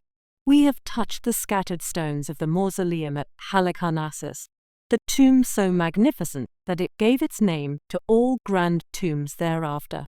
We have gazed upon the foundations of the Colossus of Rhodes, that bronze giant who stood astride the harbour mouth for barely 50 years before an earthquake brought him crashing down. We have traced the outlines of the Lighthouse of Alexandria, whose fire guided sailors home for 16 centuries. We have read the ancient descriptions of the great statue of Zeus at Olympia, whose gold and ivory splendor made visitors weep with wonder. But one wonder remains lost. One wonder may never have existed at all. Tonight, we journey to ancient Babylon, to a garden that hung in the sky, to a love story written in flowers and stone, to a mystery that has puzzled scholars for 2,000 years. The Hanging Gardens of Babylon.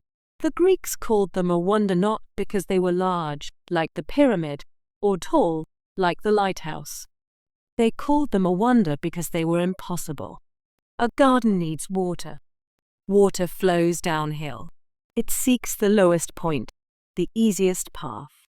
It does not climb mountains or scale walls.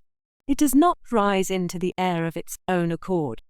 And yet the ancient writers tell us that in Babylon, water flowed upward, that trees grew in the sky, that a green mountain rose from the flat brown plain, watered by streams that defied the laws of nature. It was magic. It was engineering. It was love. Or perhaps it was none of these things. Perhaps it was only a story, told and retold until it became legend. There is no test tomorrow. No notes to take. No need to remember anything at all. Simply rest and let the gardens grow around you, like vines climbing toward the Mesopotamian sun. Let us begin in the 6th century before the Common Era, in a land between 2 rivers, where a young king dreamed of building paradise on earth. But first, let us understand the land itself. Let us pause for a moment to remember the other wonders. The Great Pyramid of Giza stands to this day, the only one of the 7 that has survived more or less intact. It was built around 2560 before the Common Era, 2,000 years before Nebuchadnezzar's time, and it will likely stand for 2,000 years more. It was the tallest structure on Earth for nearly 4 millennia, a record unbroken until the spires of medieval cathedrals finally surpassed it. The pyramid was built as a tomb for the pharaoh Khufu, whom the Greeks called Cheops. It contains over 2 million blocks of stone, some weighing as much as 80 tons, quarried and transported and lifted into place by tens of thousands of workers over the course of 20 years. Even today, with all our technology, we would struggle to duplicate the feat. The Temple of Artemis at Ephesus was considered by many to be the most beautiful of the wonders. It was a Greek temple, built on the coast of what is now Turkey, dedicated to the goddess of the hunt. Its 127 columns rose 60 feet into the air, supporting a roof of cedar wood and tiles of marble. Inside stood a statue of the goddess, draped in gold, surrounded by offerings from worshippers who came from across the ancient world. The temple was destroyed and rebuilt several times over its history.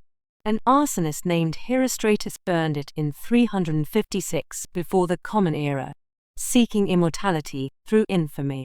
It was rebuilt more gloriously than before, only to be destroyed again by Goths in 262 of the Common Era. Today, only a single column remains standing amid the marshes. The statue of Zeus at Olympia was the work of the sculptor Phidias, the same artist who created the great statue of Athena in the Parthenon. It depicted the king of the gods seated on a throne, his body of ivory, his robes of gold, his expression one of divine benevolence. Ancient visitors who saw it said the statue was so magnificent that it seemed alive. The statue stood in the temple at Olympia for nearly 1,000 years, surviving earthquakes and invasions, until it was finally destroyed. We do not know exactly how or when. Some say it was burned when the temple caught fire. Others say it was carried off to Constantinople and destroyed there. All that remains are the descriptions of those who saw it, and coins that show its image. The mausoleum at Halicarnassus was a tomb built for Mausolus, a Persian satrap who ruled the region of Caria in what is now southwestern Turkey. His wife, Artemisia, commissioned the structure after his death, and it was so magnificent that it gave its name to all grand tombs thereafter, mausoleums, we call them, in his honor. The mausoleum was decorated with sculptures by the greatest Greek artists of the age, Scopas, Bryaxis, Timotheus, Leochares. Friezes depicted battles and hunts, gods and mortals, the triumph of civilization over chaos. It stood for 16 centuries before being destroyed by earthquakes and dismantled by crusaders who used its stones to build a castle. The Colossus of Rhodes was a bronze statue of the sun god Helios, erected to celebrate the end of a siege in 280 before the Common Era. It stood perhaps 100 feet tall as the Statue of Liberty, without the pedestal, overlooking the harbour of the island of Rhodes. The Colossus stood for only 56 years before an earthquake brought it down. The Rhodians left the fallen statue where it lay, honouring it as a sacred ruin. Visitors came for centuries to marvel at its enormous limbs sprawled across the ground. Finally, in 654 of the Common Era, Arab invaders sold the bronze for scrap, and the Colossus vanished from history. The Lighthouse of Alexandria was perhaps the most practical of the wonders. Built on the island of Pharos in the harbour of Alexandria, it stood over 300 feet tall, its fire visible for miles out to sea. It guided ships safely into port for 1,600 years, through the reigns of Ptolemies and Romans, through earthquakes and invasions, and the slow decline of the ancient world. The lighthouse was finally destroyed by earthquakes in the 14th century. Its ruins sank into the harbour, where they were discovered by underwater archaeologists in the 20th century. Massive blocks of stone still lie on the seabed, testaments to a wonder that lit the darkness for generations. And then there were the Hanging Gardens. Unlike the pyramid, they have not survived. Unlike the temple and the tomb and the statue, no fragments remain to be collected and displayed in museums. Unlike the Colossus and the Lighthouse, we have no reliable accounts from people who actually saw them. The Hanging Gardens are unique among the wonders. They are the only one whose existence is doubted, whose location is unknown, whose very reality is a matter of scholarly debate. They are, perhaps, the most wonderful wonder of all, a miracle that may have been only a dream. Before there was Babylon, there was the land. The Greeks called it Mesopotamia, the land between rivers. It is a name that has echoed through history, a name that means cradle and crucible, birthplace and battlefield, for it was here, in this narrow strip of earth between the Tigris and the Euphrates, that human civilization first took root. Imagine standing on the banks of the Euphrates 6,000 years ago. The river moves slowly past you, brown with the silt of distant mountains. The water is warm, almost blood-warm in summer. It smells of mud and growing things, of life and decay. Reeds grow thick along the banks, rustling in the wind. Fish leap in the shallows. Waterfowl cry overhead. To the west, the Syrian desert stretches away toward the setting sun, a vast expanse of sand and rock, hostile to human life. To the east, across the Tigris, the foothills rise toward the Zagros Mountains, their peaks white with snow even in summer. To the south, the rivers flow together and empty into the Persian Gulf, that warm shallow sea that connects this land to the wider world. And here, between desert and mountain, between river and sea, lies the most fertile land on earth. The soil is dark and rich, deposited over countless millennia by the flooding waters. Each year, when the snows melt in the distant mountains, the rivers rise and spread across the plain, leaving behind a layer of fresh earth, thick with nutrients.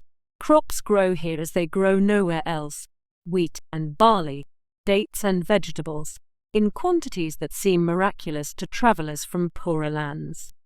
But the fertility of Mesopotamia came with a price. The floods were unpredictable. In some years, the rivers rose gently, depositing their gifts of silt without damage. In other years, they rose in fury, sweeping away villages and drowning livestock, destroying in hours what had taken years to build. The people of Mesopotamia learned to manage the waters. They dug canals to direct the floods. They built levees to hold back the rivers. They created irrigation systems of astonishing complexity, networks of channels and gates and basins that could water fields miles from the river itself. This struggle with water shaped everything about Mesopotamian civilization. It required cooperation on a scale that scattered farmers could never achieve. It required leaders who could organize labor, engineers who could plan systems, scribes who could keep records. It required, in short, the apparatus of the state. And so the first cities arose. Uruk was perhaps the first. By 3500 before the Common Era, it was a metropolis of perhaps 50,000 people, the largest city the world had ever seen. Its temples rose above the plain like mountains. Its walls stretched for miles. Its streets teemed with merchants and craftsmen, priests and soldiers, scribes and slaves. It was in Uruk, the stories say, that writing was invented. The first tablets were simple things, records of grain and livestock, inventories and receipts. But within a few centuries, the scribes of Mesopotamia were recording poetry and history, law and religion, the first literature in human history. After Uruk came other cities, and Eridu, Lagash and Nippur, Kish and Akkad. Each had its temples, its kings, its armies. They traded and quarreled, allied and warred, rose and fell in patterns that would repeat themselves for millennia. The first empire came around 2334 before the Common Era, when Sargon of Akkad united the warring cities under a single rule. Sargon was a figure of legend even in ancient times, a man of mysterious origins who rose from cupbearer to king, who conquered all of Mesopotamia and beyond, who created something the world had never seen before, a state that encompassed multiple peoples, multiple languages, multiple traditions, all under one crown. Sargon's empire lasted barely a century before it collapsed into civil war. But the idea of empire, of a single power ruling over all the land between rivers, never died. It became the dream of every ambitious king, the prize for which armies marched and cities burned. After the Akkadians came the Gutians, mountain barbarians who ruled briefly before being driven out. Then came the third dynasty of Ur, which saw a flowering of literature and law before its own collapse. Then the Amorites, Semitic nomads from the western desert, who founded new dynasties across the land. It was the Amorites who built Babylon. Babylon was not always great. The city appears in the historical record around 2300 before the Common Era, a small settlement on the Euphrates, unremarkable among the dozens of other towns that dotted the Mesopotamian plain. It was overshadowed by older, more powerful cities, Ur to the south, Akkad to the north, Kish nearby. For centuries, it was little more than a provincial outpost, ruled by whoever happened to control the region. That changed around 1894 before the Common Era, when an Amorite chieftain named Sumuabum established an independent dynasty in Babylon. His successors expanded the city's territory slowly, generation by generation, until the sixth king of the dynasty, a man named Hammurabi, transformed Babylon into the center of an empire. Hammurabi is remembered today primarily for his law code, that famous collection of judgments carved on a black stone pillar, now in the Louvre in Paris. The laws are harsh by modern standards. An eye for an eye, a tooth for a tooth, death for adultery, drowning for fraud. They reflect a world of brutal certainties, where justice was swift and public and final. But Hammurabi was more than a lawgiver. He was a conqueror who united all of southern Mesopotamia under Babylonian rule. He was an administrator who organized his realm with unprecedented efficiency. And he was a builder who transformed Babylon from a regional capital into a city worthy of its ambitions. Under Hammurabi, Babylon became something new, a city that claimed not just political but cosmic significance. The Babylonians believed that their city was the center of the world, the axis around which heaven and earth revolved. They called it Babylim, the gate of the gods. They believed that the gods themselves had chosen this spot, had founded this city, had blessed it above all others. This belief would persist for more than 1,000 years. Through conquest and defeat, destruction and rebuilding, the Babylonians maintained their conviction that their city was special, sacred, eternal. Other empires might rise and fall. Babylon would endure. But endurance is not the same as dominance. After Hammurabi's death, his empire quickly fragmented. Babylon remained an important city, perhaps the most important city in southern Mesopotamia, but it no longer ruled. For the next 1,000 years, it would be conquered and reconquered by a succession of foreign powers. The Kassites, a mysterious people from the eastern mountains, ruled Babylon for over 4 centuries. The Elamites sacked the city and carried off its treasures. The Assyrians from the north gradually extended their control over the region, and it was the Assyrians who would set the stage for Babylon's greatest age, though not in the way they intended. The Assyrians were the most feared people in the ancient world. Their homeland lay in northern Mesopotamia, along the upper Tigris River, in a region of rolling hills and occasional rainfall. Unlike the south, where irrigation was essential for survival, the Assyrian heartland could support agriculture without elaborate canal systems. The people who grew up there were hardy, independent, accustomed to defending themselves against raiders from the mountains. From these origins, the Assyrians built a military machine unlike anything the world had seen. Their army was the first to be organized as a permanent, professional force, not farmers called up for seasonal campaigns, but full-time soldiers trained to fight and kill. They developed new weapons and tactics. Iron swords that could cut through bronze armor, siege engines that could breach the strongest walls, cavalry that could strike fast and retreat before enemies could respond. And they developed a reputation for cruelty that served them as well as any weapon. The Assyrian kings boasted of their atrocities.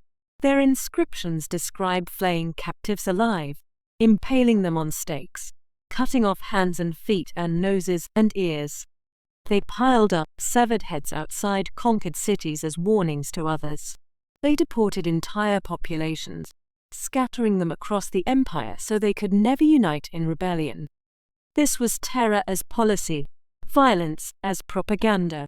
The Assyrians wanted their enemies to know what awaited them if they resisted. Often, the mere approach of an Assyrian army was enough to make cities surrender without a fight. By the 9th century, before the Common Era, Assyria had become the dominant power in the Near East. By the 8th century, it controlled an empire stretching from Egypt to Iran. The great Assyrian kings, Tiglath-Pileser III, Sargon II, Sennacherib, Esarhaddon, Ashurbanipal, were masters of the known world, their power seemingly absolute and eternal. Babylon, for most of this period, was an Assyrian vassal. The Assyrians respected Babylon's religious significance. It was, after all, the home of Marduk, a god even the Assyrians honored, but they tolerated no defiance. When Babylon rebelled, as it did repeatedly, the Assyrians responded with devastating force. The worst of these responses came in 689 before the Common Era, under the king Sennacherib. Sennacherib was a hard man even by Assyrian standards. He had crushed rebellions across the empire, sacked cities from Judah to Elam, built a palace at Nineveh that he called the Palace Without Rival. When Babylon rose against him, encouraged by the Elamites and led by a Chaldean chieftain named Mushezib-Marduk, Sennacherib determined to make an example that would never be forgotten. The siege lasted 15 months. When Babylon finally fell, Sennacherib ordered its complete destruction. The walls were torn down. The temples were razed. The great statue of Marduk was carried off to Assyria.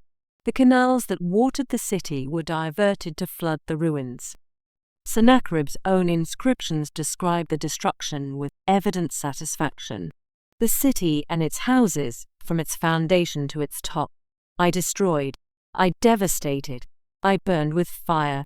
The wall and the outer wall, temples and gods, temple towers of brick and earth, as many as they were, I razed and dumped them into the Arata Canal.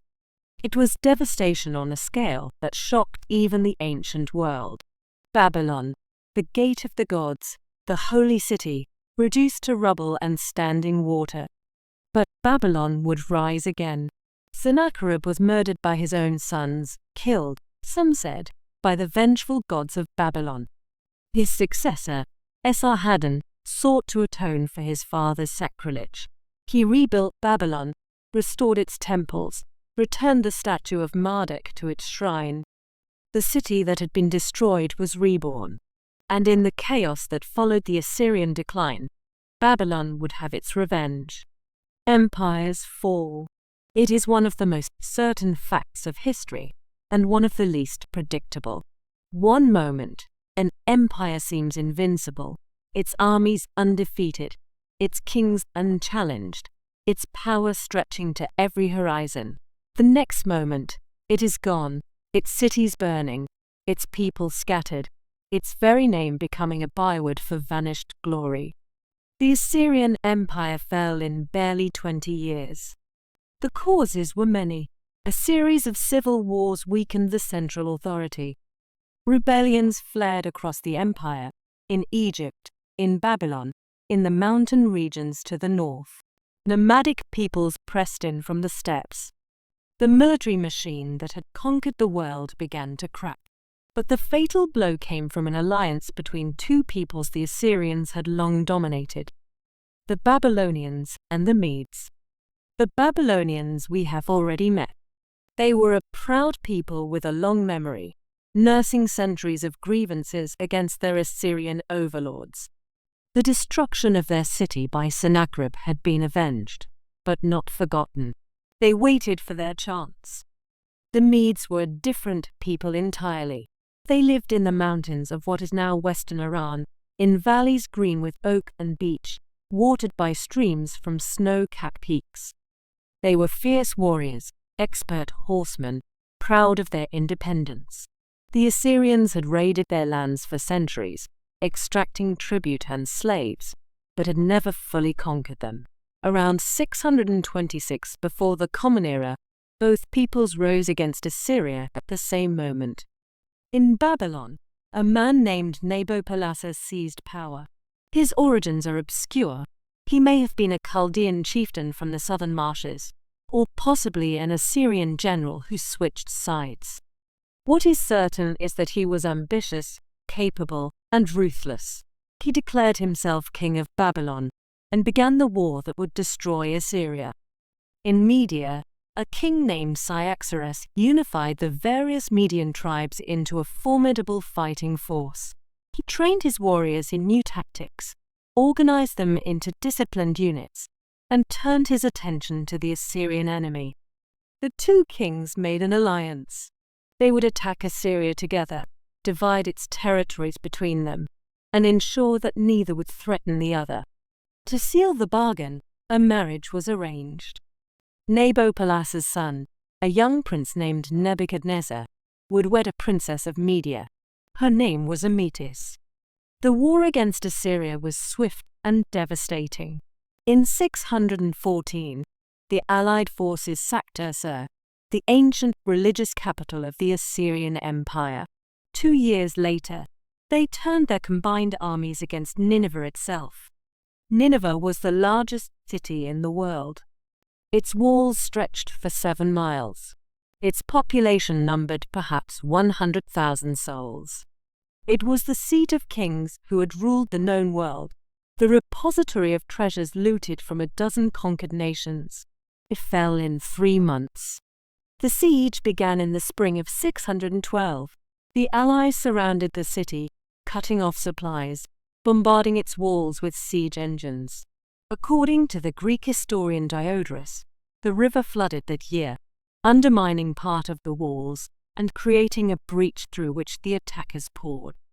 The last Assyrian king, Sin-shar-ishkun, died in the flames of his burning palace. He may have killed himself to avoid capture.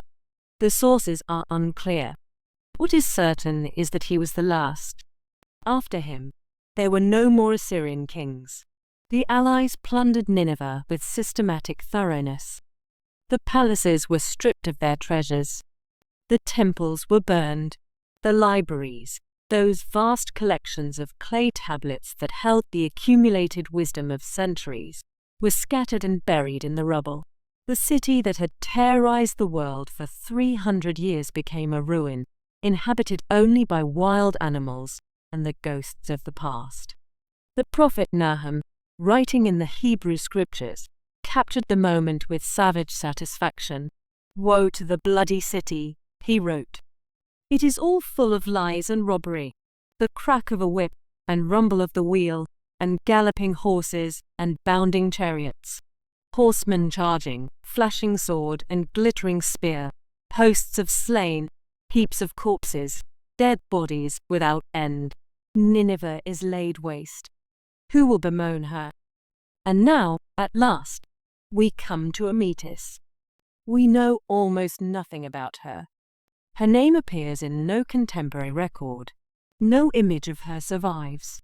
She exists only in the writings of Greek historians who lived centuries after her death, who heard the legend of the gardens and sought to explain their origin. But we can imagine her story. We can piece together, from what we know of her time and place, the life of a princess who left her homeland to become a queen in a strange land. Amytis was born in Media, in the mountains that rise along the western edge of the Iranian plateau. Her father was Cyaxares, the king who had united the Median tribes and destroyed Nineveh. Her childhood would have been spent in Ecbatana, the Median capital, a city of cool breezes and mountain views, of palaces built against snow-capped peaks. Media was not like Babylon. Where Babylon was flat, Media was mountainous. Where Babylon was hot, Media was cool. Where Babylon depended on irrigation, Media was blessed with natural rainfall. The landscapes could hardly have been more different.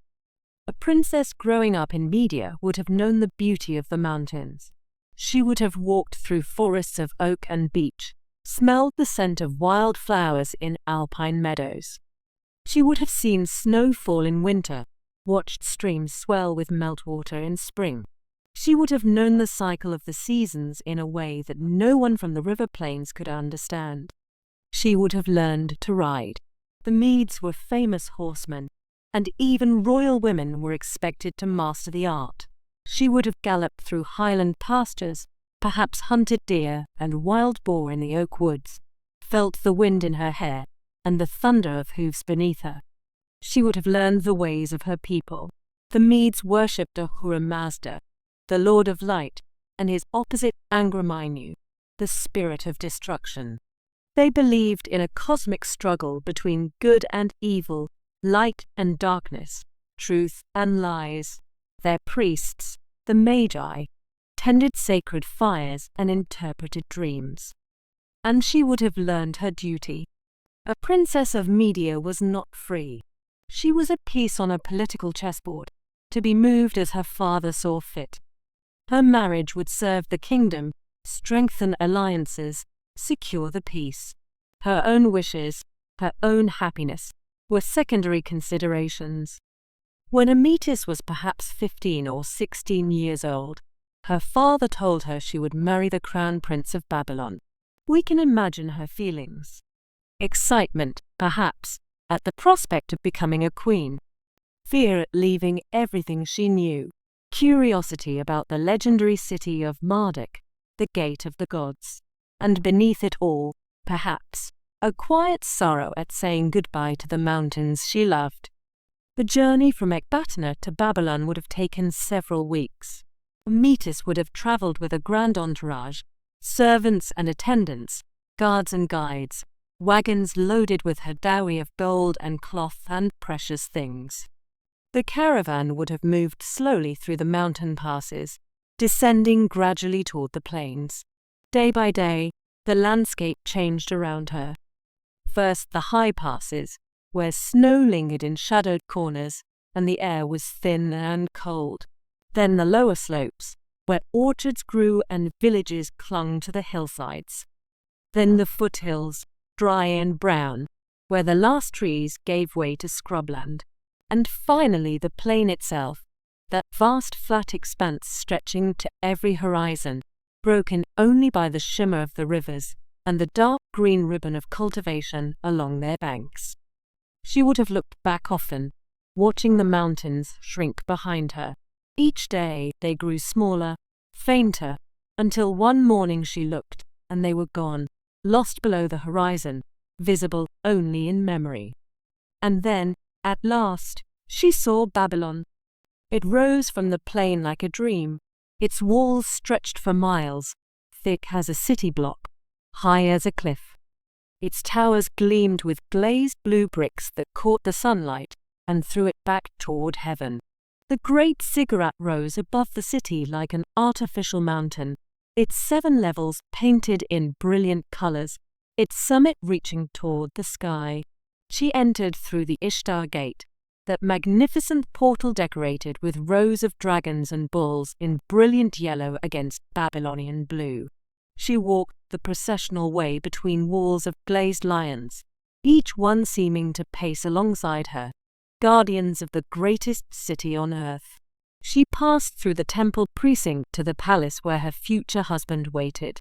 Nebuchadnezzar was perhaps 20 years old, young, ambitious, already a proven warrior. The alliance with Media had been his father's idea, but Nebuchadnezzar understood its importance. Babylon needed peace with its eastern neighbor to pursue its ambitions in the west. This marriage would secure that peace. We do not know if they loved each other. The ancient sources are silent on such matters, but the legend tells us that Nebuchadnezzar cared for his wife, that he saw her unhappiness in the years that followed, that he sought to ease it in the only way a king could, by building something the world had never seen. But first, there was a throne to secure and an empire to build. Before Nebuchadnezzar became history's great builder, he was a conqueror. The destruction of Assyria had not brought peace to the ancient world. It had merely created a power vacuum into which every ambitious kingdom now rushed. Egypt, in particular, saw an opportunity to expand its influence into the lands that Assyria had once controlled. The Egyptians under Pharaoh Necho II marched north through Palestine and Syria, following the ancient coastal route that armies had traveled for millennia. They occupied key cities. They established garrisons. They extended their control over the small kingdoms of the region, Judah, Phoenicia, the Philistine cities, that had long been pawns in the struggles of greater powers. Nabopolassar, growing old and unwell, sent his son to deal with the threat. In the spring of 605, before the Common Era, Nebuchadnezzar led the Babylonian army north. His target was Carchemish, a city on the upper Euphrates that the Egyptians had fortified as the anchor of their Syrian position. The Battle of Carchemish was one of the decisive engagements of ancient history. The details are sparse. We have only brief notices in the Babylonian chronicles and the Hebrew scriptures, but the outcome is clear. Nebuchadnezzar's forces stormed the city, driving the Egyptians from their fortifications. Then they pursued the fleeing army south, destroying it utterly at Hamath. The prophet Jeremiah, writing in Jerusalem, captured the Egyptian disaster. The nations have heard of thy shame, and thy cry hath filled the land. For the mighty man hath stumbled against the mighty, and they are fallen both together. Egypt's dream of a Syrian empire died in a single campaign. For the next 2 centuries, the Nile kingdom would remain on the defensive, fighting to preserve its own borders rather than expand them. It was at this moment of triumph that messengers reached Nebuchadnezzar with news from Babylon. His father Nabopolassar was dead. The young prince faced a difficult decision. His army was deep in Syria, hundreds of miles from home. Other members of his family might try to seize the throne before he could return. Every day he delayed increased the risk of civil war. Nebuchadnezzar abandoned his army and rode for Babylon with only a small escort. The Babylonian chronicles tell us he crossed the desert by the most direct route, a journey of perhaps 500 miles through waterless wastes. He reached Babylon in less than 3 weeks, an extraordinary feat that speaks to both the urgency of his situation and his personal toughness. He need not have worried. The Babylonians welcomed him as their rightful king. He was crowned in the temple of Marduk, the patron god of the city, and took his place on the throne that his father had won. Nebuchadnezzar II had become king of Babylon. He was perhaps 30 years old, and he would reign for 43 years, the longest reign in Babylonian history, and one of the longest in all antiquity. The early years of that reign were consumed by warfare. The victory at Carchemish had established Babylonian dominance over Syria and Palestine, but holding that dominance required constant vigilance. The Egyptians, though defeated, remained a threat. The small kingdoms of the region, Judah, Phoenicia, the Philistine cities, shifted their allegiances with every change in the political winds. Nebuchadnezzar campaigned almost annually, leading his armies west to subdue rebellions and collect tribute. He was not a cruel ruler by the standards of his time. The Assyrian practices of mass deportation and public torture were not his way. He preferred vassalage to destruction, tribute to slaughter. But when cities rebelled, his punishments could be severe. The siege of Tyre was perhaps the most famous of these campaigns. Tyre was a Phoenician city, one of the great maritime powers of the ancient world. It sat on an island off the Lebanese coast, connected to the mainland by a narrow causeway. Its ships traded across the Mediterranean, bringing back the wealth of distant lands. Its walls were high and strong, surrounded on all sides by water. When Tyre rebelled against Babylonian rule, Nebuchadnezzar brought his army to the shore and began a siege that would last 13 years. 13 years. For 13 years, Nebuchadnezzar's army camped on the mainland, trying to starve the island city into submission. For 13 years, Tyrian ships slipped through the blockade, bringing food and supplies from across the sea. For 13 years, the siege ground on, neither side able to force a decisive victory. In the end, Tyre submitted, but on its own terms. The city acknowledged Babylonian overlordship, accepted a Babylonian garrison, agreed to pay tribute. But it was not sacked. Its walls were not torn down. Its people were not deported. Nebuchadnezzar had won, but only barely. The prophet Ezekiel, who had predicted Tyre's total destruction, was forced to revise his prophecy. The king of Babylon caused his army to serve a great service against Tyrus, he admitted. Every head was made bald, and every shoulder was peeled. Yet had he no wages. But the most famous of Nebuchadnezzar's campaigns was not against Tyre. It was against Jerusalem. The kingdom of Judah had been an Assyrian vassal for over a century. When Assyria fell, Judah briefly tasted independence. King Josiah, a reformer remembered for his religious revival and his attempt to purge foreign worship from the land, dreamed of restoring the glories of David and Solomon. He expanded his territory, extended his influence, imagined a future in which Judah would be a power in its own right. Those dreams died with Josiah at the Battle of Megiddo, where he was killed trying to block the Egyptian advance into Syria. After him, Judah became a pawn in the struggle between Egypt and Babylon, ruled by puppet kings who owed their thrones to foreign masters. King Jehoiakim was placed on the throne by Pharaoh Necho. After the Egyptian defeat at Carchemish, he switched allegiance to Babylon. But when Nebuchadnezzar's attempt to invade Egypt was repulsed in 601, Jehoiakim saw an opportunity. He rebelled against Babylon, hoping that Egyptian support would allow him to maintain his independence. It was a catastrophic mistake. In 598, Nebuchadnezzar marched on Jerusalem. Jehoiakim died during the campaign, whether by assassination, suicide, or natural causes. The sources disagree. His young son Jehoiakim became king, but his reign lasted only 3 months. The city surrendered, its gates opening to the Babylonian army. Nebuchadnezzar's punishment was severe but calculated. He carried off the king and 10,000 of Jerusalem's leading citizens, nobles and craftsmen, soldiers and priests, to Babylon. He stripped the Temple of Solomon of its treasures. But he did not destroy the city. He did not tear down its walls or burn its buildings. Instead, he placed a puppet king on the throne, Zedekiah, an uncle of the deported Jehoiakim, and expected obedience. For 10 years, Zedekiah obeyed. But the pressure was constant. Egyptian agents whispered promises of support. Prophets in Jerusalem urged rebellion against the pagan overlord.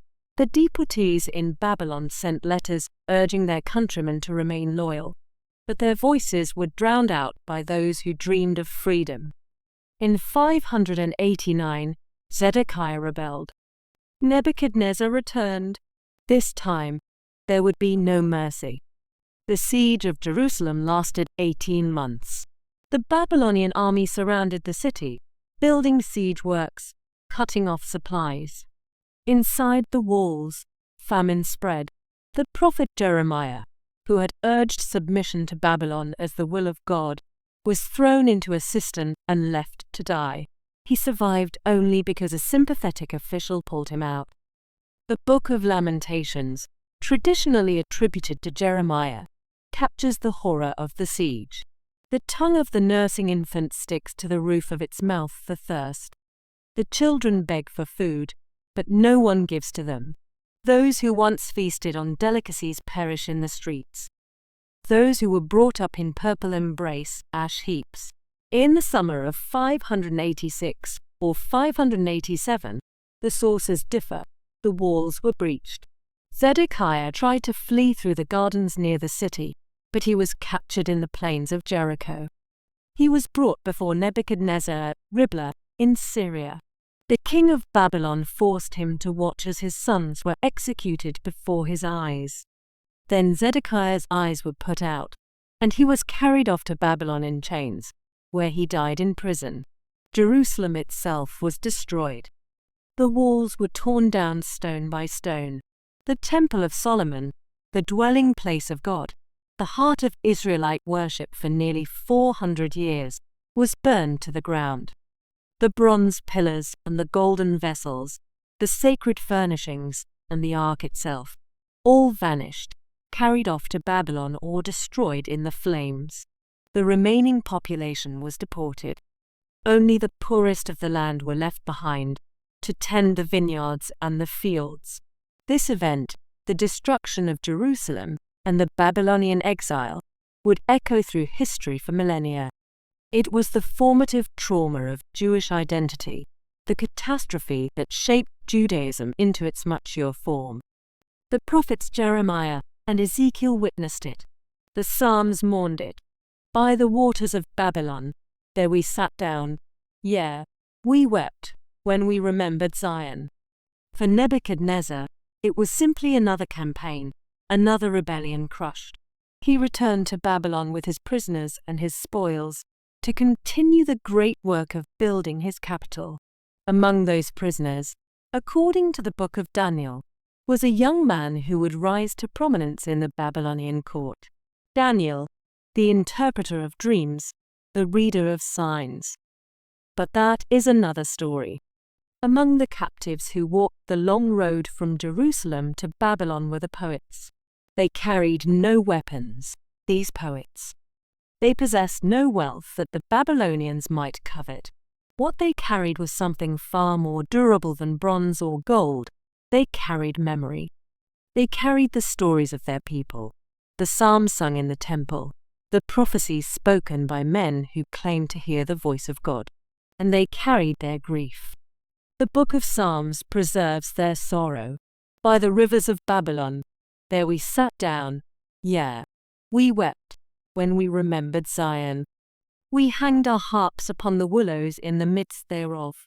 For there they that carried us away captive required of us a song, and they that wasted us required of us mirth, saying, Sing us one of the songs of Zion. How shall we sing the Lord's song in a strange land? The exiles settled along the canals of Babylon, those artificial waterways that crisscross the plain, carrying the waters of the Euphrates to distant fields. The Babylonians called them Naharotu. The exiles heard an echo of their own word for rivers, Nero. By these waters they made their homes, built their houses, planted their gardens. They learned the Babylonian language, that ancient tongue written in wedge-shaped marks on tablets of clay. They adopted Babylonian customs, the calendar with its months named for Babylonian festivals, the system of weights and measures, the ways of commerce and law. Their children grew up bilingual, speaking Aramaic at home and Babylonian in the streets, and yet they did not forget Jerusalem. The priests among them continued to teach the ancient traditions. The scribes preserved the sacred texts, copying them carefully, generation after generation. The prophets, Ezekiel by the canal called Shabbat, Daniel in the palace of the king, continued to speak words they claimed came from God. If I forget thee, O Jerusalem, the psalm continues, let my right hand forget her cunning. If I do not remember thee, let my tongue cleave to the roof of my mouth. If I prefer not Jerusalem above my chief joy. The exile lasted 70 years, as the prophet Jeremiah had foretold. During those 7 decades, a generation was born who had never seen Jerusalem, who knew the Temple of Solomon only from the stories of their parents and grandparents. For them, Babylon was not exile but home, the only home they had ever known. Some of them prospered. The Babylonians were not cruel masters, by the standards of the ancient world. They allowed the exiles considerable freedom to worship their God, to maintain their customs, to engage in trade and acquire property. The book of Ezra tells us that when Cyrus the Persian finally allowed the Jews to return to Jerusalem, many chose to stay in Babylon. They had built lives there, established businesses, raised families. The land of exile had become their land. Did any of these exiles see the Hanging Gardens? We cannot know. The Hebrew scriptures, focused on matters of worship and prophecy, say nothing of Babylonian gardens. But we can imagine a Jewish scribe walking the streets of Babylon on some errand, glancing toward the palace complex and seeing that impossible mountain of green. We can imagine him stopping, staring, wondering at the power of a king who could make water flow uphill. Perhaps he thought of the Garden of Eden, that paradise from which humanity was expelled. Perhaps he saw in the Hanging Gardens an echo of that first garden, a human attempt to recreate what God alone could create. Or perhaps he simply marveled, as anyone would marvel, at the beauty and ingenuity of the thing. The Jews eventually returned to Jerusalem. They rebuilt their temple. They restored their worship. But something of Babylon stayed with them forever. Words and customs, calendar and script, absorbed during those 70 years by the rivers of Babylon. And something of their sorrow stayed with Babylon. The psalm they sang by the canals would outlast the empire that had carried them into exile. Long after the gardens had crumbled and the walls had fallen, long after Babylon itself became a memory, that psalm would be sung in synagogues and churches, in concert halls and bedrooms, by the rivers of 1,000 different lands, by the rivers of Babylon. There we sat down. We wept. To understand the Hanging Gardens, we must first understand the city that contained them. Babylon was not merely a city. It was an idea of what civilization could be, what human beings could achieve when they worked together in great numbers over long periods of time. The city sat astride the Euphrates, which flowed through its center, dividing it into western and eastern halves connected by a great stone bridge. This location was not accidental. The river provided water for drinking and irrigation, a highway for trade, a moat for defense. It was the lifeline of the city, the reason Babylon existed at all. Along the river, quays and wharves stretched for miles.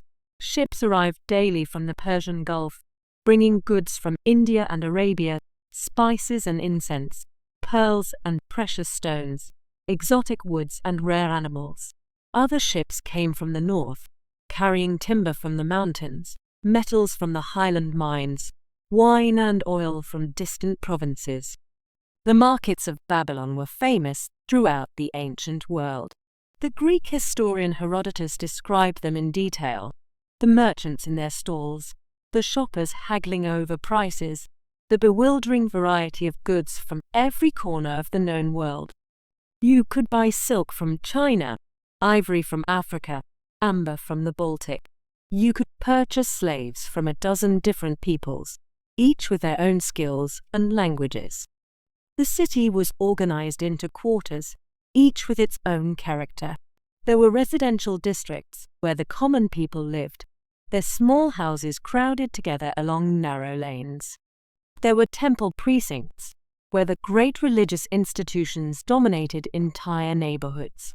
There were industrial areas where craftsmen worked, potters and weavers, smiths and carpenters, all the trades that kept a great city functioning.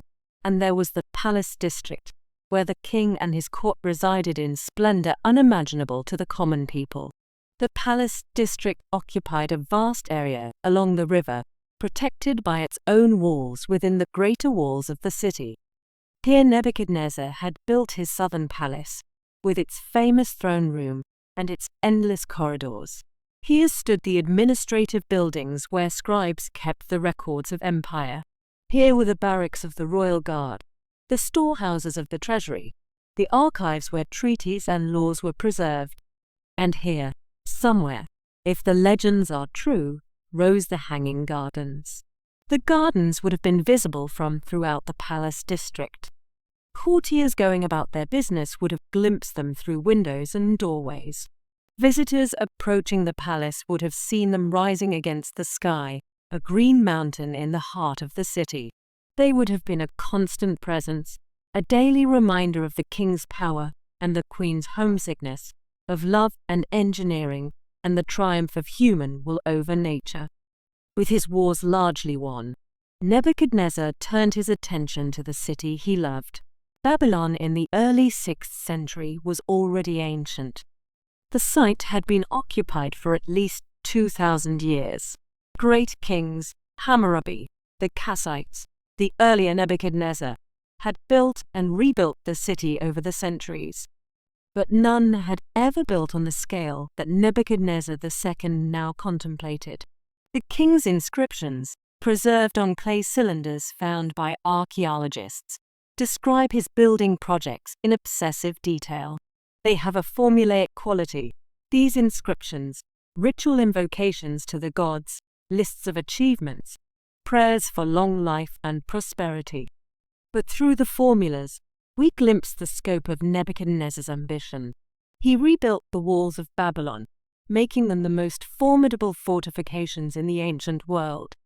The inner wall was 21 feet thick, reinforced with towers at regular intervals. The outer wall was 11 feet thick, separated from the inner wall by a space of 23 feet that could be filled with rubble in case of siege. Beyond the outer wall, a moat connected to the Euphrates added yet another layer of defense. The walls stretched for miles, enclosing an area of unprecedented size. The Greek historian Herodotus claimed they were 56 miles in circumference, though modern scholars believe this was an exaggeration.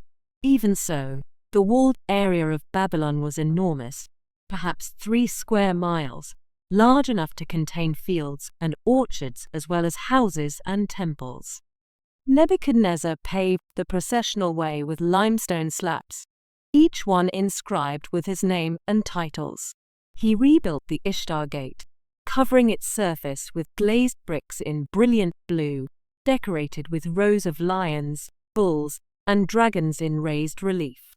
The animals seemed to march alongside visitors as they entered the city, an eternal procession of beasts in yellow and white against the blue. He raised the Great Ziggurat, the Artemision, the house of the foundation of heaven and earth. This step pyramid rose in 7 levels, each painted a different color, each dedicated to a different deity. At its summit stood a temple of blue glazed brick, where the god Marduk was set to descend during the New Year festival to bless the city. The Artemision was probably the inspiration for the biblical story of the Tower of Babel. The Hebrew name Babel is simply a form of Babylon, and the description of a tower reaching toward heaven matches what we know of the Great Ziggurat. The biblical story presents the tower as an act of human pride, punished by God with the confusion of languages. The Babylonians saw it differently, as an act of devotion, a stairway on which the gods could descend to walk among their people. But the greatest of Nebuchadnezzar's buildings was his palace, or rather, his palaces, for he built several. The southern palace covered a vast area in the heart of the city. Its walls were thick enough to resist any siege engine known to the ancient world. Its gates were plated with bronze. Its throne room was decorated with glazed bricks in the same brilliant blue that covered the Ishtar Gate, patterned with images of lions and columns. The throne room itself was enormous, 170 feet long, over 50 feet wide, its ceiling supported by massive wooden beams from the cedars of Lebanon. Here Nebuchadnezzar would have received ambassadors from every corner of the known world, seated on his throne of gold and ivory, surrounded by courtiers and guards. Within the palace walls lay hundreds of rooms, audience halls and archives, storerooms and barracks, gardens and courtyards. There were quarters for the royal family, for the administrators who ran the empire, for the servants and slaves who maintained the household. There were kitchens and workshops, stables and armories. The palace was a world unto itself, capable of functioning indefinitely even if the city around it fell. Beyond the southern palace, Nebuchadnezzar built other residences. The summer palace, far to the north at a place called Babel, offered escape from the worst of the summer heat. A fortified structure known as the Northern Palace guarded the approach to the city from that direction, and somewhere, according to the legends, he built the Hanging Gardens. Babylon sat at the crossroads of the world. From the east, caravans arrived along the ancient road from Persia. They crossed the high passes of the Zagros Mountains, descended to the plains of Mesopotamia, and followed the rivers south to the great city. They brought goods from even farther east, the silks of China, the spices of India, the lapis lazuli of Afghanistan, treasures carried thousands of miles by traders who never saw their final destination. From the west, merchants came from the Mediterranean world. Phoenician traders brought the purple dye that made Tyre famous, the glass that Sidon produced, the cedar wood of Lebanon that Nebuchadnezzar prized for his buildings. Greek traders brought olive oil and wine, pottery and metalwork, the products of a civilization that was just beginning to rise. From the south, ships sailed up the Persian Gulf, bringing the wealth of Arabia, frankincense and myrrh, gold and precious stones, exotic animals and aromatic woods. The sailors navigated by the stars, following routes their ancestors had traveled for generations. From the north came copper and tin, iron and silver, the metals that made civilization possible. Mountain peoples brought these raw materials down from the highlands, trading them for the grain and textiles that only the lowland cities could produce. All these goods flowed through Babylon. The city's markets were the greatest in the world, vast bazaars where you could buy anything imaginable. Merchants from a dozen different lands haggled in a dozen different languages, each seeking advantage, each hoping to return home richer than they came. The Hanging Gardens, if they existed, would have been planted with specimens from all these far-flung places. Cedar from Lebanon and roses from Persia, pomegranates from the Mediterranean and date palms from the southern oases. The garden was a kind of map of the known world, each plant representing a different land, a different climate, a different corner of Nebuchadnezzar's vast empire. In a sense, walking through the garden was like walking through the world itself, experiencing in one place the botanical treasures of many places, brought together through the power and reach of Babylonian civilization. We do not know when Nebuchadnezzar built the Hanging Gardens. We do not know where they stood, or how large they were, or what they looked like. We do not know if they were built for a metis or for some other purpose. We do not even know, with certainty, that they existed at all. What we have are the accounts of Greek and Roman writers, most of whom lived centuries after Nebuchadnezzar's death. They describe the gardens in vivid detail, but they often contradict each other. Some say the gardens were square. Others say they were oblong. Some say they were 400 feet on each side. Others give different measurements. Some say they rose to a height of 75 feet. Others are vague about dimensions. Let us gather these accounts together and see what picture emerges. The earliest surviving account comes from Berosus, a Babylonian priest who wrote a history of his homeland in Greek around 290 before the Common Era. Berosus had access to the temple archives of Babylon, and his account carries the weight of native tradition. In this palace, he wrote, Nebuchadnezzar erected lofty stone terraces, in which he closely reproduced mountain scenery, planting them with all kinds of trees and constructing the so-called Hanging Garden, because his wife, who had been raised in the region of Media, longed for her native surroundings. This is the foundation of the legend, a love story, told by a Babylonian priest 3 centuries after the fact.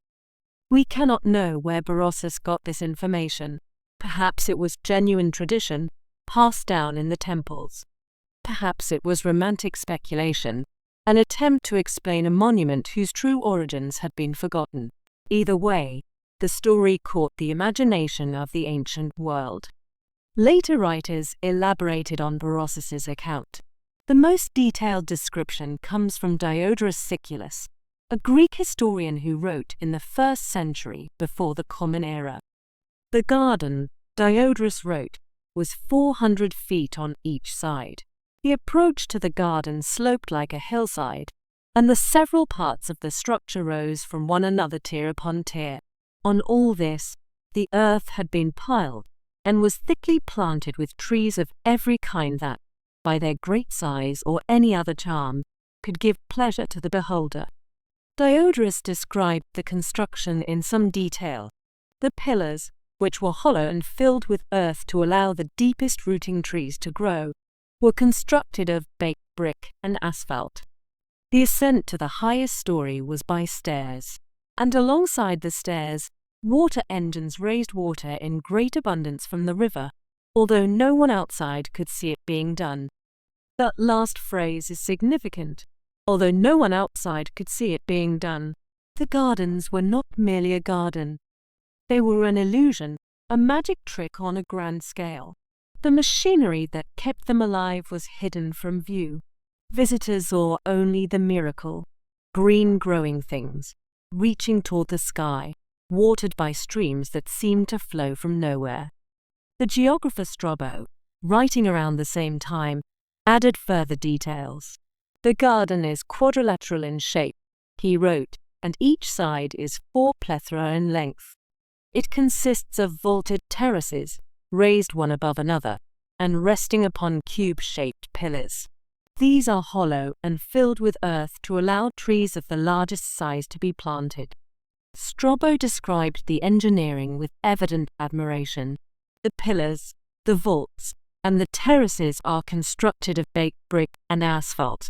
The ascent to the highest story is by stairs, and at their side are water engines, by means of which persons appointed expressly for the purpose are continually employed in raising water from the Euphrates into the garden.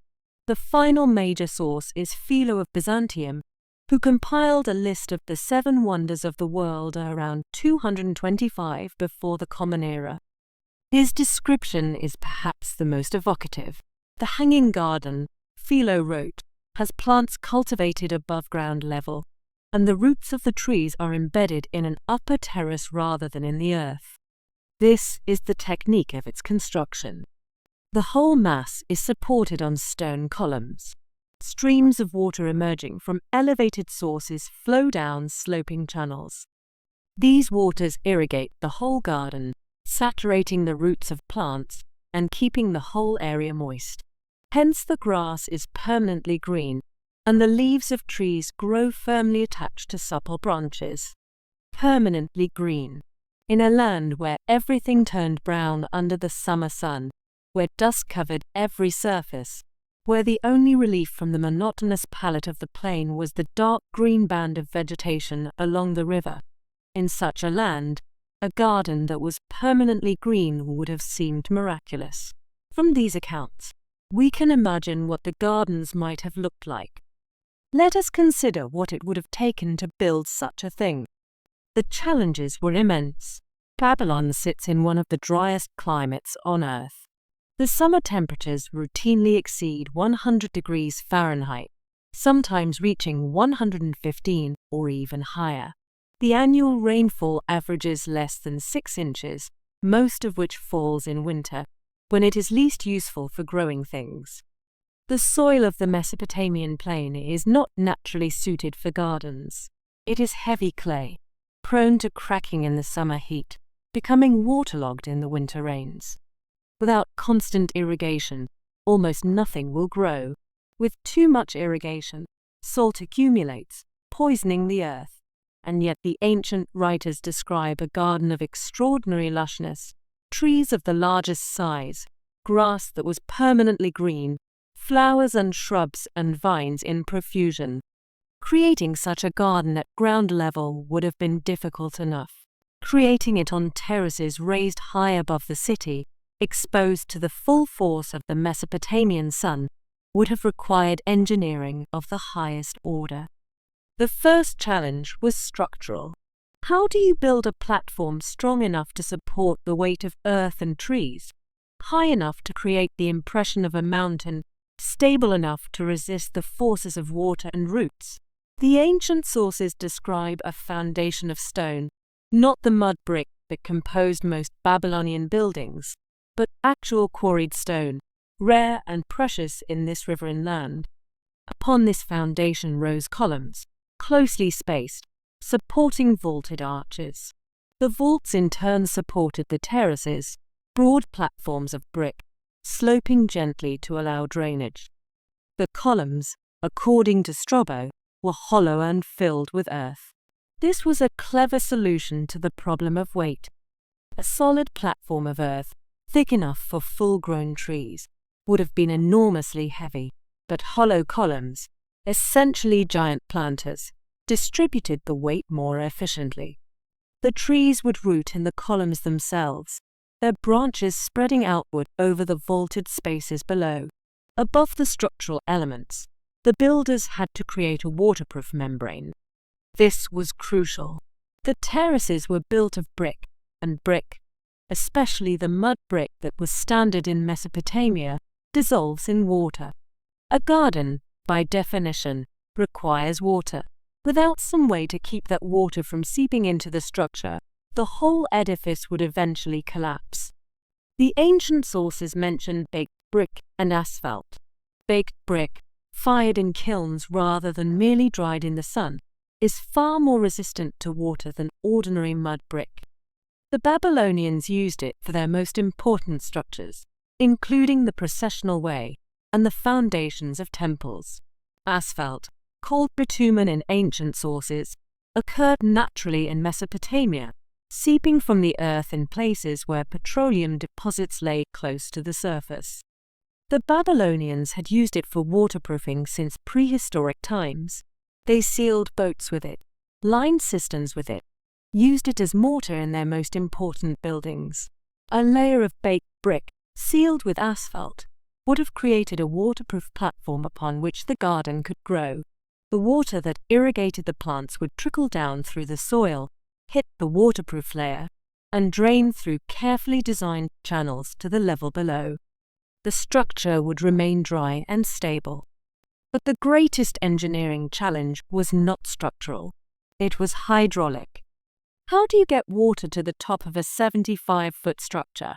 Water, left to itself, flows downhill. It seeks the lowest point, the easiest path. It does not climb mountains or scale walls. To make water flow upward requires work, energy applied against the natural tendency of things.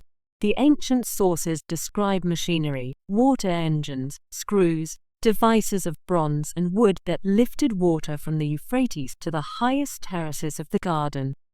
The exact nature of this machinery is unclear. The sources speak in general terms, mentioning screws and wheels and chains without providing detailed descriptions. One possibility is the Archimedes screw, a helical blade inside a cylinder that, when turned, draws water upward. The device is simple and elegant, capable of lifting water to considerable heights with relatively little effort. Archimedes, the famous Greek mathematician and inventor, is traditionally credited with inventing it in the 3rd century before the Common Era. But if the Babylonians used such devices in the Hanging Gardens, they anticipated Archimedes by 300 years. This is not as unlikely as it might seem. The peoples of Mesopotamia had been managing water for millennia. Their canal systems were among the most sophisticated in the ancient world. They understood hydraulics in ways that would not be matched in Europe until the Renaissance. And we have evidence that screw-like devices were known in Mesopotamia long before Archimedes. The Assyrian king Sennacherib, who reigned around 700 before the Common Era, a century before Nebuchadnezzar, left inscriptions describing what he called bronze screws used to raise water for his palace gardens at Nineveh. Another possibility is the chain pump, an endless loop of buckets or scoops attached to a chain or rope, driven by a wheel. As the wheel turns, the buckets descend into the water source, fill, and rise again, emptying their contents into a channel at the top. The process is continuous, requiring only steady motion to maintain a constant flow. Chain pumps are simpler than screws, but require more labor to operate.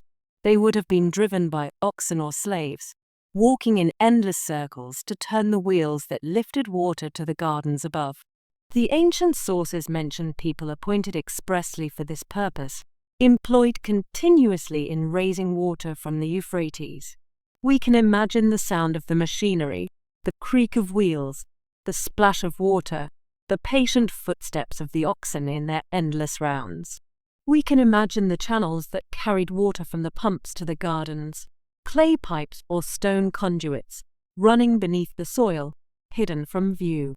We can imagine the fountains and streams that distributed water across each terrace, trickling through beds of flowers, pooling at the feet of trees, creating the constant music of flowing water that visitors described. The engineering was remarkable. But engineering alone does not make a wonder. The wonder of the hanging gardens was not just their structure. It was what grew upon them. The ancient writers describe gardens of extraordinary diversity, trees of every kind, plants from distant lands, flowers and shrubs and vines in profusion. Nebuchadnezzar, they say, gathered specimens from every corner of his empire to create a garden that would remind Amytis of her mountain homeland. We cannot know exactly what grew in the hanging gardens. No complete list survives, if any was ever made, but we can imagine, based on what we know of Babylonian horticulture and the plants that would have been available in the 6th century before the Common Era. First, there would have been the trees. Cedars from Lebanon, those massive conifers with their dark needled branches and their scent of mountains. The cedar had been prized in Mesopotamia since prehistoric times. The cedar forests of Lebanon were perhaps the most valuable resource in the ancient Near East, their timber essential for the temples and palaces of every great kingdom.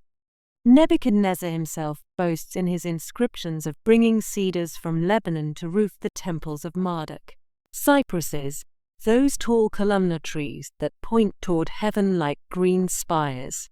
The cypress was sacred in many ancient cultures, associated with death and eternity, with the passage from this world to the next. In a garden, they would have provided vertical accents, breaking up the horizontal lines of the terraces with their aspiring forms. Pines and firs from the mountain regions, trees that Amytis would have known from her childhood in Media. These conifers, with their evergreen needles and their resinous scent, would have flourished in the well-watered environment of the garden, reminding the queen of the forests of her homeland. Among the conifers, deciduous trees would have spread their branches. Oaks and beeches, the trees of the highland forests. Willows and poplars, which grow naturally along the rivers of Mesopotamia. Plane trees, with their spreading canopies and their mottled bark. Date palms, the quintessential tree of the region, laden with their sweet fruit. And fruit trees. The gardens would have been filled with fruit trees. Pomegranates, with their hard red shells and their ruby seeds. The pomegranate was sacred across the ancient Near East, a symbol of fertility and abundance. Its flowers are bright orange-red, beautiful in themselves before the fruit even forms. Figs, those ancient trees that mankind had cultivated since the beginning of agriculture. The fig tree produces fruit twice a year, an early crop in spring, a main crop in late summer, and its broad leaves provide welcome shade in the hot Mesopotamian sun. Almonds and pistachios, those nuts that grow wild in the mountains of Media and Persia.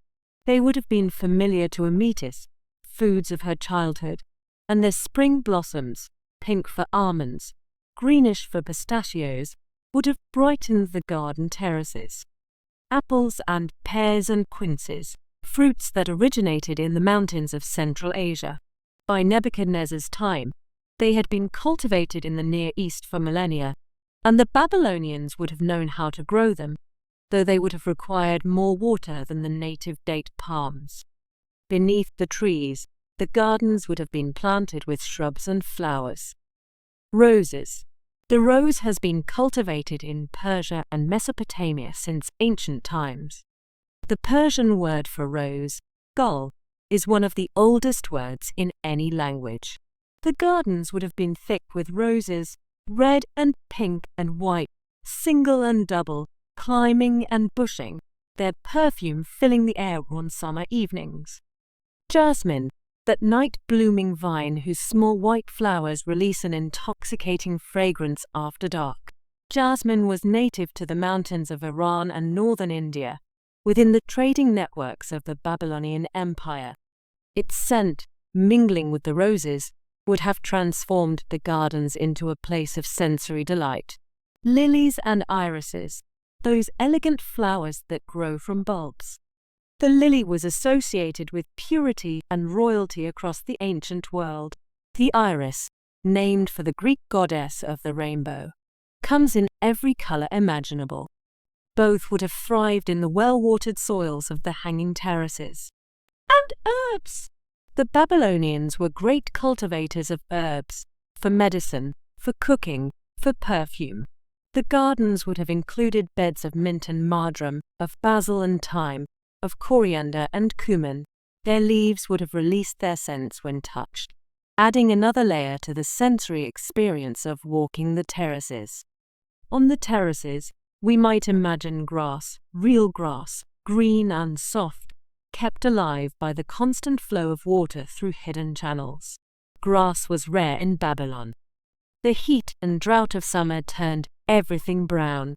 To walk barefoot on green grass, in the middle of a Mesopotamian summer, would have been an almost miraculous experience.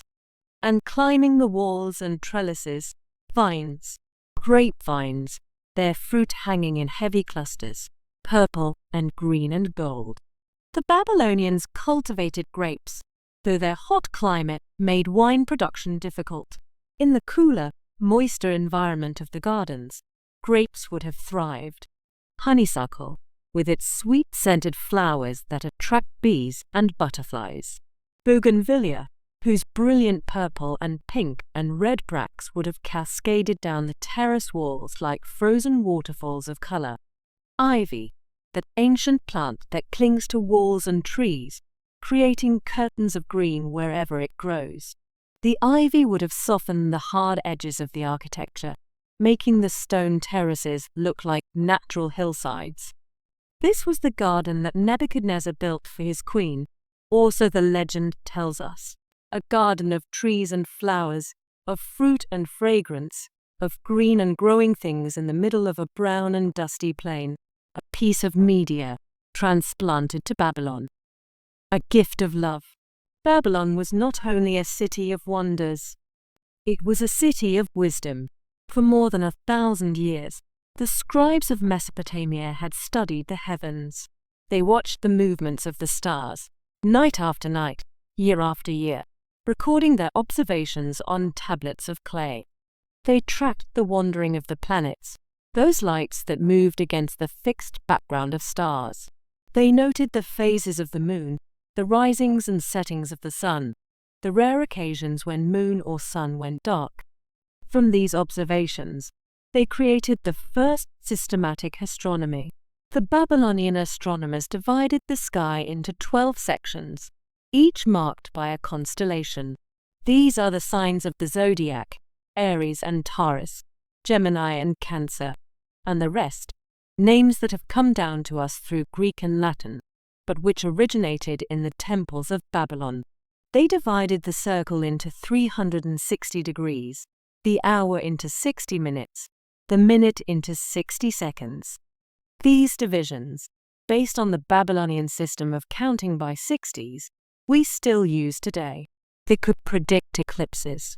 They knew the cycles of the moon so precisely that they could calculate, years in advance, when the silver disk would vanish from the sky. They tracked the movements of Venus with such accuracy that their observations are still useful to modern astronomers. This was not mere curiosity. The Babylonians believed that the heavens spoke. The gods communicated through signs in the sky, through the positions of planets, the colors of the moon, the appearance of comets and meteors. The king's astrologers watched the heavens constantly, interpreting what they saw, advising the king on matters of war and peace. harvest and famine. In the palace of Nebuchadnezzar, these wise men held positions of honor. The book of Daniel describes them: the magicians and astrologers, the sorcerers and Chaldeans who served in the king's court. When Nebuchadnezzar had a dream he could not understand, it was to these wise men that he turned. They practiced other arts as well.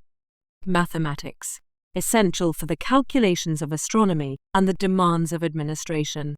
Medicine, with its elaborate systems of diagnosis and treatment. Divination, reading the future in the livers of sacrificed animals or the patterns of oil on water. Magic, both to invoke blessings and to ward off evil. And they preserved knowledge.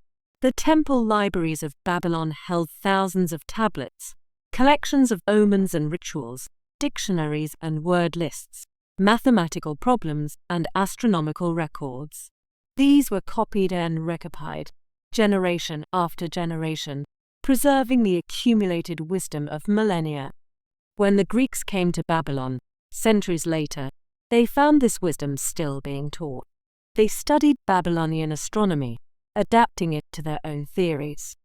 They learned Babylonian mathematics, incorporating it into their own traditions.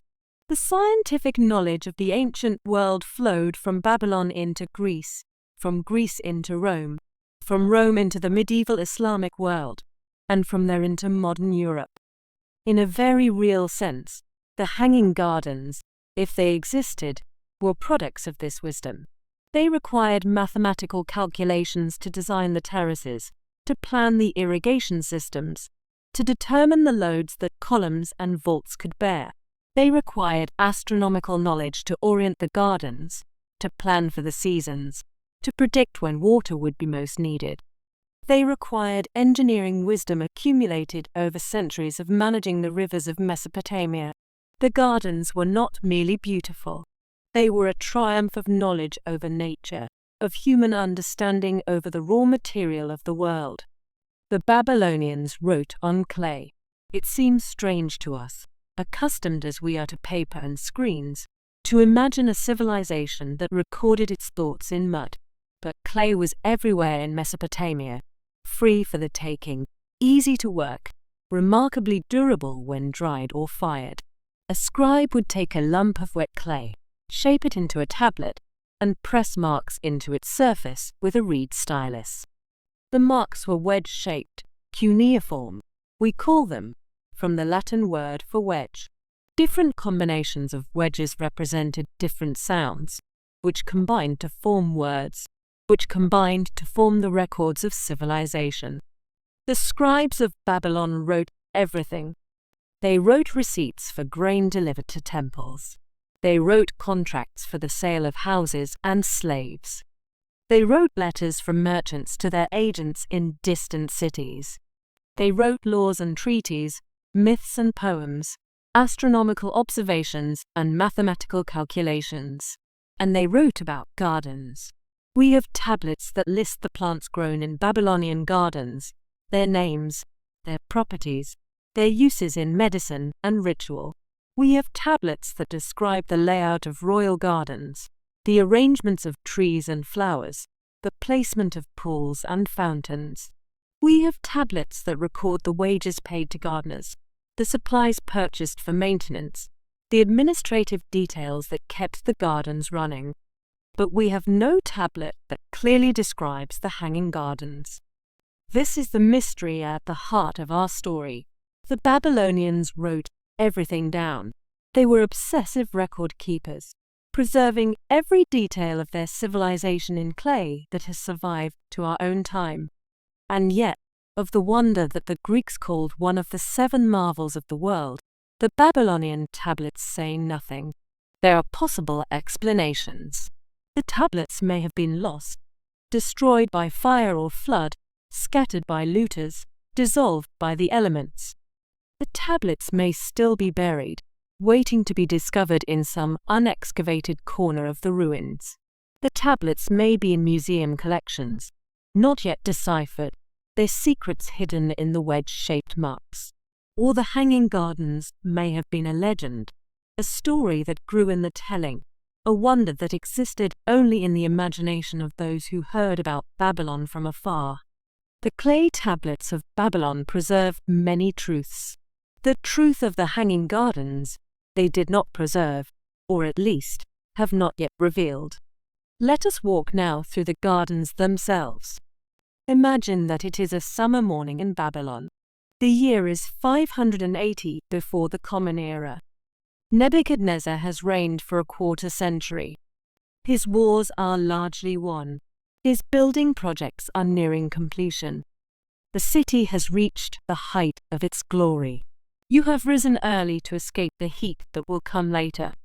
The sun is just climbing above the eastern walls, its light golden and slanting.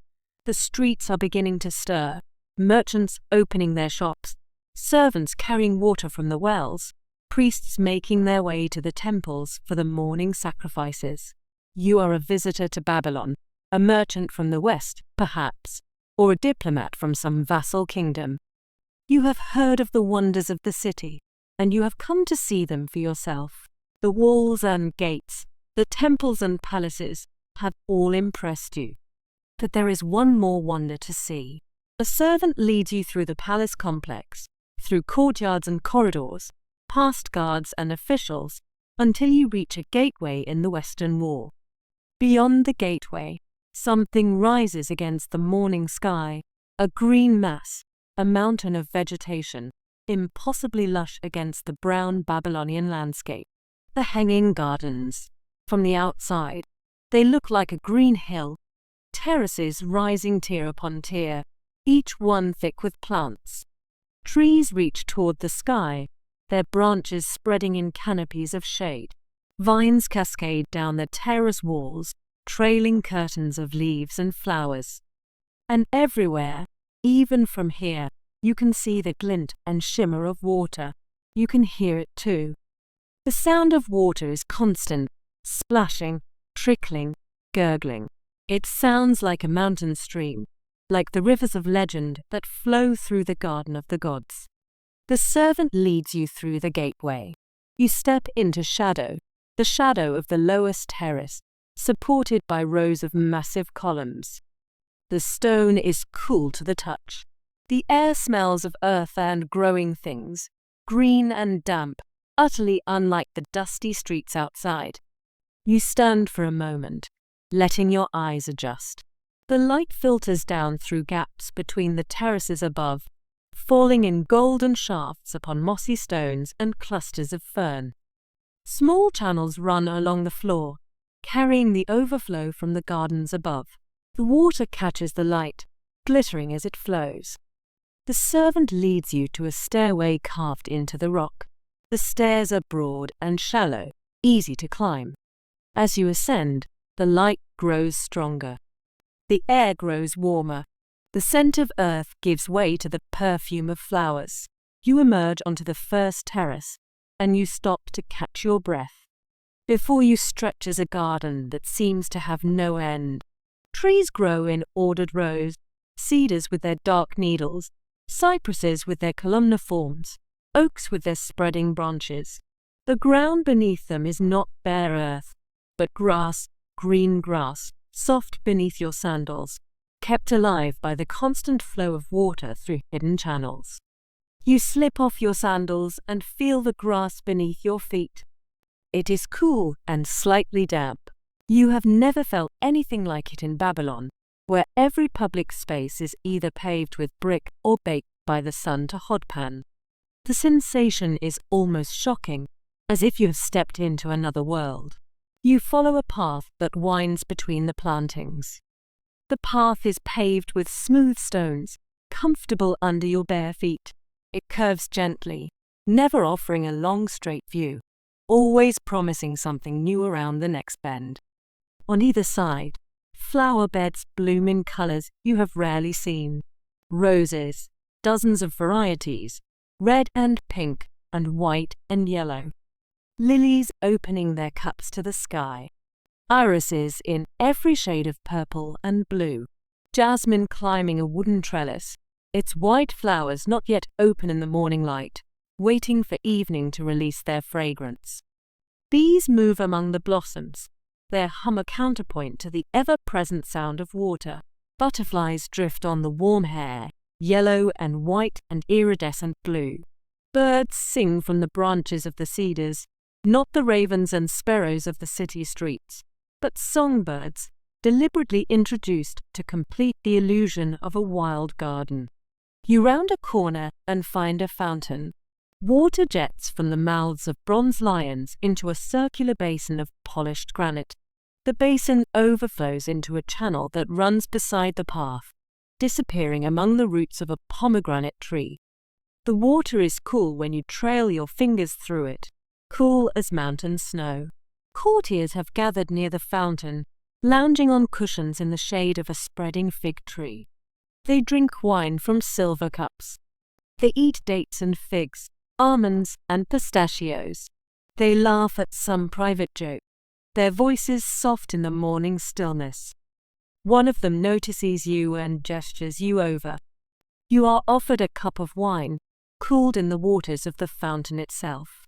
You drink. It is sweet and light, flavored with something you cannot identify, some herb or flower from the garden. You ask about the gardens. The courtier smiles. "This is nothing," he says. "Wait until you see the upper terraces."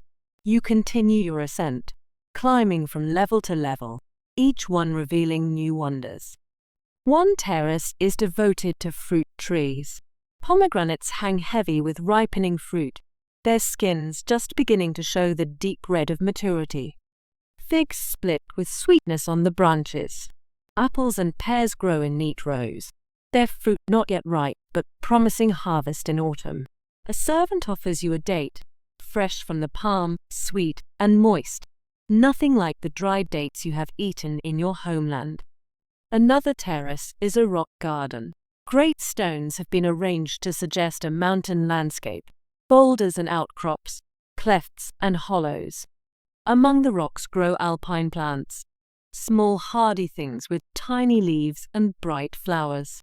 A stream trickles among the stones, pooling in basins where goldfish swim in lazy circles. Another terrace is a water garden. Pools and channels crisscross the space, connected by small bridges and stepping stones. Lotus flowers bloom on the water's surface, pink and white, their petals opening to the sun. Water lilies spread their pads like green platters.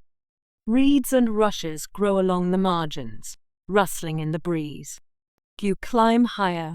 The city spreads out below you, a maze of streets and rooftops, temples and markets, the brown Euphrates winding through it, all like a serpent of mud. You can see the great ziggurat from here, rising in colored steps toward heaven. You can see the walls stretching away to the horizon, guarding the greatest city on earth. And you are above it all. You stand in a garden that floats in the sky, surrounded by green-growing things, cooled by the constant presence of water. The heat of the day is building now, but here on the terraces, the shade of the trees and the moisture of the fountains keep the air pleasant. You reach the highest terrace. It is smaller than the ones below, more intimate. A pavilion stands at its center, a small building of white stone, open on all sides to catch the breeze. Couches draped with silk invite visitors to rest. Wine and fruit stand ready on a low table. You recline on a couch. The silk is smooth against your skin. Through the columns, you can see the entire garden spread out below you, terrace upon terrace, a cascade of green tumbling down to the city streets. Beyond the garden, the city. Beyond the city, the walls. Beyond the walls, the brown plain stretching to every horizon. A servant fans you with a palm frond. Another offers a cup of sherbet, crushed ice and fruit juice, brought from the mountains far to the north. You drink. The cold is startling, almost painful, utterly delicious. You think of the queen from Media, the mountain princess who came to this flat, brown land as a bride. You think of the king who built this wonder for her, this impossible gift of love. and you understand, perhaps for the first time, why it is called a wonder of the world. Who maintained the hanging gardens? The ancient sources mention them only briefly, people appointed expressly for the purpose, continually employed in raising water from the Euphrates. But behind this brief mention lies a world of labor that made the gardens possible. First, there were the water carriers. These were the workers who operated the machinery that lifted water from the river to the highest terraces. Day and night, in shifts, they turned the wheels that drove the chain pumps, walked the endless circles that lifted bucket after bucket of cool water from the Euphrates. It was exhausting work. The Mesopotamian summer is brutal, temperatures often exceeding 100 degrees, the air thick with dust, the sun beating down without mercy. The workers would have labored in the coolest hours, before dawn and after dusk, avoiding the worst of the midday heat. But even so, the work would have been hard, monotonous, never-ending. They may have been slaves. Slavery was common in the ancient world, and the tedious labor of the waterworks would have been readily assigned to those who had no choice. Prisoners of war, debtors who had sold themselves to pay their debts, children born to enslaved parents, all might have found themselves walking the endless rounds of the water wheels. Or they may have been free workers, hired for wages, proud of their essential role in maintaining one of the wonders of the world. We cannot know. The sources tell us nothing of their names, their lives, their feelings about the work they did, but we can imagine them. Imagine a young man, perhaps 18 years old, assigned to the night shift at the water wheels. He arrives as the sun is setting, the sky turning orange and purple over the river. The day shift workers are just finishing, their bodies glistening with sweat, their faces weary. He takes his place at the wheel. An ox stands beside him, harnessed to a beam that turns the mechanism. Together, man and beast begin to walk, round and round, hour after hour, while the buckets rise and fall, carrying water to the gardens above. He cannot see the gardens from here. He is below them, in the shadow of the terraces, surrounded by the creak of wood and splash of water. But he knows they are there. He knows that somewhere above him, trees are drinking the water he lifts, flowers are blooming, the queen is walking through moonlit paths. Perhaps he takes pride in this. Perhaps he tells himself that he is part of something magnificent, that his labor feeds a wonder of the world. Or perhaps he simply endures, counting the hours until his shift ends and he can sleep. Above the water carriers worked the gardeners. These would have been skilled workers, men and women who understood plants, who knew which species needed full sun and which preferred shade, who could diagnose diseases and treat infestations, who understood the subtle art of pruning and training. Some might have been specialists in particular plants. A rose gardener, perhaps, responsible for the dozens of varieties that bloomed on the middle terraces. A tree surgeon, who climbed into the branches of the cedars to remove dead wood and shape the canopy. An herbalist, who tended the beds of medicinal plants and harvested their leaves and roots for the palace physicians. They would have worked in the early morning, before the heat became unbearable. They would have carried their tools with them, bronze pruning shears, copper hoes, woven baskets for carrying cuttings and weeds.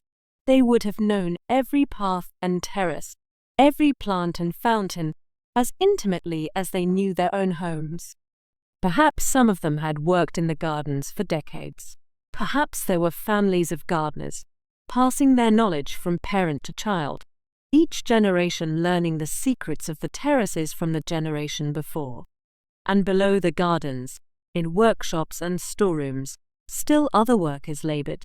The craftsmen who maintained the waterworks, replacing worn buckets, repairing broken chains, keeping the bronze screws turning smoothly. The masons who repaired the terrace walls when they cracked. The plasterers who maintained the waterproof coatings. The makers of pipes and conduits, whose work kept the hidden channels flowing. The hanging gardens were not merely a building. They were a living thing, requiring constant care, constant attention, constant labor.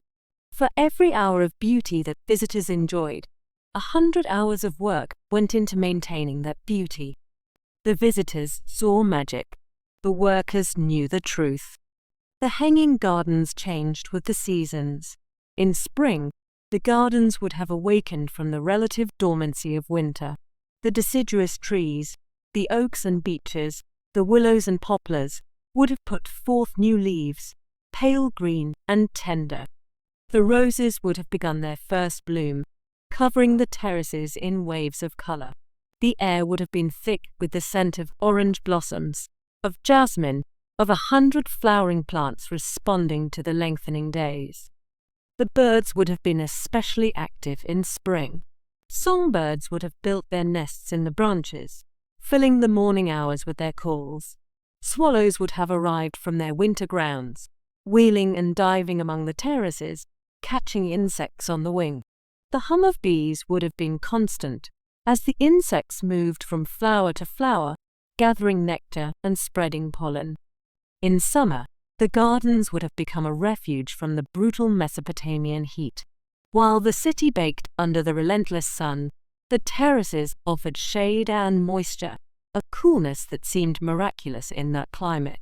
The fountains would have been especially welcome, their spray catching the light, their sound suggesting mountain streams and distant waterfalls. The summer was the season of fruit. Figs would have ripened on the branches, their sweet flesh splitting with readiness. Pomegranates would have hung heavy, their hard shells hiding the ruby seeds within. Dates would have clustered on the palms, turning from green to amber to deep brown. The gardeners would have harvested carefully, filling baskets with the produce of the terraces, carrying it to the palace kitchens where it would become part of the royal feasts. Autumn in Babylon was subtle, the relentless heat finally breaking, the air becoming merely warm instead of punishing. In the gardens, the deciduous trees would have begun their change, their leaves turning gold and russet and bronze. The flower beds would have shifted to autumn bloomers, chrysanthemums and asters, late blooming roses, herbs gone to seed. The olives would have been ready for harvest, if olives grew in the gardens, and perhaps they did. The grapes would have hung full and ripe on their vines, ready for the winepress. The last of the summer's bounty would have been gathered and stored, preserved for the months to come. And winter, Babylonian winter, mild by northern standards but still the coolest season, would have brought its own beauty. The evergreen trees, the cedars and cypresses, the pines and firs would have stood out against the bare branches of their deciduous neighbors. The sky would have been grey more often than blue, and occasional rains would have fallen, supplementing the endless work of the water carriers. The gardens would have been quieter in winter. Fewer visitors would have climbed the terraces. The birds would have been fewer, the insects absent. The flowers would have retreated to the hardiest species, winter jasmine, perhaps, and the earliest bulbs beginning to push through the soil.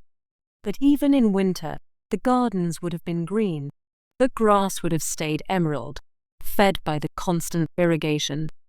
The evergreens would have kept their needles. The fountains would have continued their play, though perhaps less vigorously than in summer. The gardens defied the seasons as they defied everything else. They were always green, always growing, always alive. That was the miracle, that in a land of scorching summers and dusty winters, a place existed where spring was eternal. What was it like, we might wonder, to be a Metis in this garden? We know nothing certain about her life. No Babylonian record mentions her by name. She exists only in the Greek legends, a figure of romance more than history. But we can imagine. She would have been in her 30s or 40s when the garden reached its full glory, a mature woman, long past the homesick girl who had first entered Babylon as a bride. She had borne children, managed a household, navigated the complex politics of a royal court. She had watched her husband leave for war, year after year, and welcomed him home with victories and spoils. She had seen empires fall and cities burn.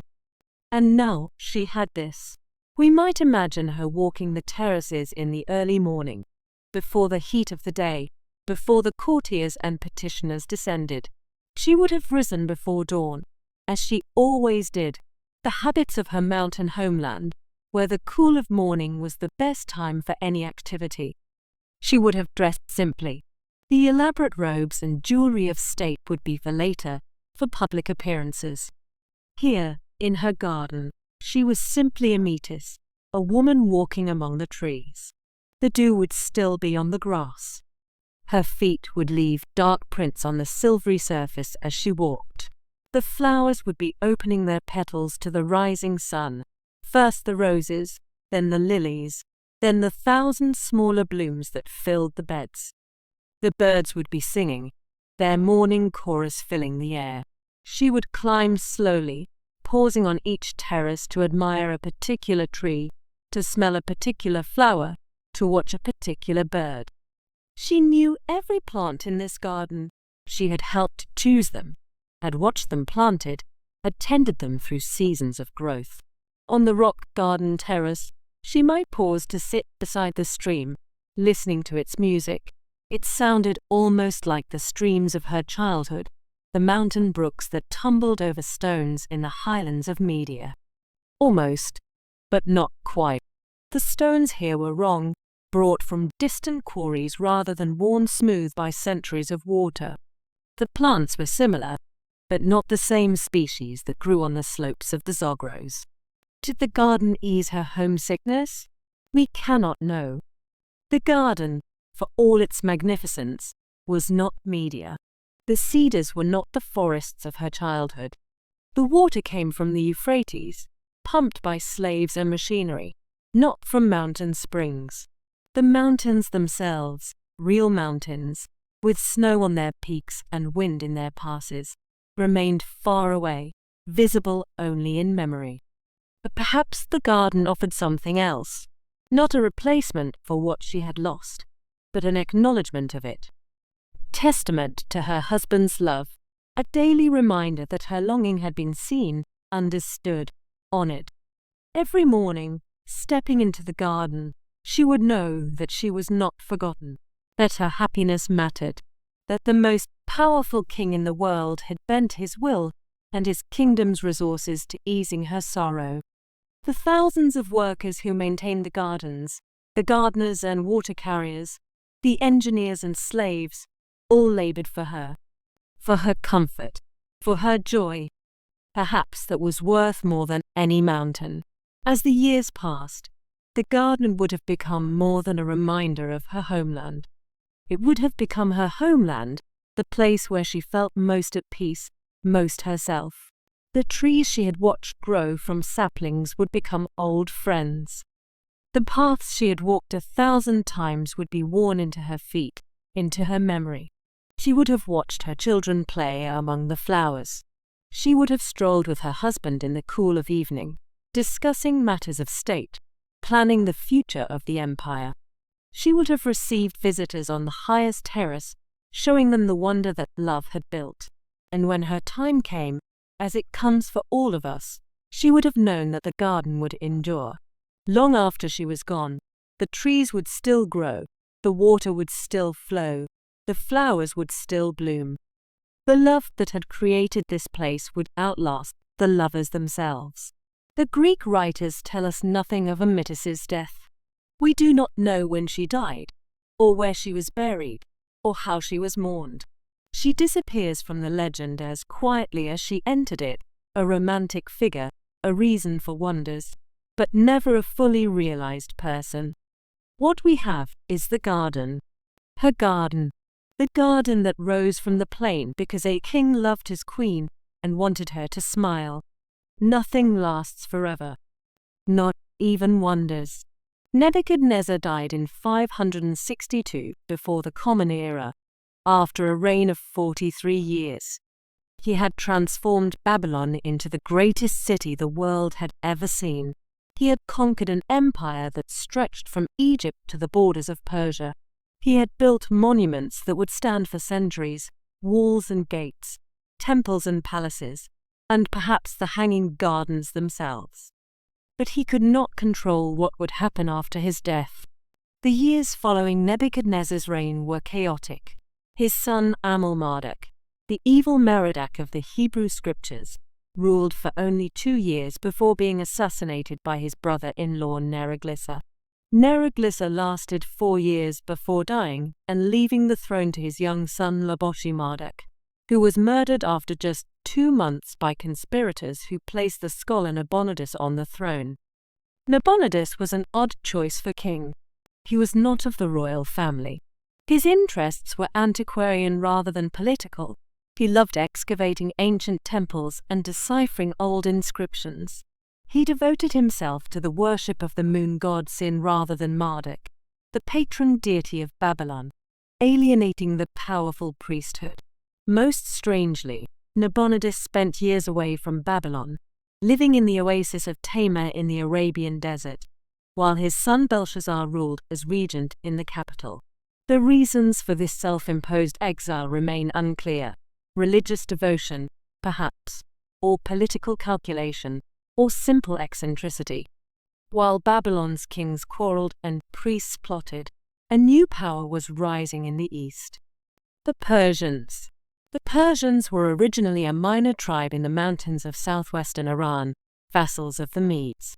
But around 550 before the Common Era, a Persian prince named Cyrus rebelled against his Median overlord, who happened to be his grandfather, and, in a series of rapid campaigns, created the largest empire the world had ever seen. Cyrus conquered Media first, absorbing its territories and armies. Then he turned west, crushing the kingdom of Lydia and capturing its fabulously wealthy king Croesus. He took the Greek cities of the Ionian coast. He expanded east toward India, and in 539, with most of the known world already under his control, he turned his attention to Babylon. The fall of Babylon to the Persians is one of the strangest events in ancient history. According to the Greek historian Herodotus, the Persians diverted the Euphrates upstream of the city, lowering the water level enough for soldiers to wade beneath the walls along the riverbed. The Babylonians, distracted by a festival, did not notice the intrusion until it was too late. By the time the alarm was raised, Persian soldiers were already in the streets. According to the Babylonian records, there was no battle at all. Cyrus entered the city peacefully, welcomed by a population that had grown weary of Nabonidus and his neglect. The great gates opened without a fight. The empire changed hands with barely a sword drawn. The book of Daniel, in the Hebrew Scriptures, tells yet another version.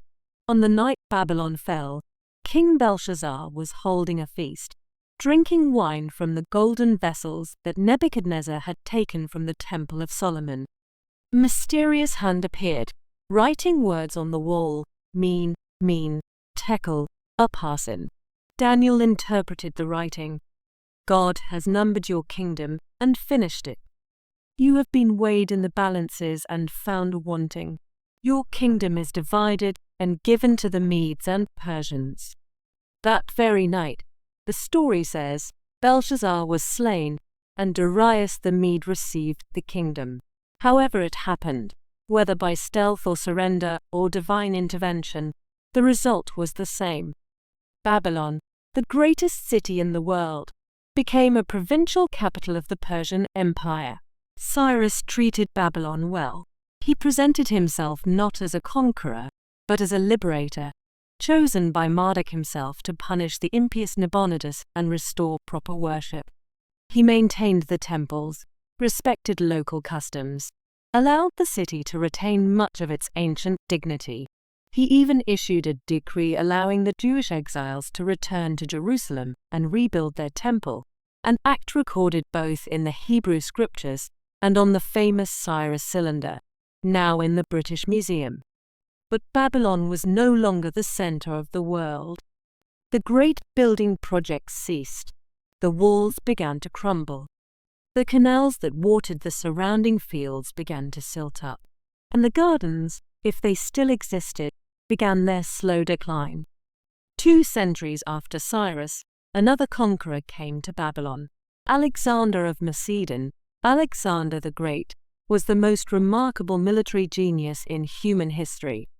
In little more than a decade, he conquered an empire that stretched from Greece to India, from Egypt to Central Asia. He never lost a battle. He was, at the height of his power, the undisputed master of the known world.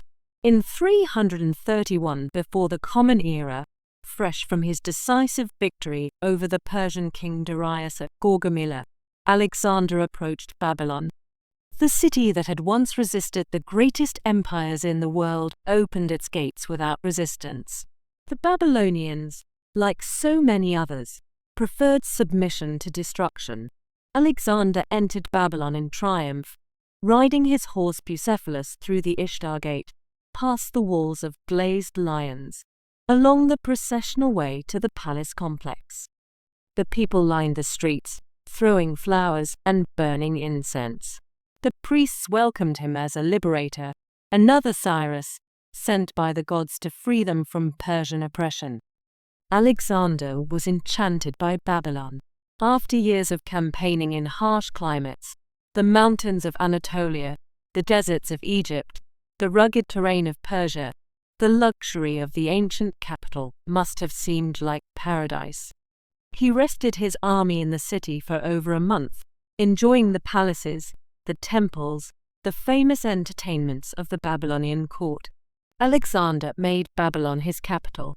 He planned great things for the city: the restoration of the Artemision, which had fallen into disrepair, the construction of a new harbor, the improvement of the canal system, the establishment of a great trading center connecting the Mediterranean to the Indian Ocean. But did Alexander see the hanging gardens? We cannot be certain. The Greek historians who accompanied Alexander say nothing about the gardens. This silence is puzzling. Surely, if one of the 7 wonders of the world stood in Babylon, Alexander's historians would have mentioned it. They described the walls and gates, the palaces and temples, the ziggurat and the processional way. But of the hanging gardens, nothing. Several explanations are possible. Perhaps the gardens had already fallen into ruin by Alexander's time. 2 centuries of Persian rule, with the capital moved to Persepolis and Susa, might have meant neglect for Babylon's wonders. The complex irrigation systems that kept the gardens alive might have broken down.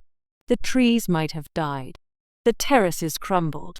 By 331, the hanging gardens might have been nothing but a memory, a story told by old men who remembered their parents' stories.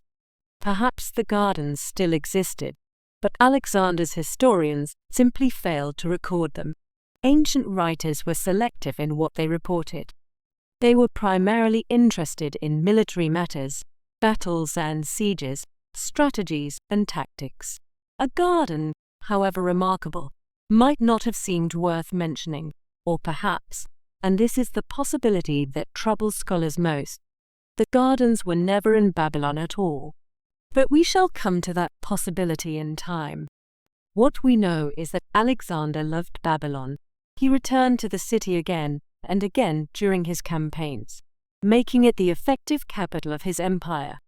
He planned to rebuild its greatest monuments. He began preparations for new expeditions to Arabia, to the Western Mediterranean, perhaps even to India once more. But Alexander's plans, like Nebuchadnezzar's before him, outlived their creator. In 323, before the Common Era, Alexander fell ill in Babylon. The cause is unknown, perhaps typhoid fever, perhaps malaria, perhaps poison, perhaps the accumulated effect of years of wounds and hard drinking. He lingered for 10 days, growing weaker, losing the ability to speak. His generals gathered around his bed, begging to know who would inherit his empire. The sources say that Alexander whispered only 3 words, to the strongest, who was 32 years old. With Alexander's death, his empire shattered into warring fragments. His generals, the Diadochi, or successors, carved out kingdoms for themselves. Ptolemy took Egypt. Seleucus took Babylon and the eastern provinces. Antigonus claimed Macedon and Greece. For the next 40 years, they fought among themselves, dividing and redividing Alexander's legacy. Babylon passed to the Seleucids. For a time, it remained an important city, a center of trade, a seat of Greek learning, a connection between East and West. But the Seleucids preferred to build new cities in their own image. They founded Seleucia on the Tigris, just 40 miles away, and gradually shifted the population and the commerce to their new capital. Babylon, the city that had dominated the world for thousands of years, began its final decline. By the time of Christ, Babylon was a ghost town. The Roman geographer Strabo, writing in the 1st century of the Common Era, described what remained. The greater part of Babylon is so deserted, he wrote, that one would not hesitate to say that the great city is a great desert. The walls still stood, more or less, their mud brick gradually dissolving in the winter rains, their glory fading year by year. The temples were ruins, their priests scattered, their rituals forgotten. The palaces had crumbled, their courtyards filled with rubble and sand. The canals that had once irrigated the surrounding fields were choked with silt. The population had dwindled to a few thousand souls, living among the monuments of a vanished age. They farmed the fields between the ruins. They grazed their sheep on the mounds that had once been temples. They used the ancient bricks for building material, scattering the inscriptions that recorded the deeds of kings. And the hanging gardens, if they had ever existed, were gone. Not even ruins remained. No collapsed terraces, no fallen columns, no hint of where they might have stood. They had vanished as completely as if they had never been. But the legend endured. Greek and Roman writers continued to include the hanging gardens in their lists of the world's wonders. They copied each other's descriptions, adding embellishments, inventing details. The gardens grew more magnificent with each telling, larger, greener, more impossible. Antipater of Sidon, writing in the 2nd century, before the Common Era, composed a famous poem listing the 7 wonders. I have gazed on the walls of impregnable Babylon along which chariots may race, he wrote, and on the Zeus by the banks of the Alpheus. I have seen the hanging gardens, and the Colossus of the Helios, the great man-made mountains of the lofty pyramids, and the gigantic tomb of Mausolus. The gardens appear in the works of writers who never saw them, who were repeating stories passed down through generations. By the Middle Ages, when Babylon had been reduced to shapeless mounds in the Iraqi desert, the hanging gardens had achieved an almost mythical status. Medieval artists depicted them as fantastic structures, towers and spires wreathed in impossible vegetation, more like the illustrations in fairy tales than anything an engineer could build. They became a symbol of lost splendor, of the vanity of earthly kingdoms, of the inevitable decay of all human works. And they became a mystery. Where were they? What did they look like? Did they even exist? For centuries, the questions went unanswered. Babylon was too remote, too ruined, too forgotten to attract scholarly attention. The site was visited occasionally by travelers who reported mounds of earth and scattered bricks, but systematic investigation was impossible in the politically unstable region. That changed in the 19th century, with the expansion of European power into the Middle East and the rise of archaeology as a scientific discipline. Scholars began to take interest in the ancient cities of Mesopotamia. Excavations at Nineveh, at Ur, at Babylon itself, revealed treasures that filled the museums of London and Berlin and Paris. The ancient Near East, so long a blank space on the map of history, began to come into focus, and the search for the hanging gardens began in earnest. Robert Koldewey was a German archaeologist with a passion for Babylon. He arrived at the site in 1899 and stayed for 18 years, excavating systematically through world war and political upheaval. He uncovered the Ishtar Gate, the processional way, the foundations of the great temples. He traced the walls that Herodotus had described, the palaces that Nebuchadnezzar had built, and he searched for the hanging gardens. Koldewey examined every corner of the palace complex, looking for evidence of the terrace structures described by the ancient writers.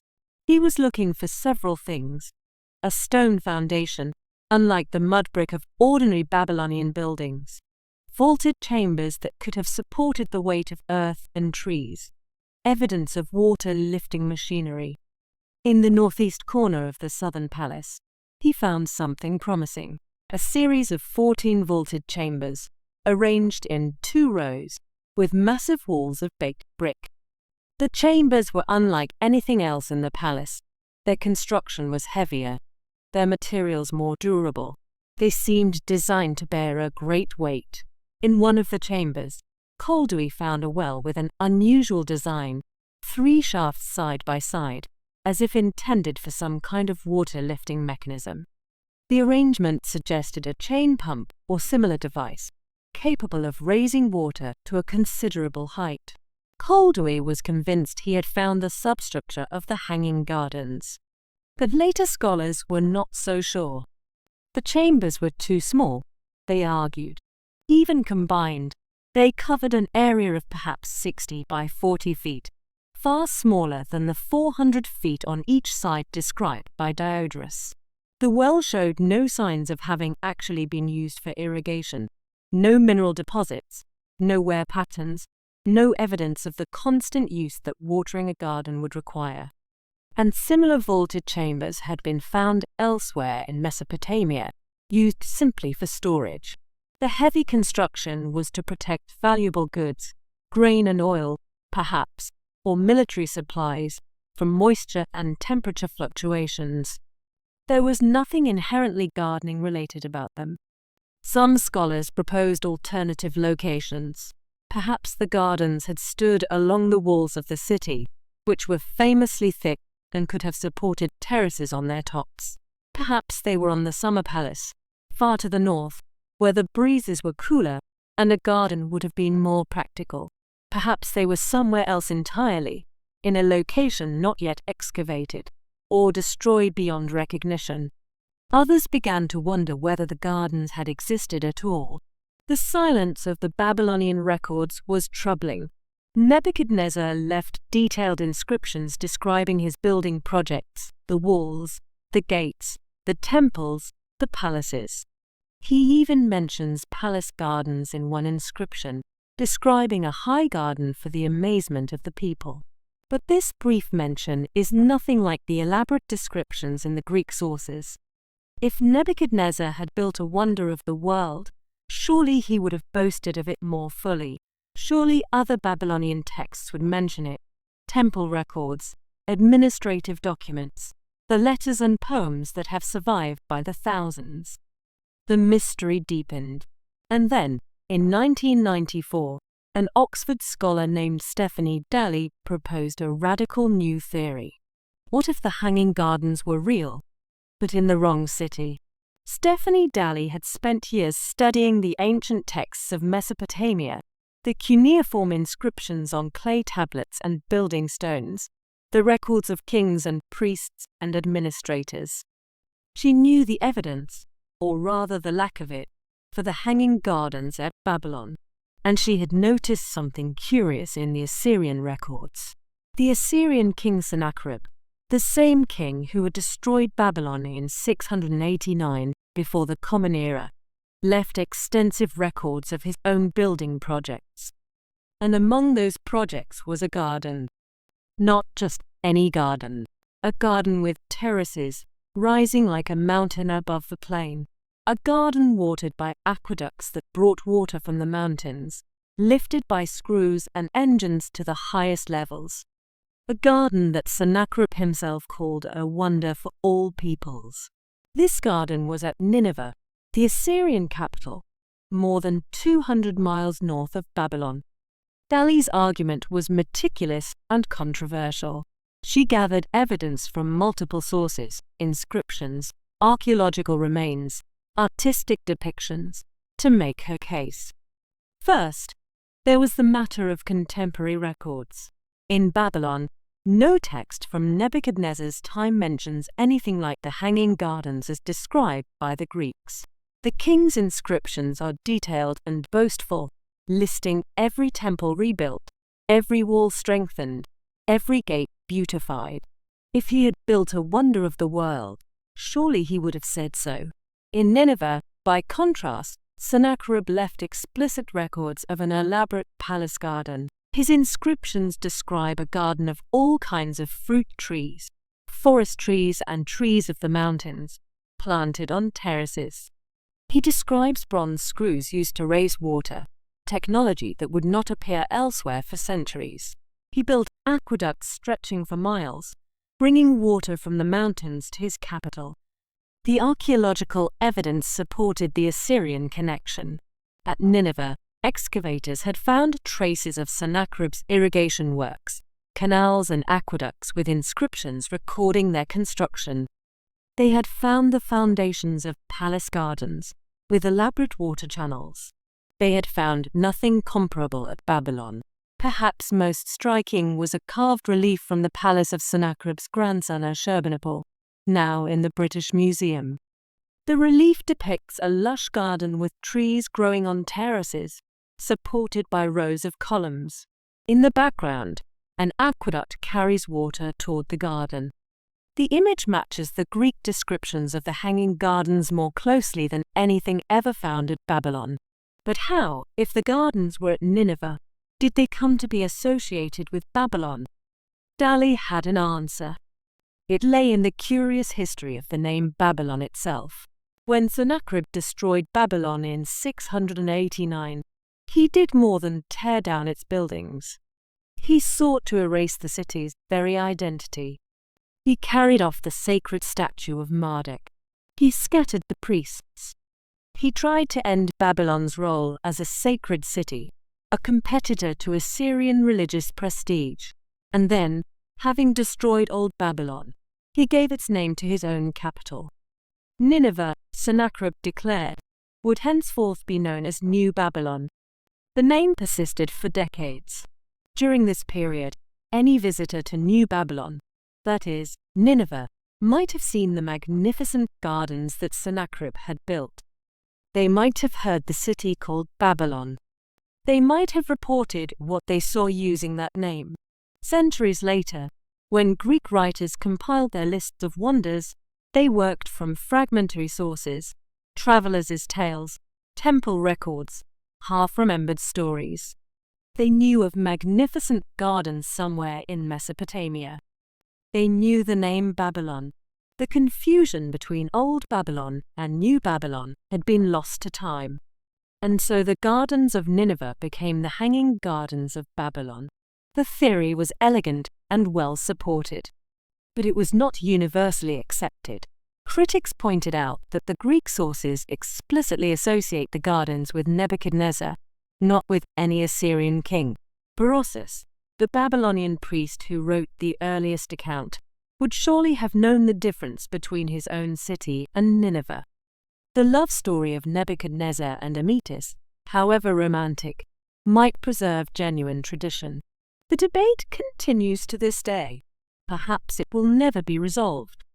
Let us return, one last time, to the plain where Babylon once stood.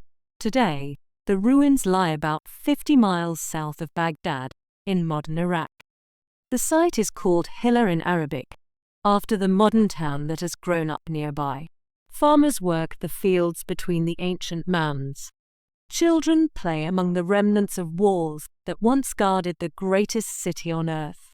The site has suffered in recent decades.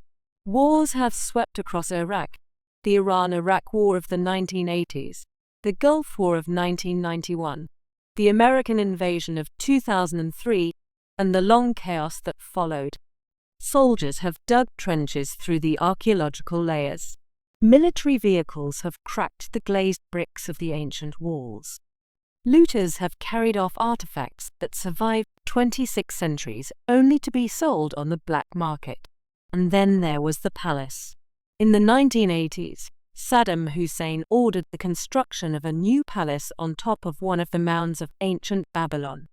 He saw himself as a modern Nebuchadnezzar, a great Iraqi leader restoring the glory of his nation. He stamped bricks with his name, just as Nebuchadnezzar had done millennia before. This was built by Saddam Hussein, son of Nebuchadnezzar, to glorify Iraq. The palace was never completed.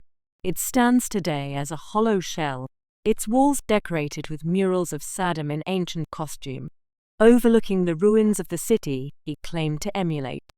Archaeologists fear that its construction damaged irretrievable layers of history buried beneath. Yet despite all this, something of Babylon survives. The Ishtar Gate stands reconstructed in the Pergamon Museum in Berlin, its blue-glazed bricks gleaming as they must have gleamed in Nebuchadnezzar's day. Lions and dragons and bulls march across its surface in eternal procession, guardians of a city that no longer exists. The lions of the processional way prowl through the corridors of museums from London to Baghdad. Cuneiform tablets, recovered by generations of archaeologists, fill archives and study rooms, waiting for scholars to unlock their secrets. The clay cylinders that bear Nebuchadnezzar's inscriptions can still be read, still boast of the king's achievements, still invoke the blessings of gods whose names have been forgotten, and the legend of the Hanging Gardens endures, perhaps the most durable wonder of all, outlasting even the stones. We may never know the truth. The gardens may have stood in Babylon, destroyed by time and neglect, their ruins lying beneath the modern water table or the foundations of Saddam's palace, forever beyond the reach of archaeology. They may have stood in Nineveh, as Dali suggests, their glory attributed to the wrong city through centuries of confusion. They may never have existed at all, a pure legend, a dream of paradise that captured the imagination of the ancient world and has held it ever since. Perhaps it does not matter. What matters is the idea of them, the dream of a garden that floats in the sky, that brings the mountains to the desert, that defies the laws of nature through human ingenuity and love. Somewhere in ancient Mesopotamia, someone looked at barren land and imagined paradise. Someone refused to accept that the impossible was truly impossible. Someone built, or dreamed of building, a wonder that would inspire humanity for millennia.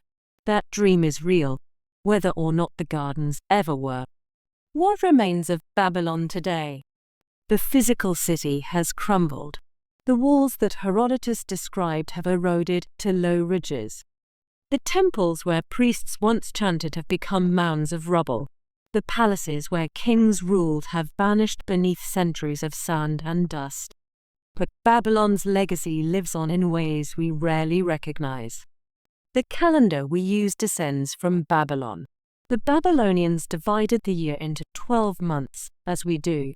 They named the days of the week for celestial bodies, the sun and moon, Mars and Mercury, Jupiter, Venus, and Saturn, names that survived, transformed, in our Sunday and Monday, in the French Mardi and Mercredi, in the Spanish Jews, and Viernes. The mathematics we use owes much to Babylon. The Babylonians counted in base 60, a system that seems odd until you realize that 60 is evenly divisible by 12 different numbers. From this system come our 60-second minutes and 60-minute hours, our 360-degree circles, our angular measurements and astronomical calculations. The astronomy we practice began in Babylon. The constellations of the zodiac, the names of the planets, the very concept of predicting celestial events, all these trace their origins to the temple observatories of ancient Mesopotamia. Every time you read a horoscope, you are touching the legacy of Babylon, and the literature we read echoes with Babylonian stories. The tale of the Great Flood, preserved in the Epic of Gilgamesh, is older than Noah. The Tower of Babel, reaching toward heaven, is almost certainly the Artemis, the great ziggurat of Babylon. The prophets of the Hebrew Bible, Jeremiah and Ezekiel, Daniel and Isaiah, shaped their visions in response to Babylonian power. The word paradise itself comes to us through Babylon.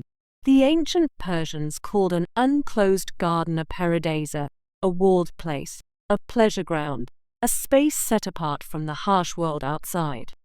The Greeks borrowed the word, and through them it came to Latin, to French, to English. When we speak of paradise, we are speaking of gardens. And gardens, the very idea of gardens, the impulse to create ordered beauty from wild nature, owes something to those ancient builders who first imagined trees growing in the sky. The hanging gardens may never have existed in stone and water, but they have existed for 25 centuries in the human imagination. They have inspired painters and poets, architects and landscape designers. They have become a symbol of what we can achieve when we refuse to accept the world as we find it. That is the true legacy of Babylon. Not walls and temples, not laws and calendars, but the audacity of dreaming impossible things, and sometimes, against all odds, making them real. How do we remember what we have never seen? None of us have walked the terraces of the hanging gardens. None of us have smelled the roses, heard the fountains, felt the grass beneath our bare feet.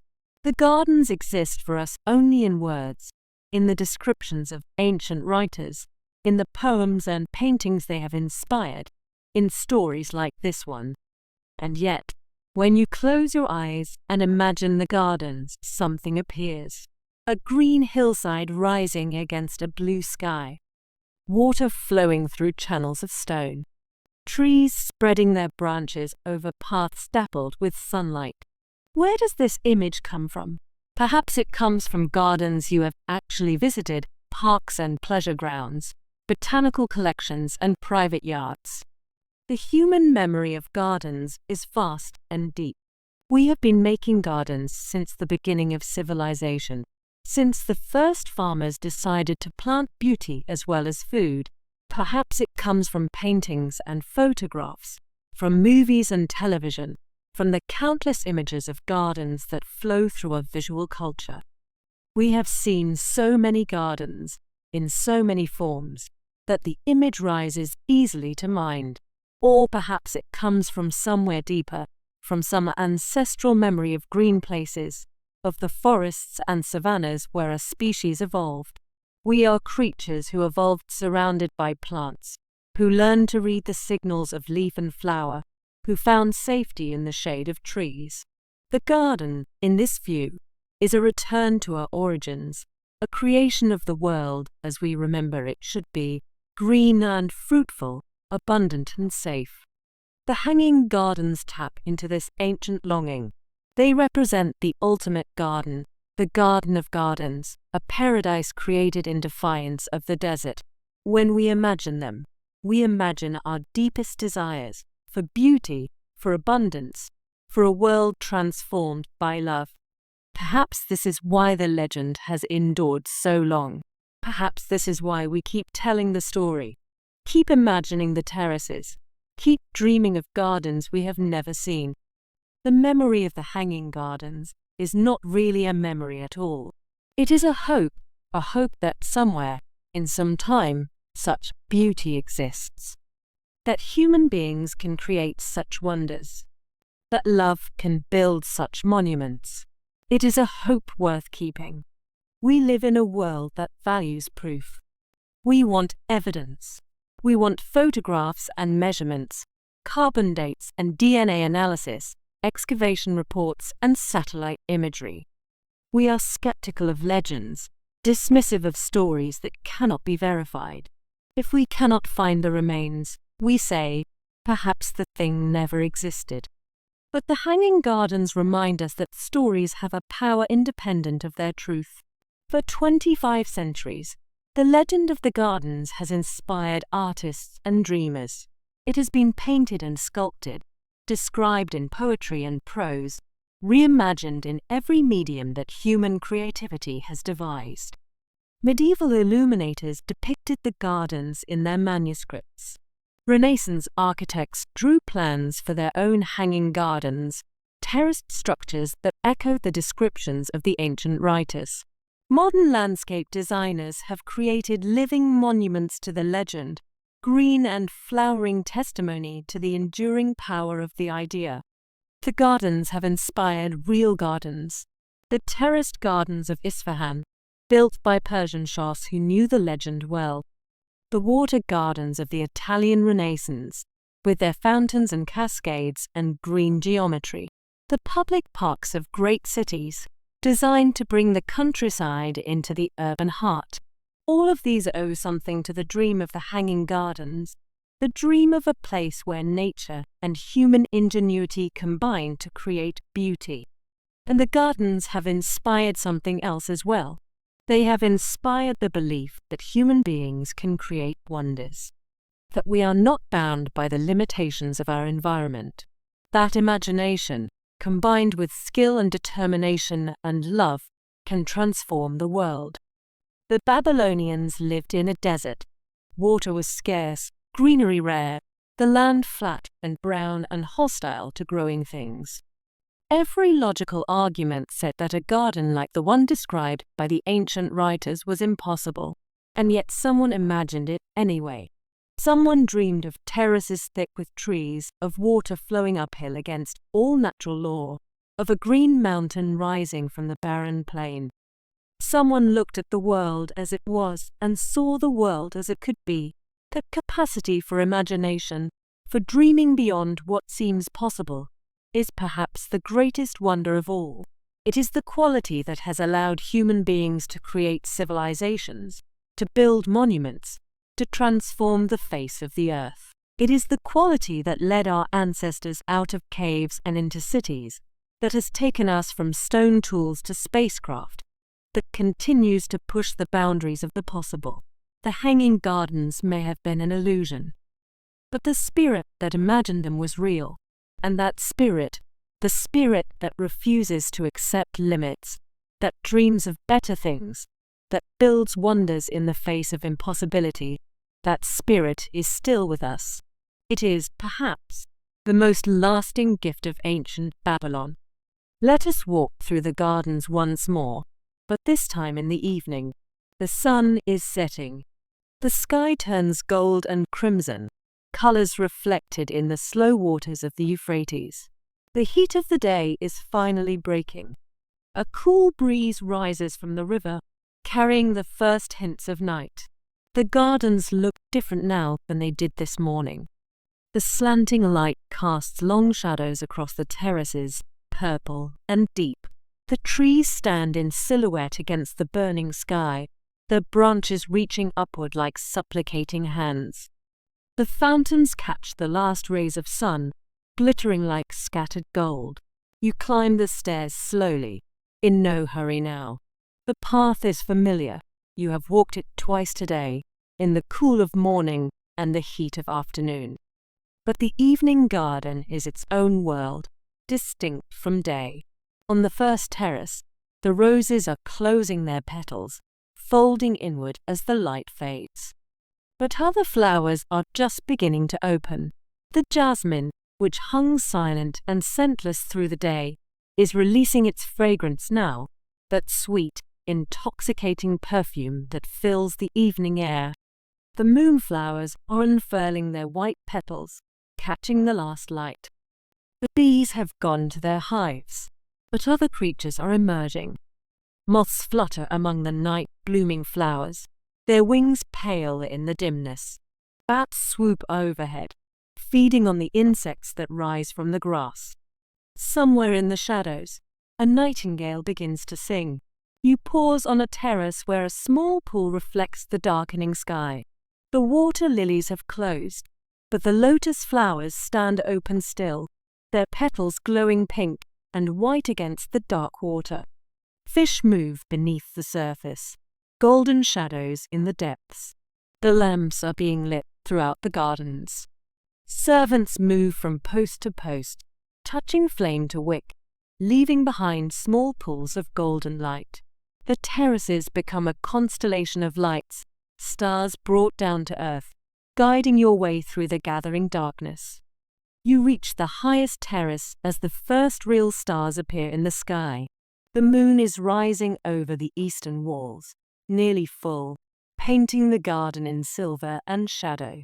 From here, you can see the whole city spread out below, the torches on the walls, the lamps in the windows, the fires of the temple where the priests are making their evening offerings.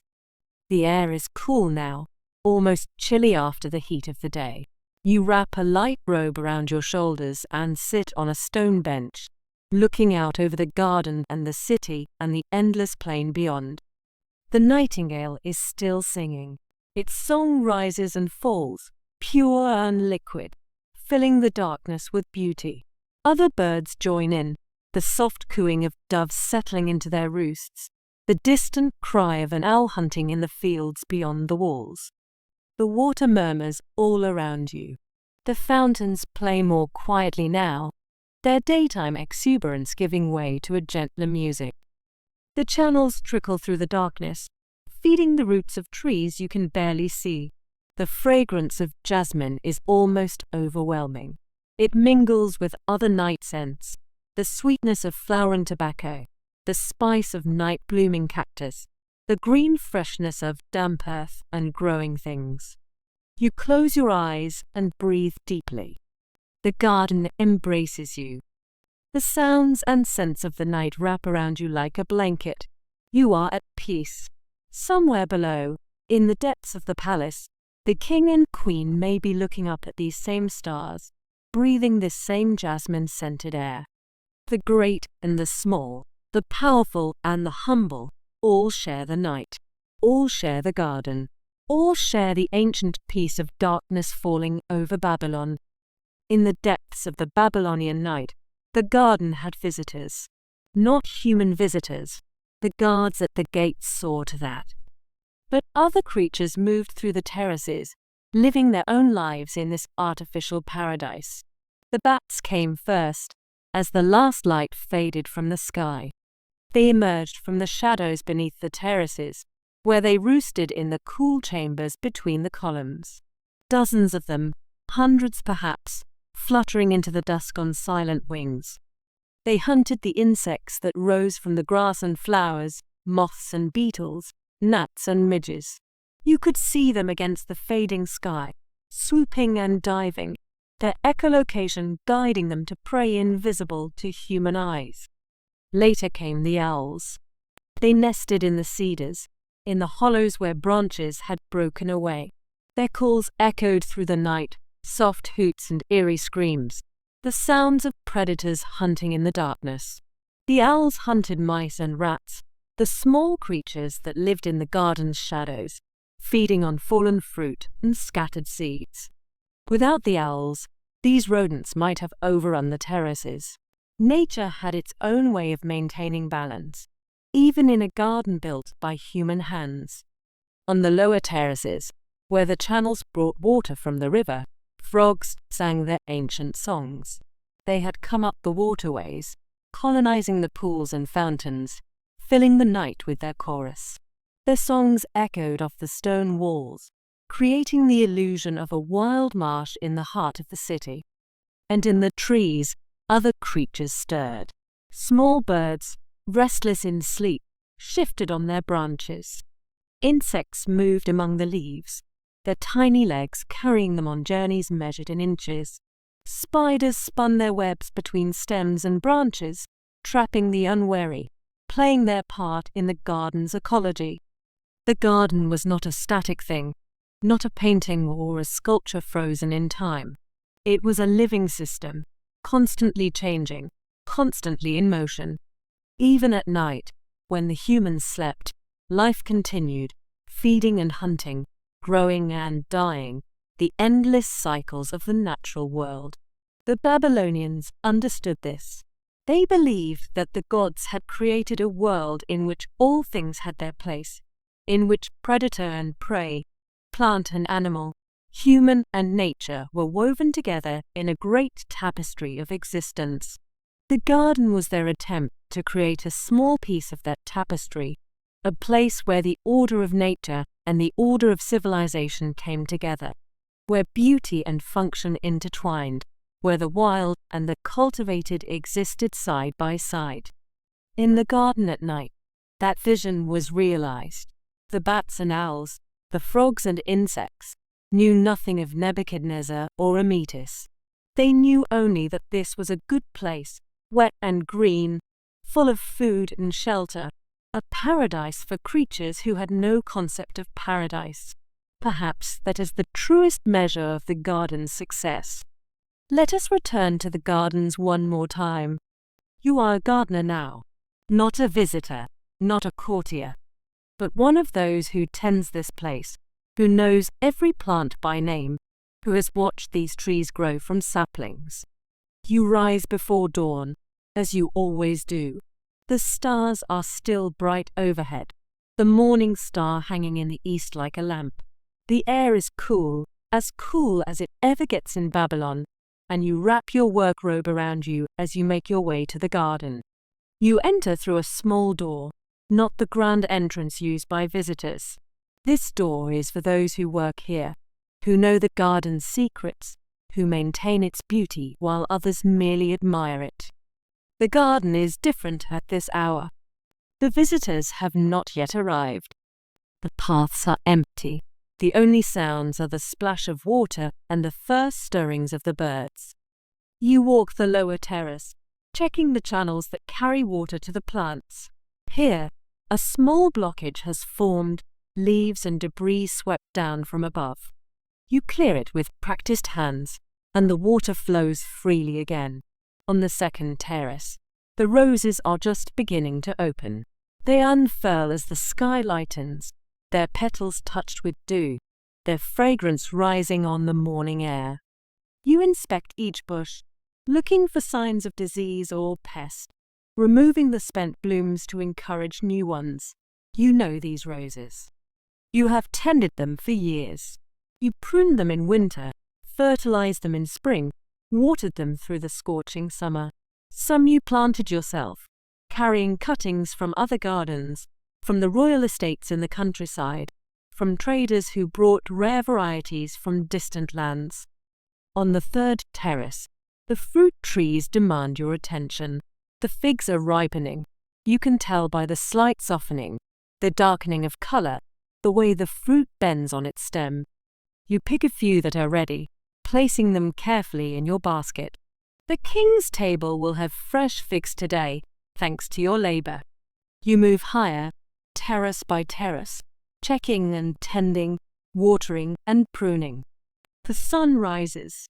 The air warms. Other gardeners arrive, nodding to you as they take up their own tasks. By mid-morning, the visitors begin to appear. Courtiers stroll the paths, admiring the flowers, commenting on the improvements since their last visit. You step aside to let them pass, invisible in your work clothes, a servant among the beauty they have come to enjoy. They do not see you. They do not think about the labor that maintains this paradise. And that is as it should be. A garden should seem effortless, magical, a gift from nature rather than a triumph of human effort. But you know the truth. You know every block, channel, and broken branch, every pest and disease, every failure and success. You know how close this garden comes to death every year, how much work is required to keep it alive. And you are proud. This is your work, your life, your art. The visitors may forget the garden when they leave. You never will. The garden is part of you now, and you are part of the garden. Let us return, one last time, to the gardens of legend.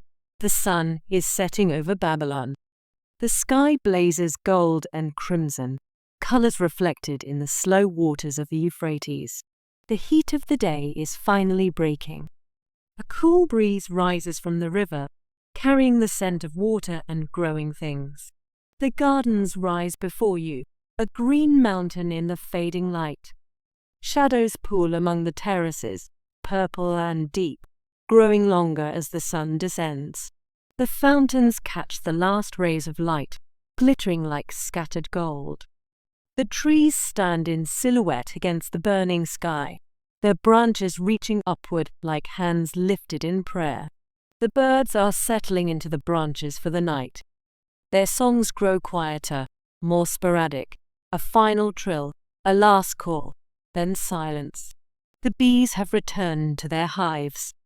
The butterflies have folded their wings.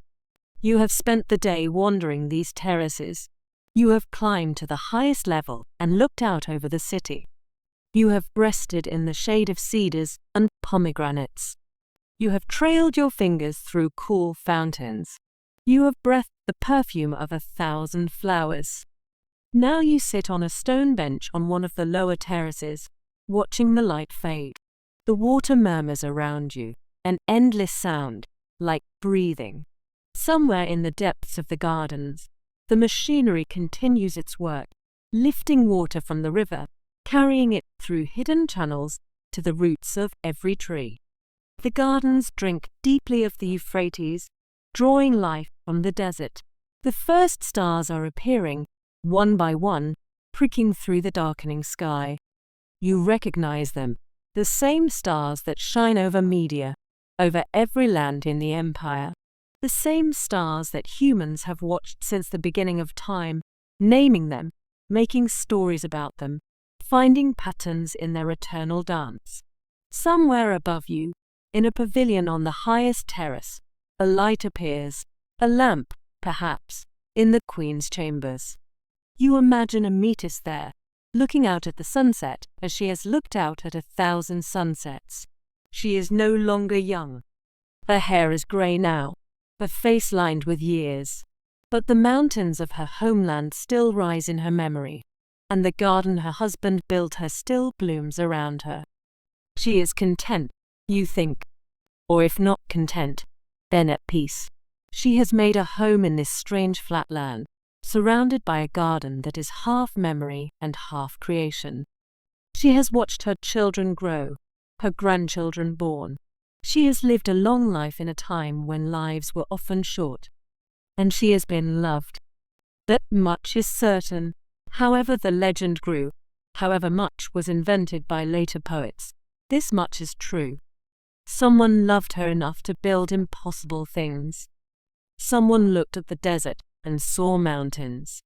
The sky deepens from crimson to purple to blue. The last light fades from the western horizon. The stars grow brighter, scattered across the heavens like seeds across a dark field. You close your eyes. The scent of jasmine surrounds you, that night-blooming flower whose fragrance fills the garden after dark. The sound of water fills your ears. The cool of evening settles on your skin. The gardens embrace you, green and living, real or imagined, a dream made solid, if only for a moment. The night deepens over Babylon. The city grows quiet. The markets have closed, their stalls shuttered, their merchants gone home to their families. The temples have dimmed their lamps, their priests retired after the evening offerings. The palace gates are barred. Only the guards remain awake on the great walls, watching the darkness beyond. In the gardens, the water continues its endless journey. Up from the river, through bronze screws and chain pumps, through channels cut in stone, conduits laid beneath the earth, across the terraces, distributed through 1,000 hidden pathways, down through the roots of trees, the stems of flowers, the blades of grass, back to the river again. An endless cycle, like breathing, like the tide, like the slow turning of seasons that brings spring after winter, life after death. You do not need to remember any of this. The names and dates, the theories and debates, let them fade like the last light of sunset. Let them drift away like clouds across the Mesopotamian sky. What remains is simpler. A garden. A gift. A love that built mountains in the desert. The moon is rising now, fat and golden, over the eastern horizon. It touches the highest terrace of the garden with silver light. It finds the surface of the pools and turns them to mirrors. It spills down through the branches of the cedars, dappling the ground with shadow and light. The same moon that rose over Babylon 3,000 years ago. The same moon that will rise 3,000 years from now over whatever remains of human works and dreams. Let it rise. Let it light the gardens for a little while longer. Rest now. The day is done.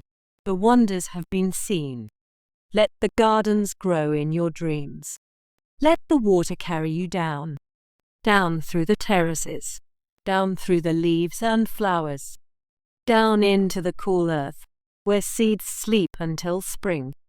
The gardens are waiting. They have always been waiting. Whether in Babylon or Nineveh, whether in stone or story, whether real or dreamed, they are waiting for you. Sleep now. Let the gardens hold you, green and quiet, cool and dark. The water is singing. Can you hear it? Flowing down through the terraces, trickling through hidden channels, whispering secrets of ancient kings and mountain princesses. Listen, the water carries you, lifting you, holding you, carrying you down, down, and down, and down. The gardens embrace you, forever green, forever flowering, forever waiting. Sleep, sleep. Extended sleep section. The night deepens over Babylon. The city grows quiet. The markets have closed, their stalls shuttered, their merchants gone home. The temples have dimmed their lamps, their priests retired to their chambers. The palace gates are barred for the night. Only the guards remain awake on the great walls, their torches flickering against the darkness. In the gardens, the water continues its endless journey. Listen to it. Up from the river, through bronze screws and chain pumps. The workers are still at their wheels, walking their endless rounds, lifting water against the pull of gravity. Splash and creak, splash and creak. The rhythm of the waterworks, steady as a heartbeat. Through channels cut in stone, the water flows through hidden conduits, through pipes of clay and passages of brick, finding its way to every corner of the garden. It does not know where it goes. It simply flows. Across the terraces, the water emerges from fountains and spills down cascades, pools in basins and trickles through beds of flowers. It touches the roots of trees, soaks into the deep earth, feeds the life that grows in this impossible place. Down through the roots of trees, the stems of flowers, the blades of grass. The plants drink deeply, drawing the water up through their tissues, releasing it as vapor from their leaves. The air of the garden is moist with this breathing, with this silent exhalation of 10,000 plants. Back to the river again. What the garden does not keep, it returns. The water trickles down through the terraces, finds its way to drains and channels, flows back to the Euphrates from which it came. An endless cycle. Like breathing, like the tide, like the slow turning of seasons that brings spring after winter, growth after dormancy, light after darkness. You do not need to remember any of this. The names and dates, Nebuchadnezzar, Amytis, Sennacherib, Cyrus, let them fade. They are just names. They are just sounds. The theories and debates, Babylon or Nineveh, real or imagined, built or dreamed, let them drift away. They matter to scholars. They do not matter now. What matters is simpler. What matters is the garden. The green and growing garden.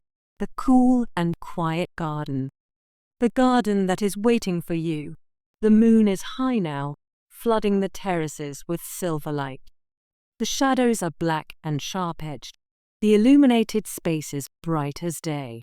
The garden is a world of contrasts, light and dark, silver and black, real and dreamlike. The nightingale has stopped singing. The other birds are silent. Even the insects have stilled. Only the water speaks, and it speaks softly, a murmur and a whisper, a lullaby sung by fountains. The air smells of jasmine. Let the scent fill you. Let it enter with each breath, sweet and heavy and infinitely comforting. Jasmine has been the scent of gardens since gardens were first planted. It is the scent of peace. The air smells of roses, roses that have bloomed and will bloom again. Roses that grew in Babylon and Media, in Persia and Egypt, in every land where humans have made gardens. The rose is the queen of flowers. Let her majesty surround you. The air smells of water, clean water, moving water, living water. The smell of the river that gives life to the desert. The smell of fountains and pools, of hidden streams and cascading falls. The smell of abundance in a thirsty land. Let these scents carry you. Let them carry you down. Down through the terraces, level by level. Down past the flower beds and the fountains. Down past the fruit trees and the rose gardens. Down past the cedars and the cypresses. Down into the shadows beneath the lowest terrace. Down where the moss grows thick on ancient stones. Down where the water trickles toward the river. Down, and down, and down. The garden is everywhere now. It is above you and below you, around you and within you. The boundaries have dissolved. You are not in the garden. You are part of the garden. You are a leaf, drinking light. You are a root, drinking water. You are a flower, opening to the moon. The water that flows through the garden flows through you. The breath of the trees is your breath. The dreams of the garden are your dreams. Rest now. The garden will hold you. The water will carry you. The flowers will guard your sleep. You are safe here. You have always been safe here. The garden has been waiting for you. For thousands of years, the garden has been waiting. And now you have come home. Sleep. Let the garden hold you. Green and quiet. Cool and dark. The water is singing. Can you hear it? Singing of rivers that flow to the sea. Singing of rain that falls on distant mountains. Singing of springs that rise from deep earth. Singing of gardens that grow in the desert. Singing of love that builds impossible things. Let the song carry you. Let it carry you deep, deep into sleep, deep into dreams, deep into the green heart of the garden. Sleep, sleep, sleep. The garden embraces you, forever green, forever flowering, forever waiting. Sleep now. The night is almost over now. In the east, the sky is beginning to lighten, not yet dawn, but the first hint of dawn, the promise of the sun still hidden below the horizon. The stars are fading, one by one, their ancient light giving way to the coming day. In the garden, the night creatures are returning to their hiding places. The bats spiral back to their roosts beneath the terraces. The owls settle into their hollows, preparing for a day of sleep. The frogs fall silent, one after another, until only the most persistent singer remains. The garden is at its quietest now, in these last hours before dawn. The water still flows, of course. It always flows. But even the water seems gentler, softer, as if the garden itself is sleeping. And you are sleeping too. You have been sleeping for a long time now, dreaming of gardens, dreaming of Babylon, dreaming of wonders that may or may not have existed. The dream has carried you through the night, through the hours of darkness, through the turning of the stars. Soon you will wake. The sun will rise. The world will call you back to its demands, its schedules, its endless lists of things to do. But not yet. For now, there is only the garden, only the dream, only the deep peace of the last hours of night. Let the dream continue a little longer. Let the garden hold you a little tighter. Let the water sing its quiet song. There is no hurry. There is no urgency. There is only rest. Only peace. Only the green heart of the garden, beating slowly, steadily, in rhythm with your own. The sky grows lighter. The first birds are beginning to stir. Somewhere in the city, a rooster crows, announcing the coming day. But in the garden, there is no hurry. The garden exists outside of time. The garden was here before you dreamed it. The garden will be here long after you wake. You can always return. Whenever you need rest, whenever you need peace, whenever you need to remember that beauty exists in the world, the garden will be waiting. It is always waiting. For you. Sleep now, for these last sweet hours. Let the dream carry you gently toward morning. Let the garden fade slowly, softly, as the day approaches. Let the memory of green terraces and flowing water stay with you, even as you wake. Sleep, rest, peace. The garden is always waiting, always green, always beautiful, always yours. Estimated duration: 4.5 hours at 100 words per minute. Shorts hooks for YouTube Shorts. Short 1. The only wonder that may not exist. Of all the 7 wonders of the ancient world, only one has never been found. The Hanging Gardens of Babylon may be the greatest mystery, or the greatest hoax in human history. Short 2. A king who built mountains for love. When a Persian princess arrived in Babylon, she was homesick for the green mountains of her homeland. So the most powerful king in the world did something impossible. He built her a mountain. Short 3. What if they were in the wrong city? For 2,000 years, we've searched for the Hanging Gardens in Babylon. We've never found them. But what if they were never there at all? What if we've been looking in the wrong city the entire time?